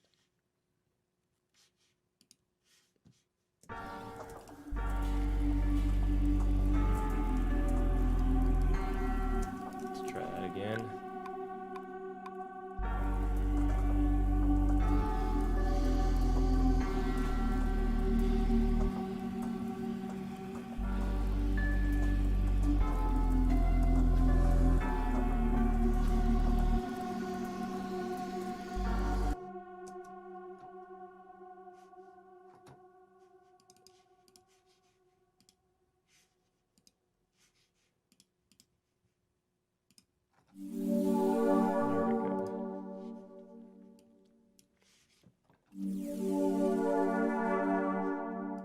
That's better. Let's try this again.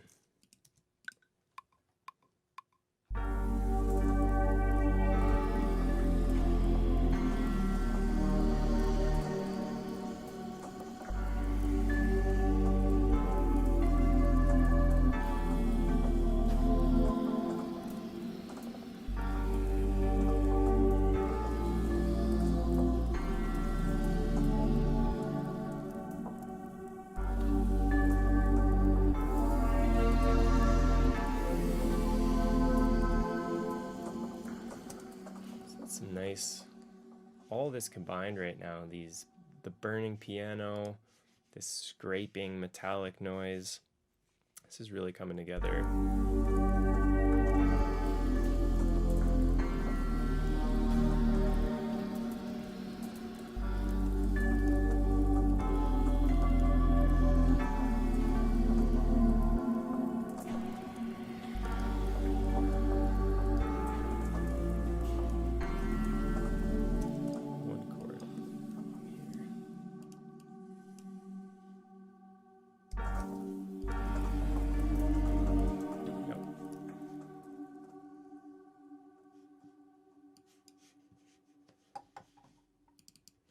Try and maybe add one more sound just to be crazy.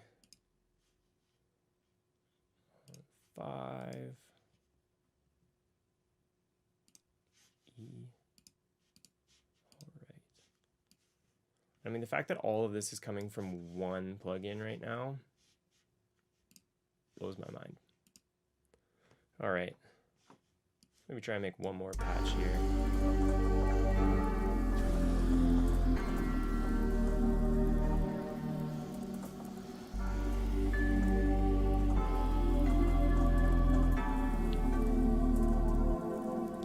Maybe some sort of human voice, like choir, something like that. So there's a ton of great presets for that as well. Let's see if I can make something myself using their awesome samples. So they've got a whole folder of human voices.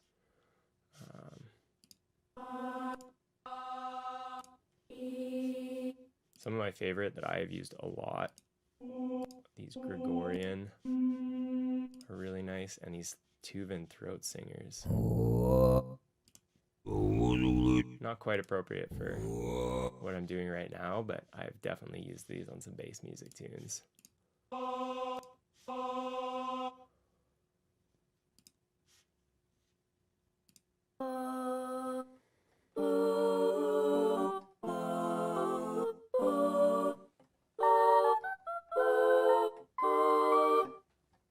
That could be cool. As a starting point, let's put one of those. Let's grab another one here. I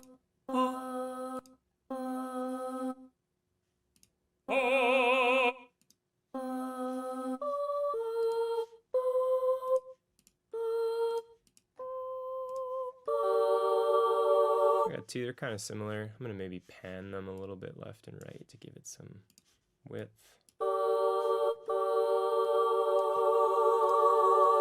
Detune slightly.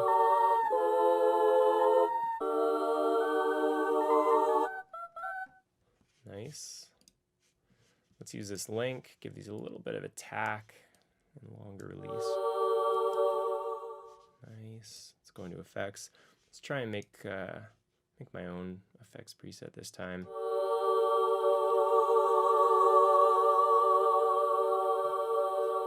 Maybe try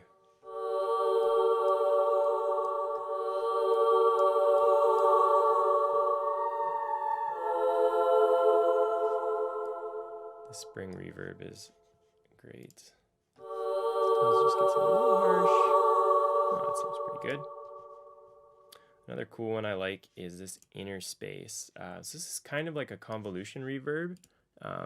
It lets you pick virtual spaces and put your sound in those spaces. So let's try something airy. Let's try rice on glass. I'll put this 100% wet so you can sizzler like that. Kind of softens it, putting it in the space. I can even grab a second one. Let's go textural. Let's try rain.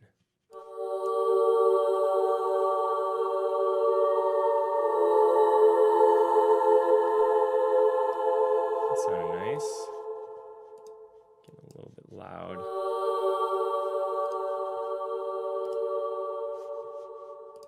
I might go in and just turn down these amps just a little bit. Now I want to maybe kind of dull both of these. I haven't really touched on the main section at all. But it has these nice master filters, which are pretty handy. Just want to take off some of those highs.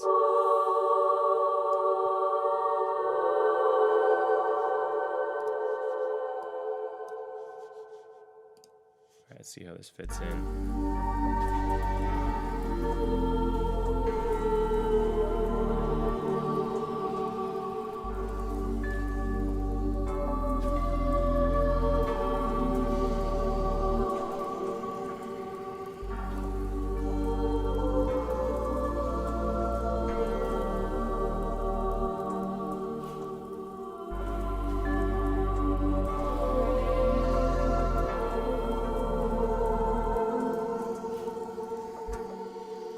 To record, but luckily Ableton's got the capture button.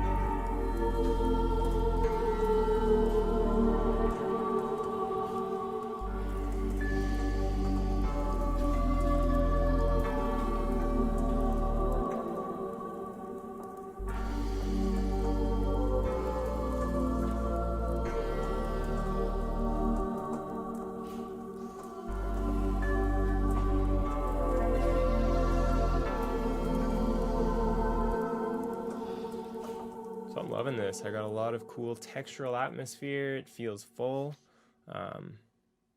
Yeah, and all with one Omnisphere plugin.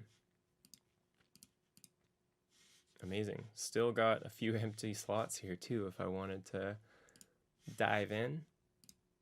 So this is some stuff I use and kind of some techniques when I'm doing something more airy, atmospheric, cinematic. That said, there's a lot more to this synth, and I'm going to open up a fresh instance of it.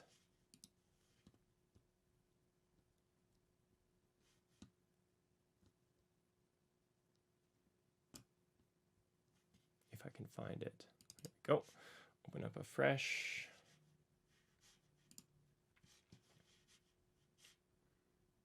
And let's just, so I've got options to initialize patch or initialize multi. That just initializes the whole plugin itself, clears every patch.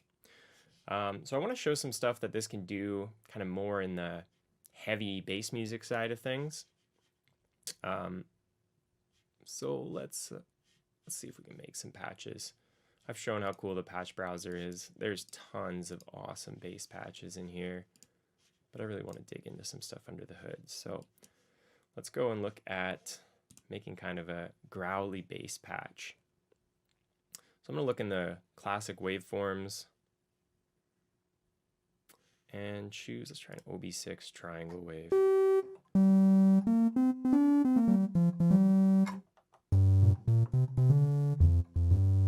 Nice and simple.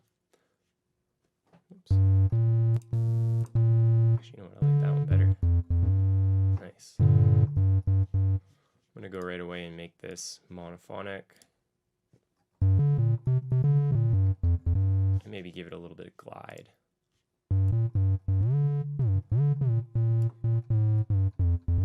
It's one of the only synths I know that lets you choose glide independently of these 4 different layers. You just have so much control here. And again, I just love how quick it is. You kind of be like, is any of this cool to play with? That could be fun to modulate a little bit. Maybe put an envelope on that. Let's dive into the oscillator section here. So I do a lot of bass music these days, and I love the sound of FM synthesis. So this FM feature is pretty cool and a little more in depth than a lot of other ones. I can choose the type of wave I want to use to modulate and feed into my main sound source here. Choose how much.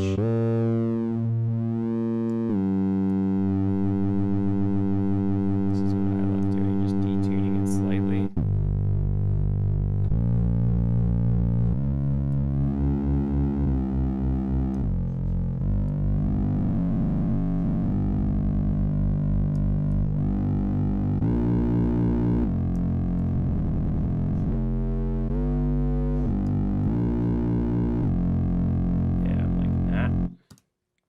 Lean a little more aggressive into the wave shaper this time.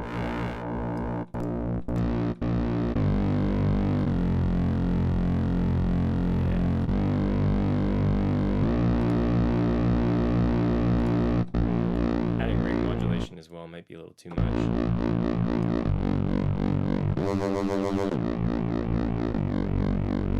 I like that.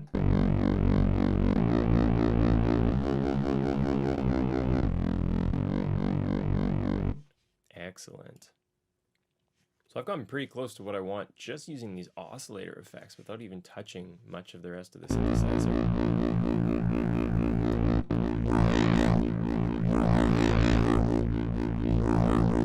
Ooh, that could be cool to move around. Let's try modulating that with an envelope. And again, pulls up a full modulation window here.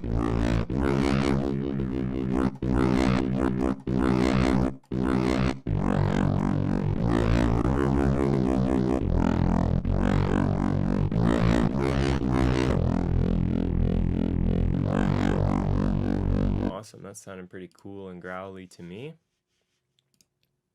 I'm gonna keep this one oscillator.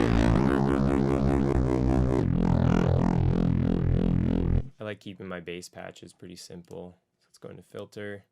See if we can grab another low pass filter here. Let's try the Fat Boy, all caps.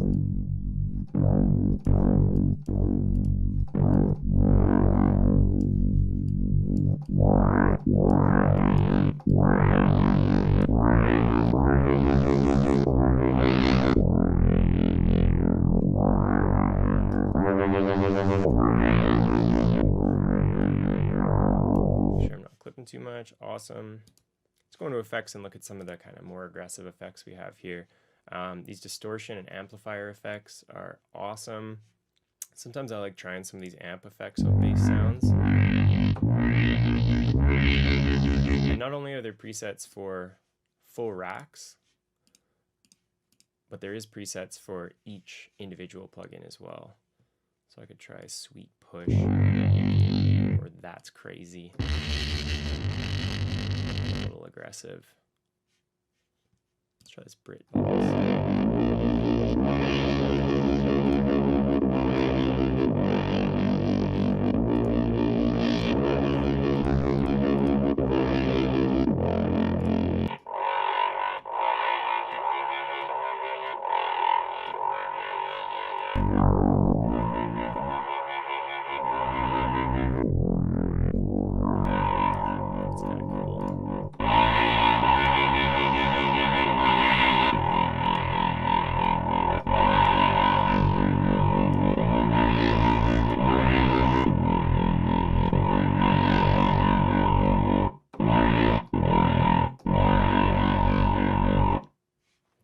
awesome. Now it even has a built-in auxiliary. So I can send some of this to the auxiliary effect and maybe put a little bit of reverb on.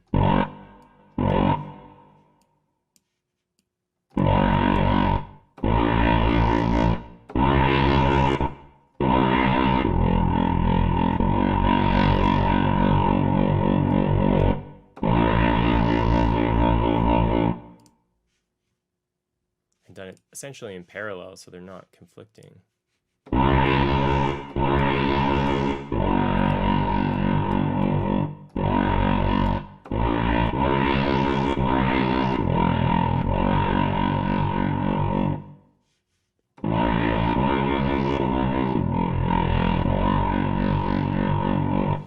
Awesome, I'm liking that.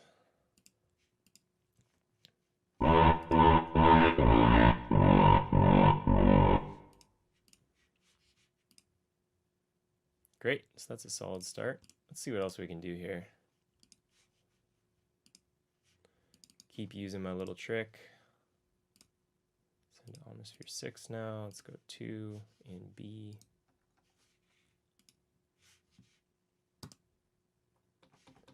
And let's see what else we've got. So I used an oscillator that was kind of based on a classic synth. Let's see what we have for samples of classic synthesizers. Synthesizers, analog tones. Let's check out a Prophet 5. Actually, you know what? Let's check out the Oberheim expander. My uncle has one of these, and it's a lot of fun to play around with.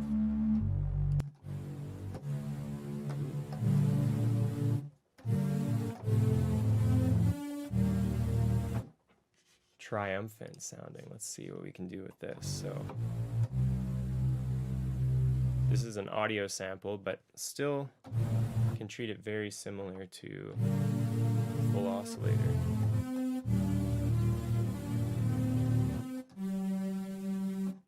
So one of the features I haven't touched on is this harmonia setting.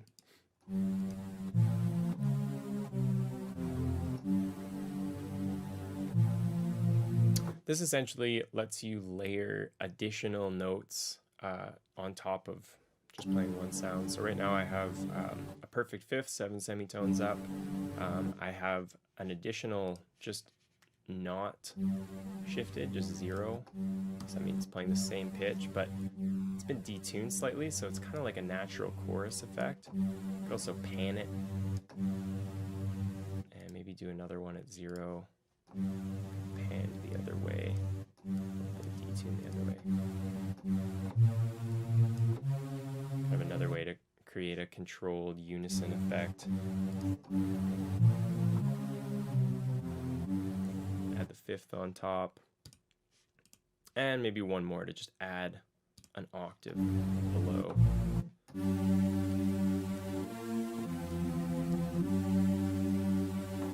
That's cool. See if we can layer an additional something on top of this. So I've got the synth part.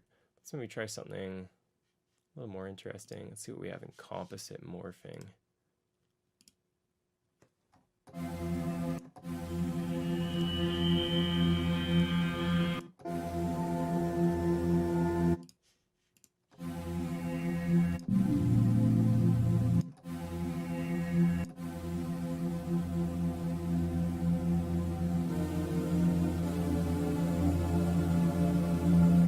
Cool.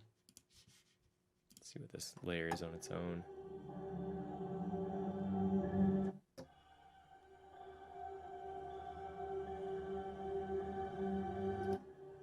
It's cool. I like the texture on that as well.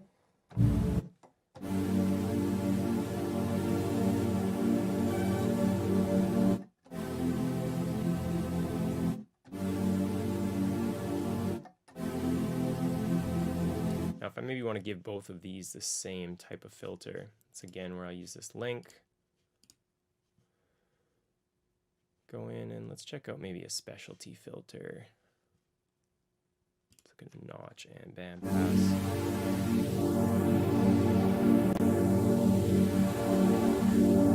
A way to give it some movement without totally filtering it out like a low pass filter. So let's modulate that with an LFO.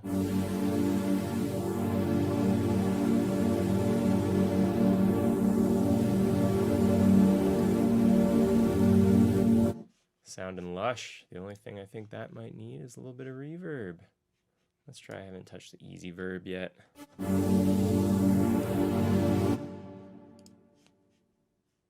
maybe slow down that release too on the amp.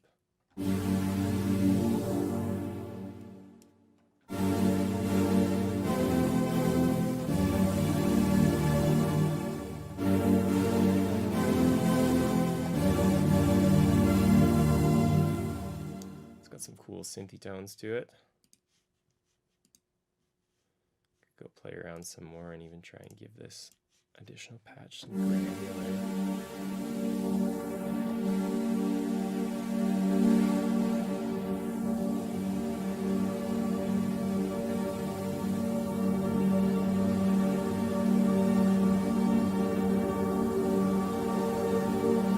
Just hold that all day and make some cool stuff. The ability to create movement in Omnisphere. I've done a few kind of ambient yoga, meditation, ambient music, and being able to make patches that I could just sustain notes for a few minutes and they just keep evolving over time. When you're writing a piece of music that's an hour long, having long stretches that stay interesting, and also writing music where you don't necessarily want it to be the focus. When I'm writing dance music, lots of excitement, lots of kind of exclamation points that you want things to be the focal point and grab your attention. Whereas when you're doing more cinematic stuff, I find it's almost the opposite. Your job is to support everything else that's there in the movie. You don't want to always be taking away the attention. If I'm writing music for somebody to teach yoga to, it's just that background ambience. That's where something along this might even be a little too busy, to be honest, for something like that, but a lot of cool stuff going on here. Yeah, there's so much more under the hood. Like I said, I don't really have time to touch on everything in here. But one thing I did want to mention is one of the newer features that they released in Omnisphere 2.5, I believe, and they've kind of continued to expand on, is their hardware integration feature. Now, you've seen a lot of references to samples or oscillator shapes from classic analog synthesizers, and like I said, I'm all about the classics. I own a few different hardware synths myself, but I've been leaning so heavily into Omnisphere that maybe haven't been using them quite as much. So what they've done to help you get kind of the best of both worlds is introduce this hardware integration where they've gone through and they've mapped so many different classic synthesizers. And I'm kind of lucky, I own a few of these, so I've been able to try it out in a few different ways. But right now I've got my Nord Lead 4, kind of the rack version, hooked up here. So if I go Nord Lead 4, I've already set it up to be sending MIDI to and from Ableton. And it's going to clear any patches. I don't have anything going on here anyway, so that's totally fine. Loads it up, and now it's done two things. It's kind of set up this patch similar to what a default Nord Lead 4 would be. You can see it's grabbed a couple Nord Lead saws, set up a filter, even set up a couple effects here to emulate what is built in to the Nord Lead. The second thing it's done is automatically MIDI map almost every parameter on the Nord to match what it would be controlling in the synth. So if I'm playing chord here and I go and start tweaking the filter frequency on the Nord, turn up the resonance a bit.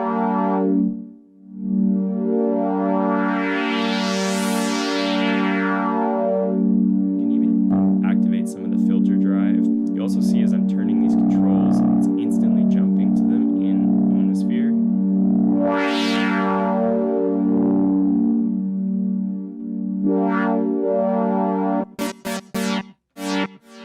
Just all my envelopes.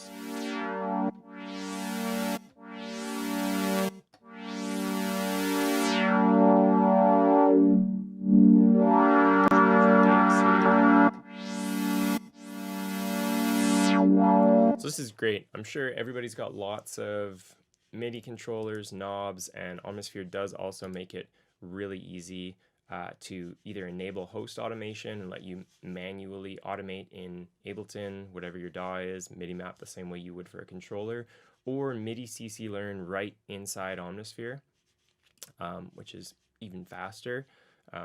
But if you've got one of these synths in front of you and you're not using it for your song, being able to just instantly grab it and have everything mapped, able to easily make so many things move quickly. I can do all this manual automation, but I feel like I'm more likely to do it, and I might do more of it if it's all just right at my fingers right here. Another cool thing they've done in the process of this is you can see my patch browser switch to the hardware library. And so this is going through and it's got all of these preset patches that are emulated from what the actual Nord Lead has.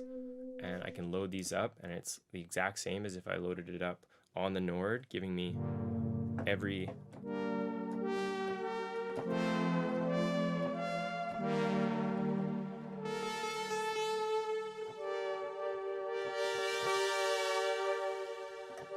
every control I want right at my fingertips. And I can even go in and load sounds that are from different synthesizers, say the Dave Smith Rev 2, Froggy Saw, but the MIDI mapping stays. Or I can even start making my patch from scratch like I have been. Everything's going to remain the exact same. And yeah, it just becomes a lot of fun to be able to fully use everything you have. But if you don't have any hardware, you don't have any hardware synths that you want to be able to do this with, you still have full access to the hardware library, and you can even go and select just that in your directory. You can also choose to browse the Atmosphere library, which was the predecessor to the original Omnisphere. And I assume that's why they switched the name to Omnisphere, because it went from being a very textural pad atmosphere focused plugin to you've seen it pretty much do everything. Didn't quite have time to touch on some of the arpeggiator and sequencer functions you can do in here, but that gets just as deep. Yeah, so overall, you could see we could do pretty much score a film with, or score a few scenes with one instance of Omnisphere. It's awesome. Takes up a lot of space, but that's because it comes with so much solid content. So yeah, hopefully you got some decent information out of this. Hopefully it makes you want to go and check out this plugin a little bit more. And if you have any questions or want me to get deeper into anything specific, definitely comment here, shoot me a message. I'm constantly doing videos through the Night Vision Music Academy, Instagram, Facebook, and Twitch pages. And if there's something in here that you're maybe more curious on and want me to do a live stream of, more than happy to share any of that information. Once again, huge thanks to everyone at Alberta Electronic Music, everyone involved in making Virtual Electronic Music Summit happen. Obviously, huge thanks to Spectrasonics and ILIO. And yeah, thanks to all of you for tuning in and listening to me ramble for an hour about what I love to do and toys that I love to play with in the studio. So, hope you all get a lot of information throughout this weekend seminar, and hopefully it inspires you to get busy and make some new music.